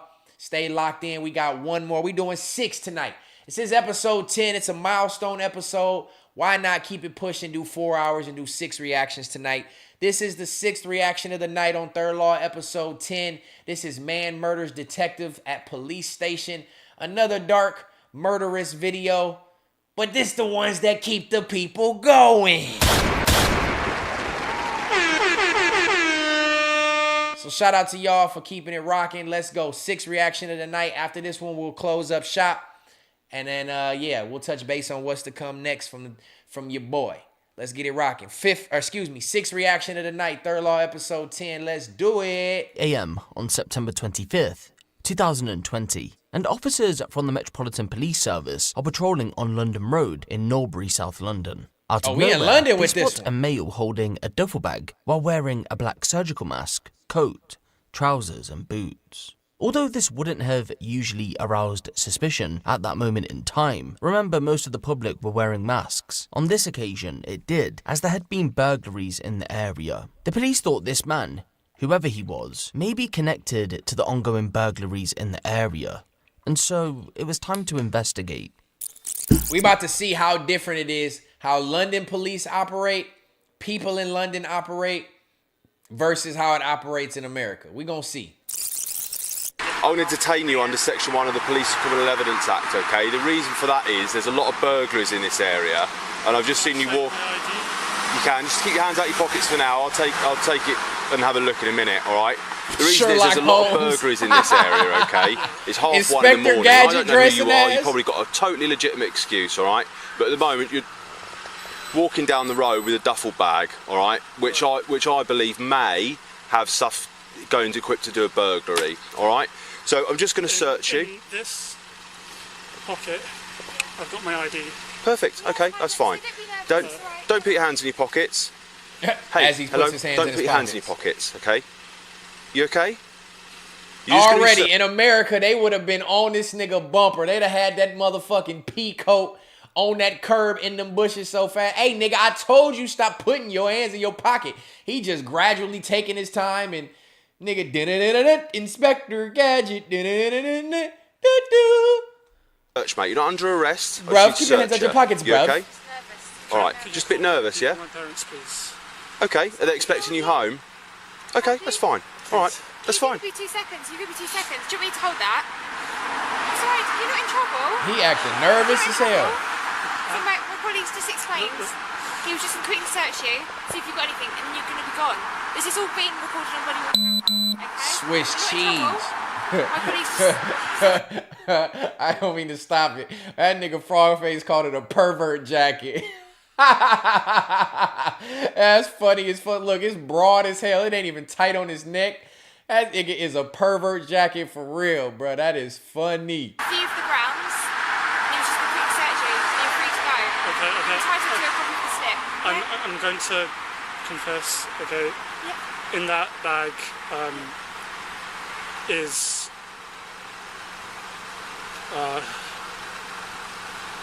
non-medical cannabis. That's a then 23-year-old Louis DeZoya. It's not He that entirely nervous clear about what some he was weed? doing on the night in question, but to nip it in the bud, he was no burglar. There is one leading theory that has been pushed, and that was he was heading to his parents' home. Not for any regular visit though, as you'll find out shortly. Louis had been addicted to cannabis for roughly 4 years by this point, spending roughly £200 a month on it, which was more than likely why he had it in his possession. He was also diagnosed with autism earlier on in life, which at first glance may explain why he was so nervous when interacting with police. He was visibly shaking. According to medical reports, Louis' autism impacted the way he communicated and interacted with members of the public. But even if autism played a slight role in this nervous exchange with officers, it most definitely wasn't the cause of the initial stress. No, they The don't stress carry wasn't guns. caused by the fact he was in possession of cannabis either. Okay. How much have you got in there? I've got maybe 3 or so grams. Okay. All right. I'm still going to have to search you. All right. Yeah. So, just pass me your phone and your mask. Okay. All my concern is at the moment is if you've got anything on that's going to hurt me or you. Any needles, any razor blades, anything like that. Okay, bro. fine. Because you just told me you've got drugs on you, I'm just going to have to put you in handcuffs while I search you. The reason... What's the matter? So the reason for that is people try and do silly things when we search them. They try and hurt themselves. They try and hurt police officers. All right. Look how much they just like are explaining everything to him. Listen to me very carefully. I know. Don't resist. Okay, we'll put you in the car, but put the handcuffs on first, yeah? Okay. Is it someone's watching us? Or... Look, let me take the bag. And they're putting him on in the front. Why do you want us to sit you in the car? Just worried because... Why? Why are you worried? Super polite, bro. Just you think your parents might see? No. They are nice as hell, ain't they? Control, can I create a CAD for a stop of a person on London Road, junction with Pollard's Hill North, please? Don't put your hands in your pockets. Don't do that again. Do you understand? Do you understand? That's the third time you've done that, and I've told you not to.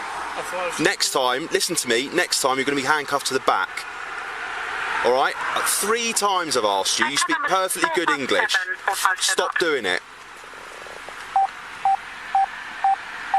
I've been to London before. It's dope. It's for our safety as well, because we don't know if you're reaching for a knife. We don't know what you're reaching in for your pocket. Inside is my... If you open Received. You'll see my ID, which has my address. At the moment, I've tried to do you a favour by taking you off the street. You've not told me why. I'm just saving you a little bit of embarrassment. Now you've reached into... Stop talking. You've now reached into your pockets 3 times I've told you not to. Right?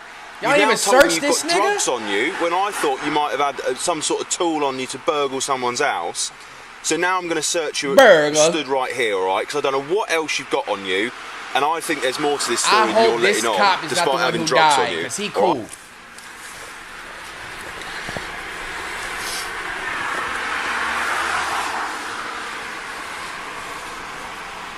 Okay, so I asked you earlier. I'm not too sure what the answer was. You got anything on you like sharp? He would have been bloody already. No. Can you be a sign of see what it is. It's not real. I believe we might do some paperwork. Stop. How many canisters? Yeah. Canisters. Oh. Right, at the moment, I'm placing you under arrest for possession of what I believe to be bullets. All right.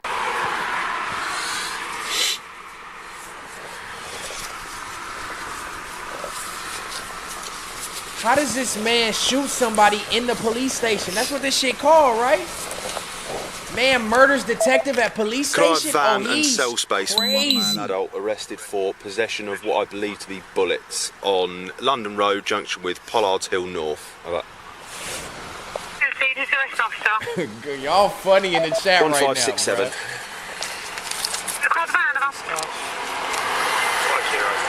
They not even familiar with bullets. The cop said what I think to be bullets. A vampire slayer? Come on, bro. Y'all not gonna let me get through this reaction. Y'all too funny right now.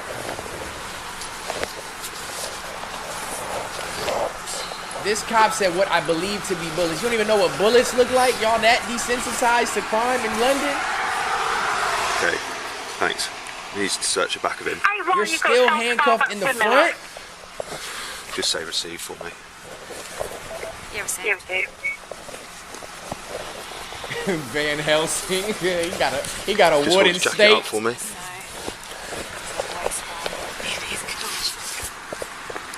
How does he get a gun into the fucking police station? Yeah, definitely. This about to go crazy.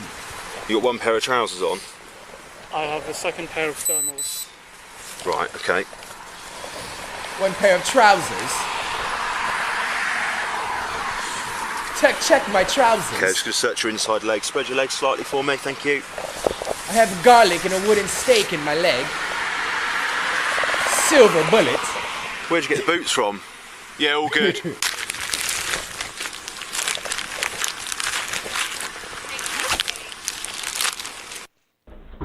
A spell book with black magic. Dog. He looked like he looked like a vampire slayer. He actually do look like he slayed vampires, bruh. Hey, what's that movie with the vampires and the werewolves? What the fuck that shit called? It's for sure he looked like he came straight out that movie set, bruh.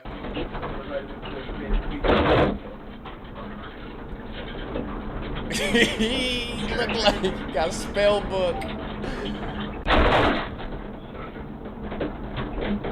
What has he got on him that they didn't find? He got something in the pun pocket, y'all. He got something in the pun pocket. No, not Underworld. It's a Twilight. Twilight. Possession of a firearm, aka a bag of what look like bullets. Possession of intent to supply, Class B.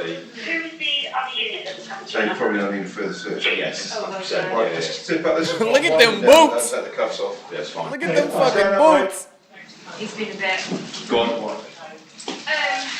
I think this is it. I understand. Stand up. How does he murder a cop? What? I think I'm going to pass on. Okay, listen to me. I don't think you are, mate. My name's Matt. I'm the custody officer. I'm in charge. I'm not involved in the investigation. You've been arrested on suspicion of possession of bullets, ammunition, and possession of intent to supply. Class B. Class B. Anything else? That's it. All right. Your detention's not been authorised yet, but I can authorise a search of you under Section 54 of PACE. Stand up. Mate, you were good enough to. After being led into a cell at Oh, nigga, I thought, boy, oh shit, boy, I'm on edge. What the fuck was about to happen? Okay. He started swinging his arm. I thought he did some Chris Angel black magic shit. This nigga, what did he do? Mate, you were good enough to. And then the screen went black, bro. After They being had led me. into a cell at Croydon Custody Centre in South London, Louis managed to grab hold of a Colt antique revolver that he had stored in a holster under his coat and opened fire on Custody Sergeant Matt Ratner. Even though Louis had been thoroughly searched, police somehow managed to miss the near foot-long gun that had been A foot-long gun that y'all missed? This nigga had a foot-long gun in the trench coat and y'all missed it? This nigga had a fucking musket? This nigga, I can just see a revolver that was a foot long. That's a for sure colonizer ass, pilgrim ass gun, bro. What the fuck? That's why they didn't show that clip? Because when he went to go do this, he said, hara, hara, hara. It's a musket. It's a musket. You must die. What the fuck did this nigga, how did y'all man, dawg, this nigga shot somebody in the police station with a foot-long revolver musket. How the fuck did he get that in there? Blunderbuss tuck, that shit, how the fuck did he get a fucking foot-long musket in the police station? Watch this nigga, he hit him with a How did he get that shit out? He was waiting and shot one of these niggas handcuffed? Mate, you were good enough to. No, you can see him. You can see him pointed. He shot the deputy in front of him. Hold on, watch. Stand up. Watch, you can see him pointed as soon as he flick his arm out. He handed, bro. He had the shit in his hand behind his back and flicked it around and shot the nigga in front of him. The dude in front looked like he ain't got no vest on. Watch, I'm gonna try to pause it. You can see him point the gun at him. Watch. Look, his hand pop out right here. How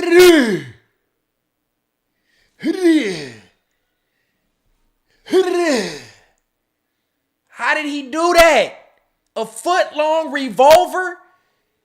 You know what I think of with a nigga? That's a Christopher Columbus ass gun, bro. I think of a Jumanji ass gun when I hear about a foot-long revolver. That bitch was made out of all wood. All wood. I'm about to find this. Hell no.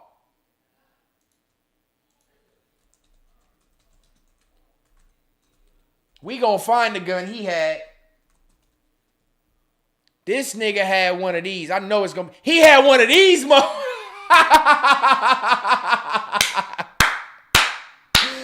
It matched the outfit. This nigga had a motherfucking, he had one of these.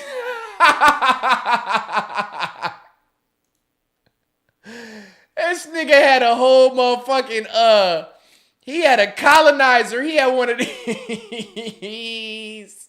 It ain't funny because somebody died, but I gotta laugh. This nigga pulled out one of these, bro. He said a foot-long gun. And it was a revolver. This is a foot-long revolver. This is what this nigga had right here. He was terrorizing shit with this. With silver bullets, a vampire slayer. That is wild. That is what he had. This is all that's going through my mind. A Western standoff gun.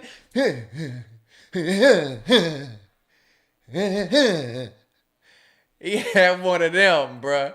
God damn. Now, it's sad. Let me get back to my straight face. Rest in peace to this officer. But right here, he pulled it out, bro. That's right where he pulled it out. Look, and he got it to where he pointed it forward. He shot the nigga in front of him. Stand up. I would hate to be that officer too, because this officer just came in. Like, he's like the sergeant.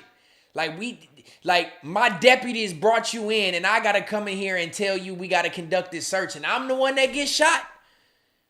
Oh my God. That shit came with the jacket, East Bay. It definitely came with the jacket.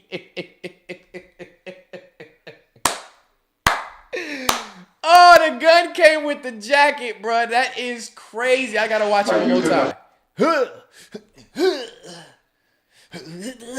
He already had the hammer cocked back and everything. Yosemite Sam? God damn, y'all own one right now. Look, oh my God. I can't do it, bro. My cheeks hurt from laughing, bro. Play the damn clip. Tay Miles, I'm sorry, bro. Okay, I'm about to play it. Red Dead Redemption loadout. Oh, after being led into a cell at Croydon Custody Centre in South London, Louis managed to grab hold of a Colt antique revolver that he had stored in a holster under his coat and opened fire on Custody Sergeant Matt Ratner. Even though Louis had been thoroughly searched, police somehow managed to miss the near foot-long gun that had been concealed. Foot-long gun. He had a Colt revolver. He had one of these, Tay Miles. I'm about to play it. This is what he had. This nigga had a Colt. Let me see if I can find a Colt revolver. Look, Colt single action. This nigga had a Colt revolver, foot long, in his motherfucking trench coat. This is wild. It came in this pocket right here. He had it in a harness and everything. Colt revolver. That is out of pocket, bro. That is out of his trench coat pocket. Okay, I'm going back to watch the video. I'm sorry, man. I'm sorry. It's a legendary final reaction video. Make sure y'all get a video a thumbs up, please. This would ultimately allow Louis to shoot Sergeant Ratner. Over the space of seconds, 4 shots were fired. 4? Sergeant Ratner. 4? Oh my God. 4 shots? That shit shoot marbles. 4 shots he got out of that bitch that fast? That nigga said.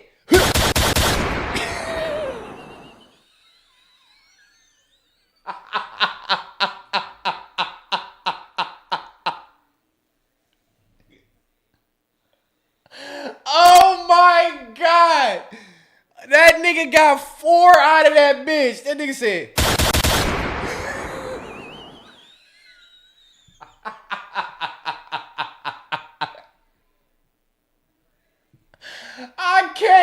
I can't do this, bro. I gotta get through this video. My fucking chest hurt. Oh my God. Oh my God. Trench coat. That nigga said. Okay, I'm done. I swear I'm clipping that. Oh my God. That is the funniest shit I've ever reacted to, man. I can't, bruh. I can't. Okay, he packed his own ammo. He for sure packed his own gunpowder, his own shit. He packed that ammo, bruh. I am crying. Okay, I'm finishing the video. Let me shut up. Y'all stop, bruh. Partner. The first hit him directly in the chest, more specifically, the heart. After the first shot was fired, officers leapt on top of Louis, but he continued to fire. A second bullet would hit Sergeant Rotner in the leg. The third would lodge into the cell wall. And the final would bounce off the floor and hit Louis in the neck. As Sergeant Rotner lay bleeding to death, more officers ran in the cell and tasered Louis while screaming, "You fucking piece of shit." He was then dragged out of the cell, leaving a trail of blood. Officers would try their best to keep both men alive. Louis got hit in the until neck by his paramedics own arrived. bullet. They were both bleeding out in Croydon Custody Center. I'ma When do they it, did Tay. arrive, both men were still breathing. However, Sergeant Rotner would succumb to his injuries just 2 hours later in hospital. Louis almost met the same fate, but after life-saving surgery, he would go on to survive. Although it should be noted that he had been in a coma for months after the surgery. Although he survived, it wasn't entirely clear if he'd ever go on trial because of the condition he was in. The shooting had caused him to have a stroke, which left him with brain damage. He was able to communicate on a very basic. Do y'all hear how this panned out? This nigga with the Colt 45 musket shot 4 times, hit the first cop and sergeant in the chest. The second one hit somebody in the leg. The third one ricocheted into the cell wall. And the fourth one hit the ground, bounced back up and hit him in the neck. Hit him in the neck. He had to go to life-saving surgery, was in a coma for months and went partially brain dead. Do y'all hear how this shit panned out? That nigga pulled out the musket and got hit in the neck with his own fucking bullet. Talking about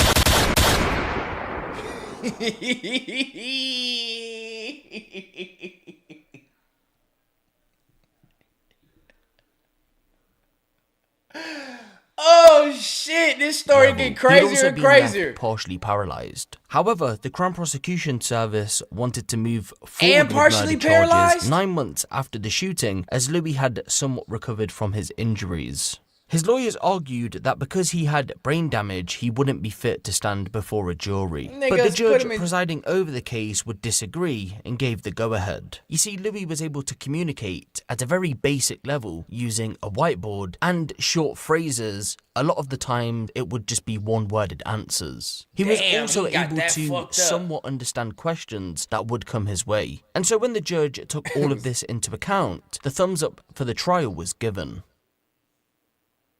It was gunpowder everywhere. I nigga. spoke to Matt 2 days before the shooting. The thing that pains me the most is that he was just 2 months away from retiring. Our words spoken by Matt's brother James Young. Yes, ladies and gentlemen, Matt Rotner was just 2 months away from retiring, but he was sadly murdered in cold blood. Matt's life had been one huge roller coaster. He was born in New Zealand to a loving family. As he was growing up, he wanted to follow his dreams of becoming a tennis player. As a part of chasing this dream, he would secure himself a scholarship in America, but ultimately decided he wanted to join the Metropolitan Police when he moved to England in 1991. He would be a police officer until 2020.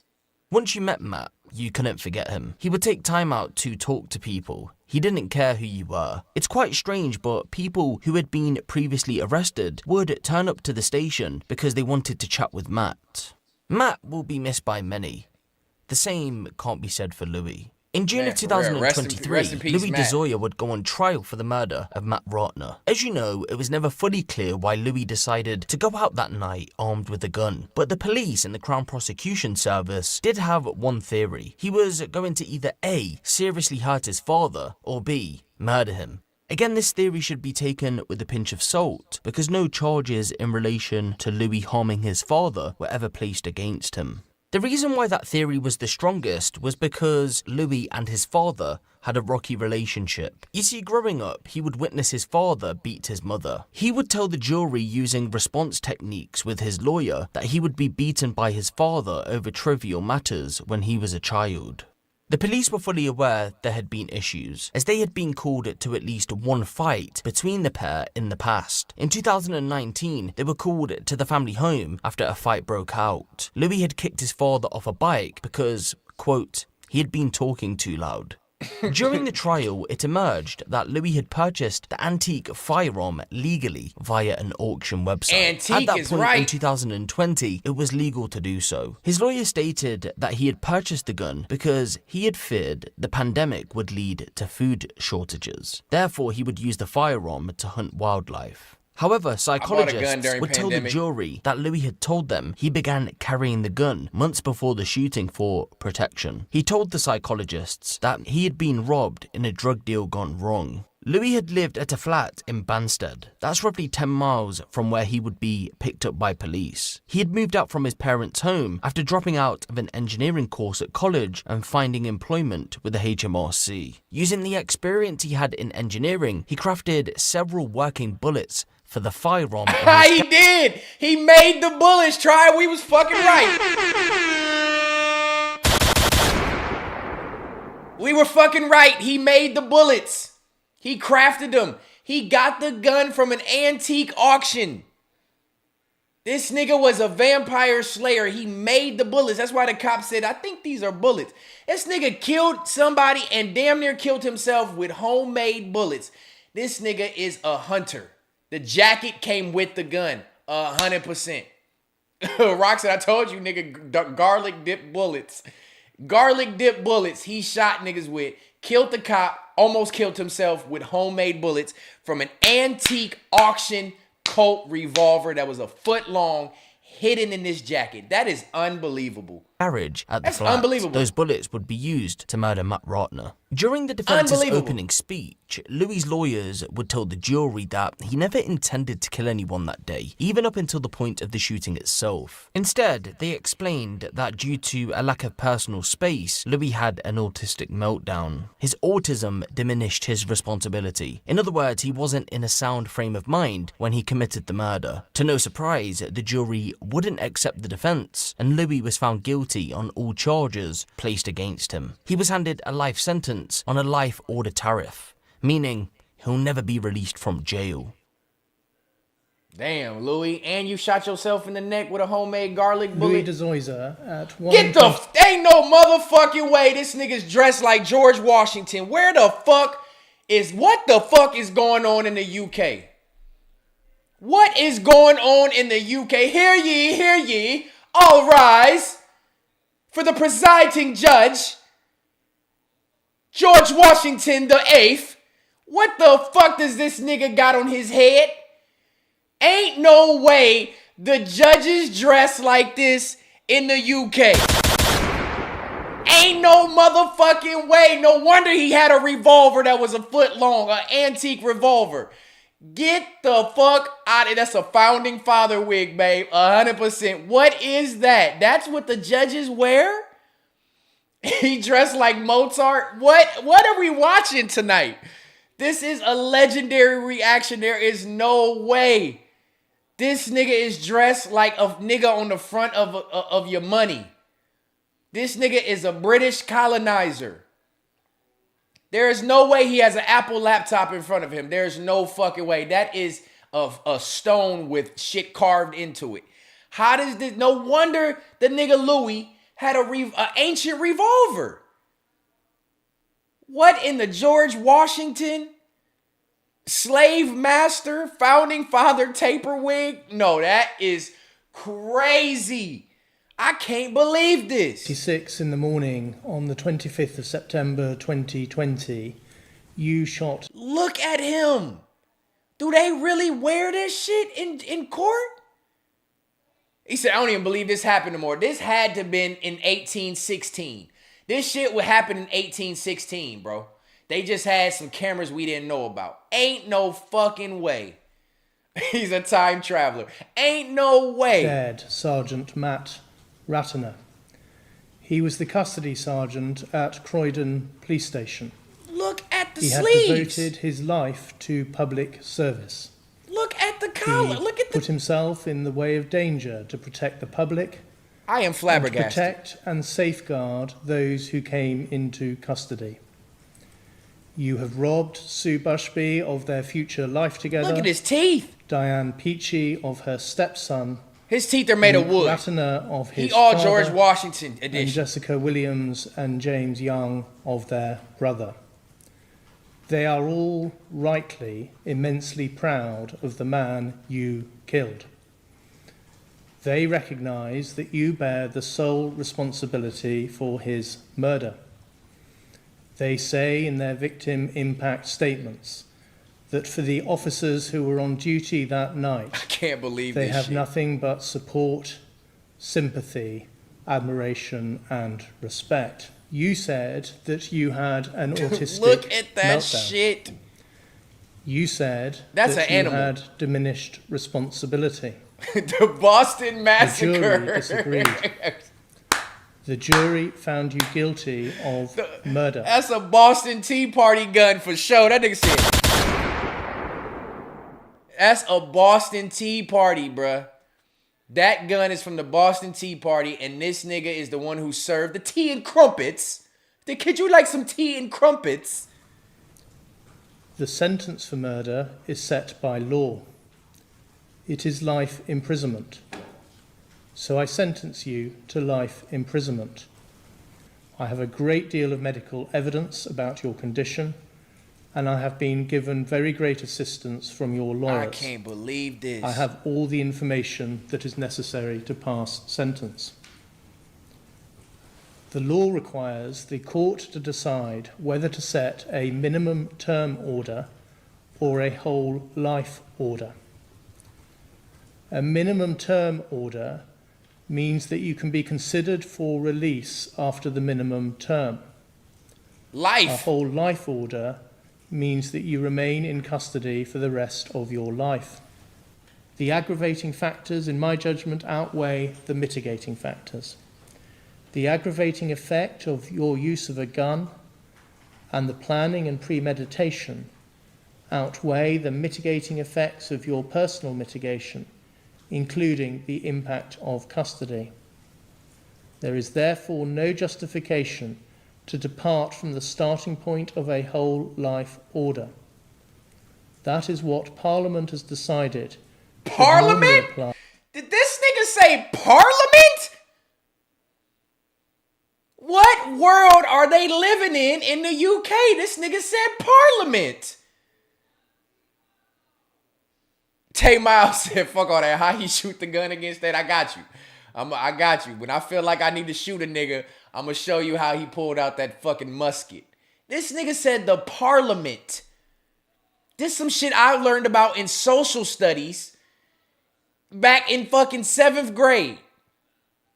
What world are they living in this country? As a starting point to the murder of a police officer in the execution of their duty. The seriousness of the offence means that a minimum term order is not justified. You doing a life. whole life order must be imposed. Louis de Zoysa, I sentence you to imprisonment for life.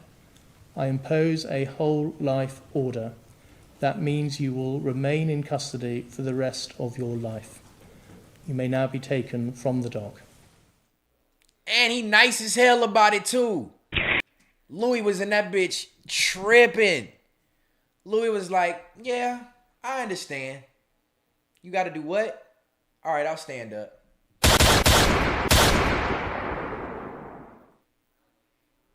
Is that a freaking musket? With homemade bullets? I am Louis, the Parliament Vampire Slayer. That is crazy. I did not expect that story to take that turn. I am so fucking glad we decided to watch that because I needed that laugh. I can't believe this nigga put a vampire, garlic, gunpowder, and fire emojis. That is crazy rock. I can't believe this shit, bro. Tay, I can't believe what we just seen. This nigga had one of these. This nigga had a Colt 45. Homemade bullets. And got judged by a nigga in a George Washington wig. I've fucking seen it all, bro. I have seen it all. K-Dot, I know, but this nigga called it the Parliament. And he had a George Washington wig on. I am not letting this wig go, man. Hold on. It's 1:30 a.m. Hold on, bro. This is not okay. This is outrageous. This is outrageous. I had no idea this shit went on over there. I can't believe it. I wouldn't even take this man seriously. If I'm Louis, I'm in that bitch laughing. Louis should have saved that motherfucker for him tomorrow.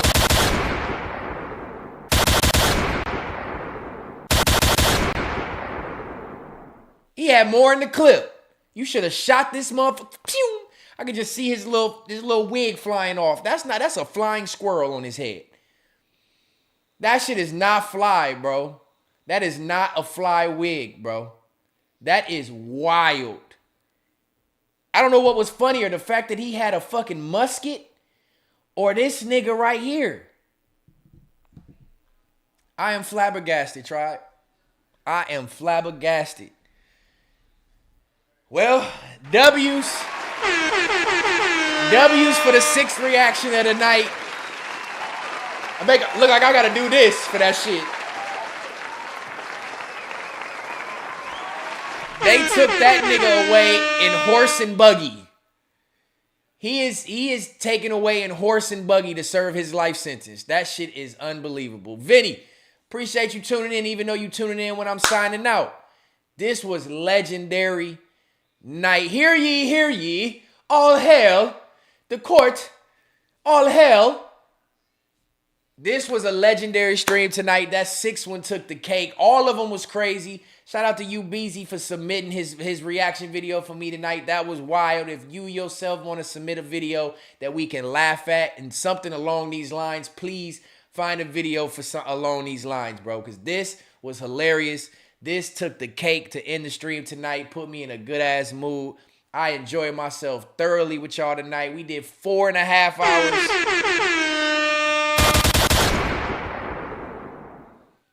of a legendary stream. Y'all gotta run this back, man. I gotta get some clips ASAP.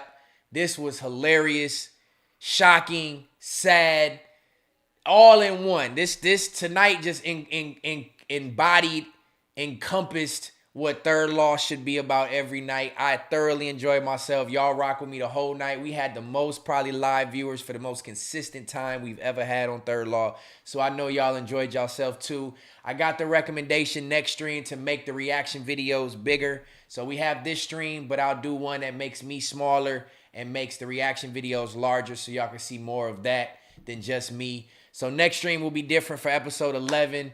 But yeah, man, I thoroughly enjoyed myself tonight. Make sure y'all like that shit. Funniest shit Stet ever did. Yeah, Vinny, you got to run this back, bro. There was some crazy shit. Specifically that last one, that last stream, the last reaction number 6 was hilarious.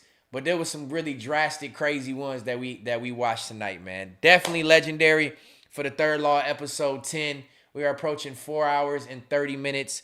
I'm about to sign out. Go eat me some food, kick it with my baby for a minute before I lay my ass down. It is 12:48 Central Time, 1:48 on the East Coast, 10:48 on the West Side. Wherever you at, I appreciate you giving me your time and your ear to enjoy this stream with me tonight. And I'm going to make sure we keep this energy every single time.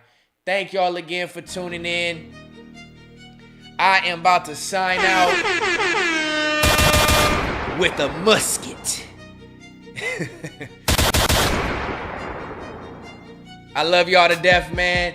Third Law episode 10, legendary. Y'all will catch me tomorrow. Matter of fact, make sure you turn into the YouTube if you missed Context Matters on Sunday. I am dropping 6 clips from Context Matters with Scotty on Sunday. We'll be dropping those tomorrow throughout the day. Y'all make sure y'all run them up. Don't let them 3-6 Mafia me. Leave a comment. You don't care if it's an emoji. Hype the videos. Support your boy. Shout out to my boy Square Biz tonight for sending about $20 in super chats. Thank you again, my brother. Thank you for everybody in the chat. Thank you. But yeah, man, clips coming tomorrow. I'm also double back going live. I need all my gamers for Game Recognized Game tomorrow. I'm back gaming on these hoes.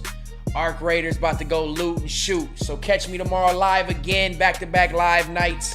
Game Recognized Game tomorrow. Game Recognized Game Friday. I might take Saturday off from live streaming, but we gonna drop clips. Every single day you gonna see Stet in your YouTube algorithm. We not stopping. We pressing the line. We pressing the gas. And I'm out of this bitch. Much love, tribe. Holla.